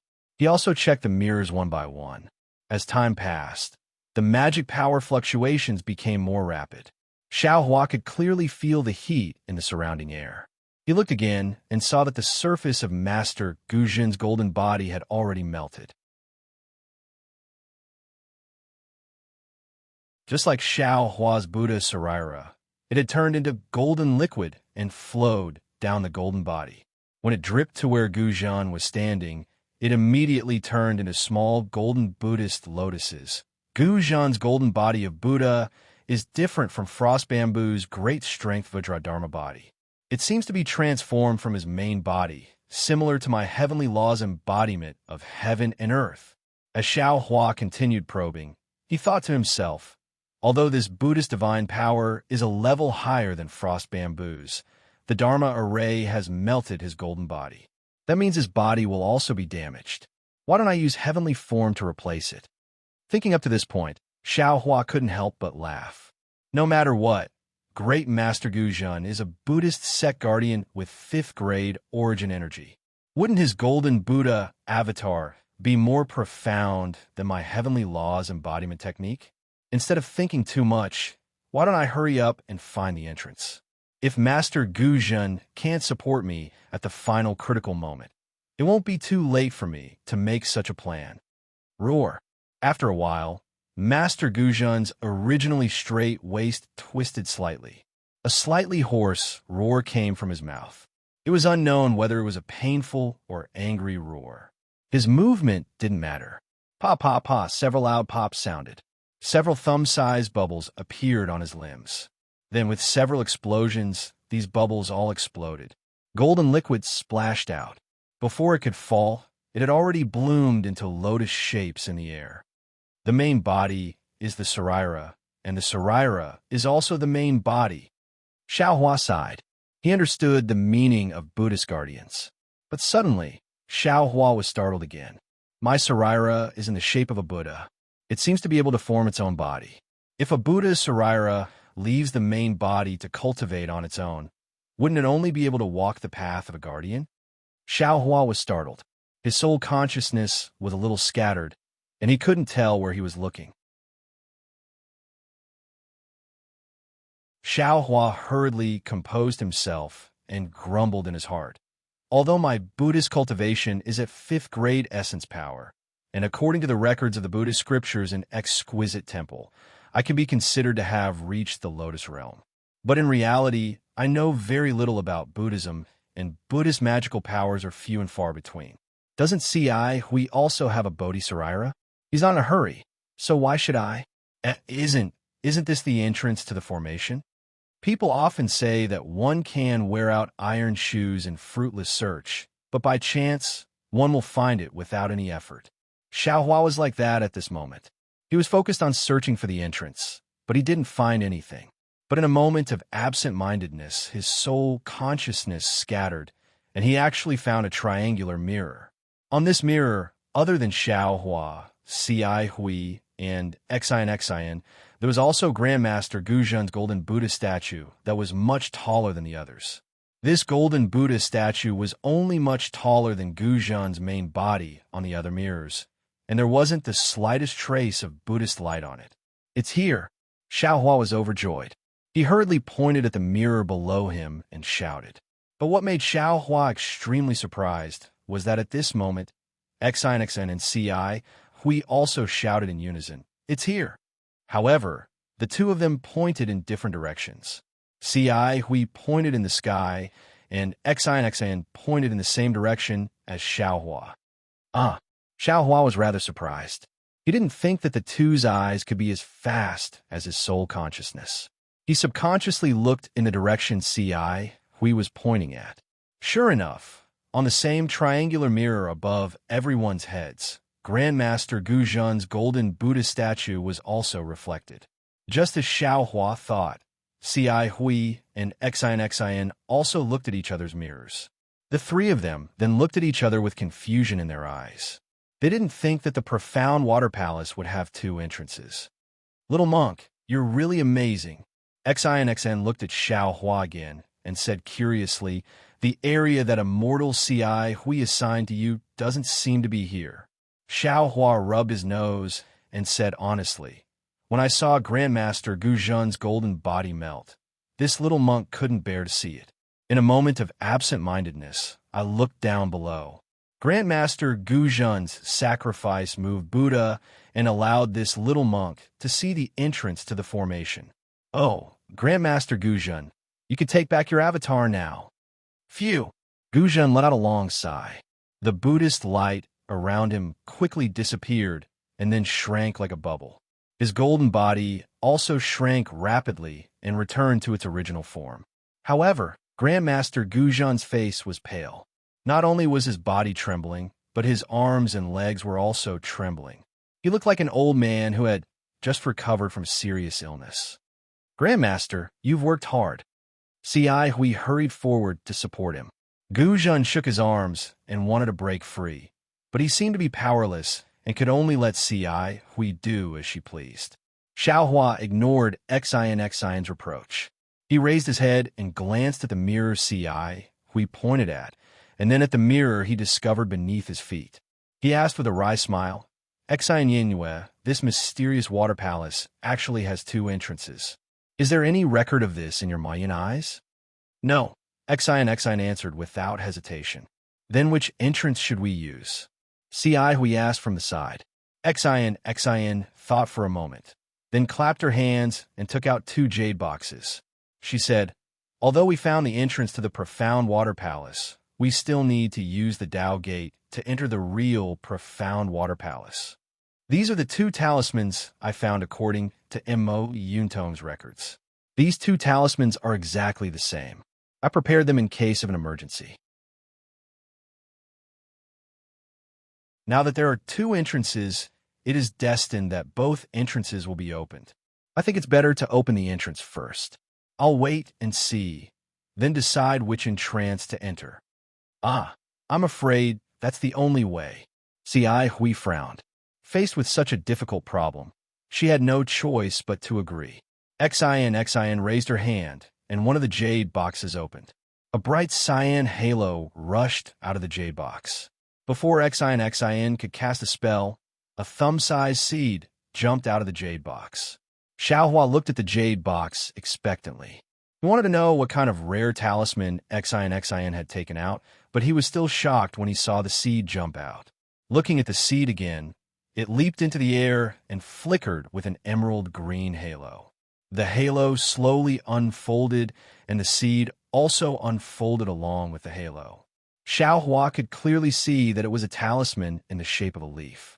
The wrinkles on the talisman and the texture of the leaf were clearly visible. Xiao Hua didn't need to use his divine sense to know that it was a rare talisman from ancient times.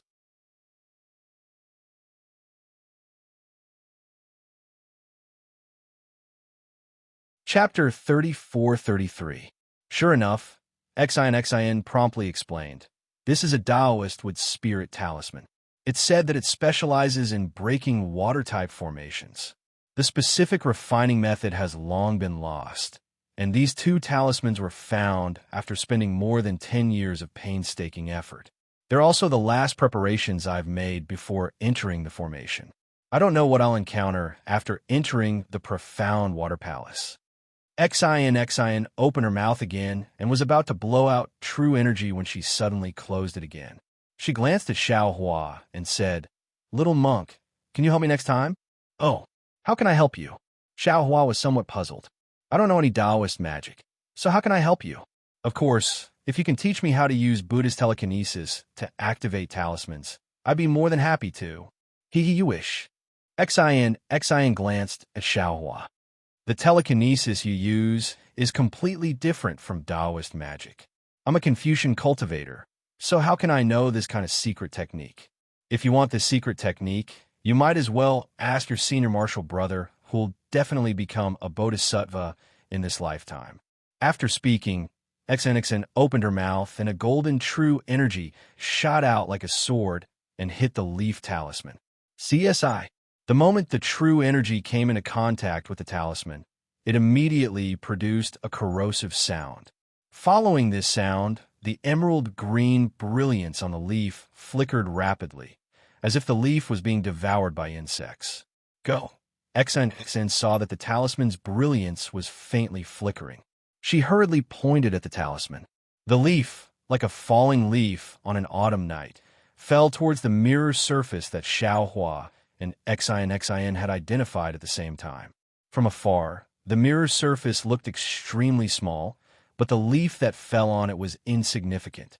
However, as soon as the leaf-like talisman touched the mirror surface, a water-blue brilliance flashed and submerged the entire talisman in an instant. The emerald green brilliance completely disappeared. However, in just a few breaths, a wisp of emerald green brilliance emerged from the water blue brilliance like a sharp sword. Moreover, as soon as this light appeared, it immediately swayed and expanded. Strands of water-based heaven and earth spirit chi flashed with blue light and flowed into the emerald green light. Within this emerald green light, a vine-like branch stretched out, wood counters water. Although the wood spirit talisman can't absorb wood-type spiritual energy from the profound water palace, the water-type spiritual energy can still make the wood spirit talisman work. It seems it's only a matter of time before the profound water palace is destroyed. When Xiao Hua saw this situation, he immediately understood in his heart. However, the real situation had exceeded his expectations. In the time it took to brew a cup of tea, the wood spirit talisman had already transformed into vines that completely covered the triangular mirror. When Xin grabbed it with her hand, the vines contracted and instantly shattered the mirror. Behind the mirror, a blue tunnel was revealed. Hiss! Xiao Hua's eyes looked at the blue passage, and a feeling emerged from the bottom of his heart. It was as if there was a call coming from the passage with the wind. Xiao Hua couldn't help but suck in a breath of cold air. He didn't know what this feeling meant. However, no matter what this feeling meant, there was one thing he was certain of. This entrance was definitely the real entrance. Xiao Hua was certain of this. However, Xiao Hua only glanced at it and didn't say anything. He quietly waited for Xin to attack again and shatter the other mirror above everyone's heads. Seeing the mirror shatter before Xin could say anything, C.I. Huey's face revealed a look of astonishment. She asked curiously, What does this mean? Why did this little monk feel a call? There seems to be a voice coming from inside." Could it be that this entrance is the real entrance? Damn, how is this possible? How can C.I. Hui feel the same as me? Xiao Hua frowned as he looked at the passage that also flashed with blue light. His heart rippled. If one of the passages produced a call, then it would be fine. There must be something attracting this Xiao. However, the two passages produced two different calls. The biggest possibility is there's something fishy about the profound water palace. Little monk, what about you? XIN didn't answer C.I. Huey's question. Instead, she looked at Xiao Hua with eyes full of interest. Xiao Hua shook his head slightly. This little monk didn't feel the call from the passage. Moreover, contrary to senior brother C.I. Hui, this little monk has a subtle feeling about the other entrance. What about Grandmaster Guzhan? XIN turned to Guzhan. Guzhan's face revealed hesitation. After pondering for a moment, he said, "This old monk's thoughts are similar to C.I. Huey's. The entrance above us should be real. After all, this is the lowest level of the profound water palace. If there is an entrance, it must be facing upwards." XIN's expression turned grave. She glanced at Xiao Hua and said, "Although the profound water palace is above us, the entrance might not be. This little monk's feelings are similar to yours. I feel that the entrance below us is real." C.I. Huey's expression changed. She said anxiously, "This is bad. Could this be the profound water palace's trick? The purpose of this formation is to separate the four of us? Anything is possible." XIN nodded. "We only have three choices. Either all four of us go up, all four of us go down, or we split into two groups and go our own way." C.I. Hui was truly hesitant. However, she still insisted, "This little monk feels that it's better to go up. This little monk feels that it's better to go down." Xiao Hua originally wanted to go up like C.I. Hui, but he was somewhat unwilling. His perception had always been accurate. Today, there was no reason for it to be wrong. Thus, he also insisted. This little one has heard that formations that have been set up for a long time will give birth to a formation spirit. Could it be that this ancient formation has already gained sentience? XIN laughed. "I don't think that's likely to be strange. However, this little one feels that these two entrances might be different methods leading to the same result. Although the paths inside are different, they will eventually converge at the same place. Yes, as the saying goes, infinite scenery lies at the peak of a dangerous mountain. These two different directions might be a kind of fate and opportunity for us." Guzhan said, "No matter what you choose, this old monk has decided to go through the entrance above us." With that, Guzhan flung his hand, wanting to shake off C.I. Hui, who was supporting him. However, C.I. Hui didn't pull her hand away. She just smiled and said, "Since Grandmaster has made his choice and this entrance was found by this disciple, it's naturally impossible for us to not go through this entrance. This disciple is willing to go with Grandmaster and help Grandmaster search for the ancient Buddha." "Fine." XIN glanced at Xiao Hua and nodded. "Since this little monk found the same entrance as us, this little one will go through the entrance below with you." With that, XN winked at Xiao Hua and said with a smile, "Little monk, you have to protect me." "Of course." Xiao Hua smiled. This little monk was most protective of women before he entered the Buddhist sect. Cough, cough. C.I. Huey's throat wasn't good again. Once the assignment was completed, C.I. Hui supported Guzhan, and the two of them slowly flew towards the entrance above the four people's heads. Looking at the backs of the two people and then looking at Guzhan's tall figure, Xiao Hua suddenly thought of the frost bamboo. Naturally, he also thought of the Buddhist protector's unruly way of swallowing relics. Therefore, he immediately opened his mouth and transmitted a few words to C.I. Hui. C.I. Hui did not seem to have heard him. Not only did she not reply, she did not even slow down in the slightest. The two monks, one tall and one short, slowly flew towards the entrance of the blue brilliance in the mountain cave. When the two people's figures disappeared, The brilliance flickered slightly, and a flat mirror surface appeared there. Now, even if Xiao Hua and Xian wanted to follow Ci Hui, it was too late. Little monk, let's go. We'll go in too. Don't worry about Ci Hui. Grandmaster Gu Zhen isn't as despicable as you think. Xian waved her hand and landed first. How could Xiao Hua dare to be negligent?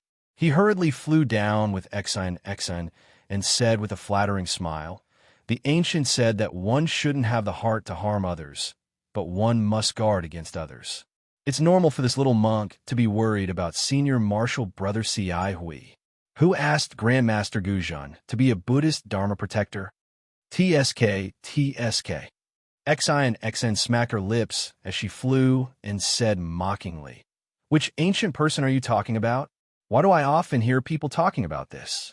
Moreover, why do I feel that you, a Buddhist disciple, are even more wary of Buddhists than me? Is that so?" Xiao Hua rubbed his bald head and said with a smile, "That's because you're not a bhikkhuni of my Buddhist Dharma protector and don't know the details of my Buddhist Dharma protector. That's why you're not on guard. What are you on guard against?" Xian probed again. "Previously, you said that you came to the profound water palace to protect fellow Taoist Ci Hui. At that time, I only thought that you were talking nonsense. But now, it seems that your Buddhist Dharma protector's cultivation is far superior to Ci Hui's. How come I've never heard of such a good-looking, talented, and virtuous little monk like you? Alas, it's hard to give up on one's natural beauty.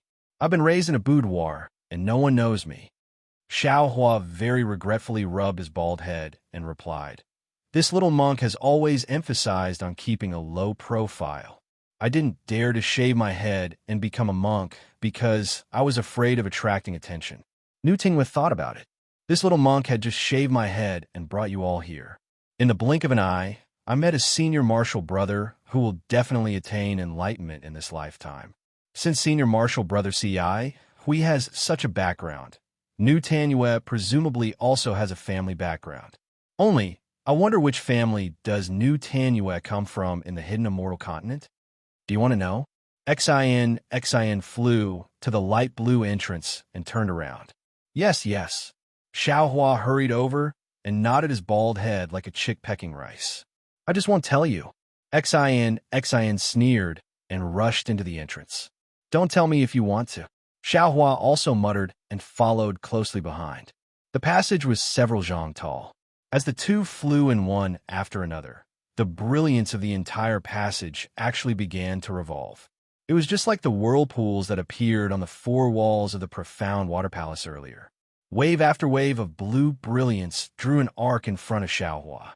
At first, it was slow, but then it gradually sped up and rushed forward. Looking behind the two, the place where the blue light surged had already sealed the entrance. There were no longer any gaps.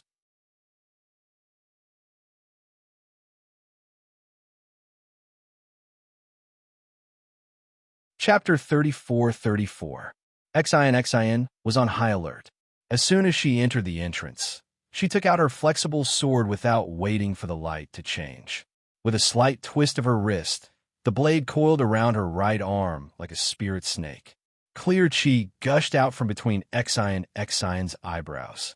Her limpid eyes flickered like the light in the passageway, but the golden light in her eyes only flashed for a moment.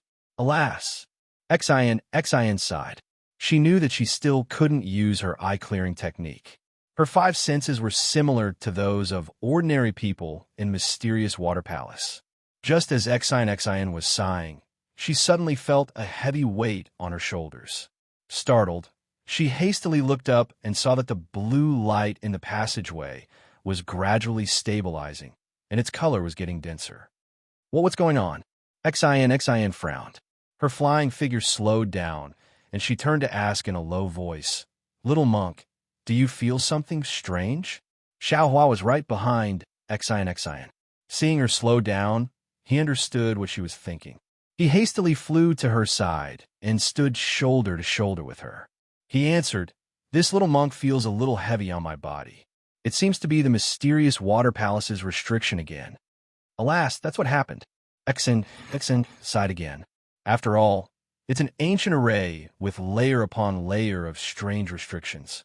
Without strength, it's really difficult to move even an inch. Xiao Hua hesitated for a moment, then advised, "Actually, this little monk still has to persuade Lady Benefactor. Right now, our main goal is to find a way out. This mysterious water palace is really not a place where people with our cultivation can enter. Even if you want to find someone, you should first consider your own life, right? Without your life, what can you do? A way out?" Xian shrugged. "It's in this mountain, deep in the clouds." "What?" Xiao Hua's expression suddenly changed. As if he had thought of something, he hastily cried out, "Could it be you don't know where the exit is?" Or, at this point, Xiao Hua really didn't want to ask any more questions. Xian had said that she had the ink cloud pupil. Xiao Hua had assumed that since someone had left the ink cloud pupil behind, someone must have left behind information about this ancient formation after escaping. He had followed Xian into the profound water palace. Even if he couldn't see an immortal artifact, he would at least be able to escape unscathed. However, he really didn't expect that the ink cloud pupil in Xian's possession didn't contain any records of this. Xiao Hua had been relying on Mo Yuntong and this exit to enter the profound water palace when he had broken through this ancient magic array. Now that Xian didn't know what to say, how could she not be scared witless? This was an ancient array. The previous few checkpoints had already shown how ferocious this array was, and that was only the outer perimeter of the profound water palace. Now that he had truly entered the profound water palace, the passageway once again gave off a heavy feeling. Who knew what he was about to encounter? He had originally thought that he would be able to find a way out if he braced himself and forced himself through this passageway. Who knew?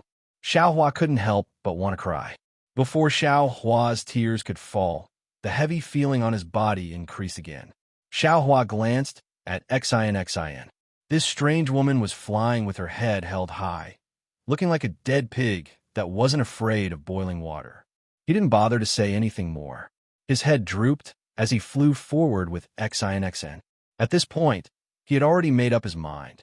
Self-preservation was self-preservation. Apart from self-preservation, he didn't care about anything else. Immortal artifacts, prisoners, nothing.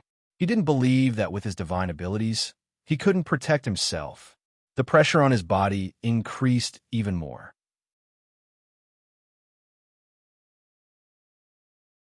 In half the time it took to brew a cup of tea, Xiao Hua and Xian had only flown a few dozen meters. Although there was nothing tangible in the passageway, Xiao Hua felt that the entire passageway was like a quagmire. He was currently wading through the water. The quagmire that was difficult to walk through was definitely not too far away. Sure enough, as Xiao Hua expected, the blue brilliance suddenly changed when it reached the depths of the passageway. Strands of blue blossomed from the deep blue, as if the blue had surpassed the blue. They rapidly rotated within the blue passageway, similar to the blue light that appeared when Xiao Hua had just entered the passageway. Oh no! Feeling the heavy pressure on his body increase again, Xiao Hua came to his senses and shouted, "Xian, hurry up and leave. The pressure in this passageway is increasing layer by layer. In the end, it will crush our bodies into minced meat." As he spoke, Xiao Hua no longer dared to conceal his cultivation. He activated his transcendence energy and displayed the wind escape technique, rushing towards the front of the passageway. Who would have thought that it would be fine if Xiao Hua didn't activate his transcendence energy? But the moment he displayed the wind escape technique, an enormous force crashed into Xiao Hua's body along with his transcendence energy. Caught off guard, Xiao Hua's entire body fell with a whoosh sound, directly reaching half of Xian's waist. Xiao Hua's body sank. His eyes narrowed slightly as he looked at the passageway in the distance. He understood in his heart that this was the Dao Sect's formation. The method to restrict the Dao Sect's disciples was naturally easy to use. At this moment, He had to either give up on using the Dao Sect's divine ability or forcefully rely on the Dao Sect divine ability to charge out. Otherwise, he could only continue to use the Buddhist sect's divine ability and deal with the myriad of changes by remaining unchanged. Xin naturally also felt the pressure increase. However, before she could activate the auspicious cloud, Xiaohua suddenly fell down. At this moment, she also looked at Xiaohua strangely. "Let's go." Xiaohua didn't explain in detail. He activated the auspicious cloud and rushed forward while rising up again. However, after flying for the time it took to brew a cup of tea, the azure brilliance deepened once more and the pressure doubled once more. Not only did Xiaohua not reach the same height as before, he even became half a foot shorter than before. Naturally, Xin's expression changed greatly, and she also fell down like Xiaohua. "Little monk, I'm afraid we can't touch the brilliance of this passageway." Xin shouted. "Although Mo Yuntong no longer has any records, since it's a passageway, we must pass through. This brilliance must be restricted by the profound water palace. If we touch it, we'll definitely suffer." Not necessarily. What if we're sent out of the profound water palace as soon as we touch it?" Xiaohua coldly snorted and retorted sarcastically. Xin glanced at him and said indifferently, "Why don't you give it a try?" "I'm not giving it a try." Xiaohua shook his head and suddenly asked, "Right, benefactress, do you know?" Xiaohua originally wanted to ask Xin if she knew Princess Baiwa, the Cha New country. But before he could say anything, he remembered that he was now the little monk Ti-Pu of the Western Paradise. How could he know a woman from the hidden immortal continent? He immediately shut his mouth. "Who do I know?" Xin saw that Xiaohua didn't say anything and continued to ask. "Forget it. Let's not talk about it. Let's talk about it after we get out alive." Xiaohua waved his hand. At this moment, it was difficult for him to move his hand. Even his arm felt somewhat sore and numb. Xin narrowed her eyes and said, "You're not going to say it? Are you afraid I'll see through your intentions? If you have the ability, you can see through it even if I don't say it." Xiaohua argued. "Do you think I—" Xin couldn't help but get angry. Just as she was about to say something, buzz, the whole passage flashed with a blue brilliance. Rings of light chased after Xiaohua and the others from behind and rushed forward. The speed of the rings of light was different. Each ring was faster than the previous one. The heavy pressure on Xiaohua and Xin's body was like a wave, each layer stronger than the previous one. "Hurry," Xiaohua urged again, but at this time, the two of them were already doing their best, but the passage still seemed to be endless. Boom! When the blue rings of light chased after them, the whole passage shook and the color immediately turned green. Along with the change in brilliance, bang, bang, bang. Sound came from Xiaohua's body. It was the sound of the joints all over his body. Xiaohua's eyes flashed with shock. He had already discovered the pattern. When the blue brilliance disappeared, the pressure in the passage should be twice as heavy as before. Now that the blue brilliance disappeared again, the pressure should be twice as heavy as before. If he counted, it should be 4 times as heavy as before. Xiaohua didn't know whether this passage was similar to his bone tempering, which required the bone tempering of 7 colors. However, even if it was the 5 elements technique, in the end, the pressure was still 32 times as heavy as when he first entered the passage. Of course, this was only Xiaohua's estimation. This was a restriction used to imprison cultivators. So how could it only be 2 or 4 times as heavy? When Xiaohua had just entered the passageway, the pressure from the flickering blue brilliance was already several times that of the outside of the passageway, and then the cyan brilliance was several times stronger. In the end, the pressure was several hundred times or even several thousand times stronger. How could a cultivator withstand this pressure? Xiaohua slightly bit his lips, and Buddhist light flashed around his body. He hurriedly released his soul consciousness and thought to himself, "The only thing I can do now is to resist this pressure." This Xiao's body and bones have been tempered, so I should be able to resist for a while. I just don't know if Xin will be able to escape this calamity. Thinking up to here, Xiao Hua's face suddenly showed joy, and he shouted, Xin, the exit is about 900 feet ahead. We just need to rush to the exit. Xin looked at Xiao Hua from head to toe, and the panic on her face was not as bad as before. She seemed to have thought of a countermeasure, but she didn't ask Xiao Hua how he knew the exit was 900 feet ahead. She only faintly replied, I know. She once again sped up. While the two of them were talking about hope, the restriction inside the passage seemed to know. The green brilliance flickered even faster, and the pressure became even more violent. One moment it was down, the next moment it was up, and then left and right. Xiao Hua and Xin became even more exhausted and couldn't afford to be distracted and increase their speed.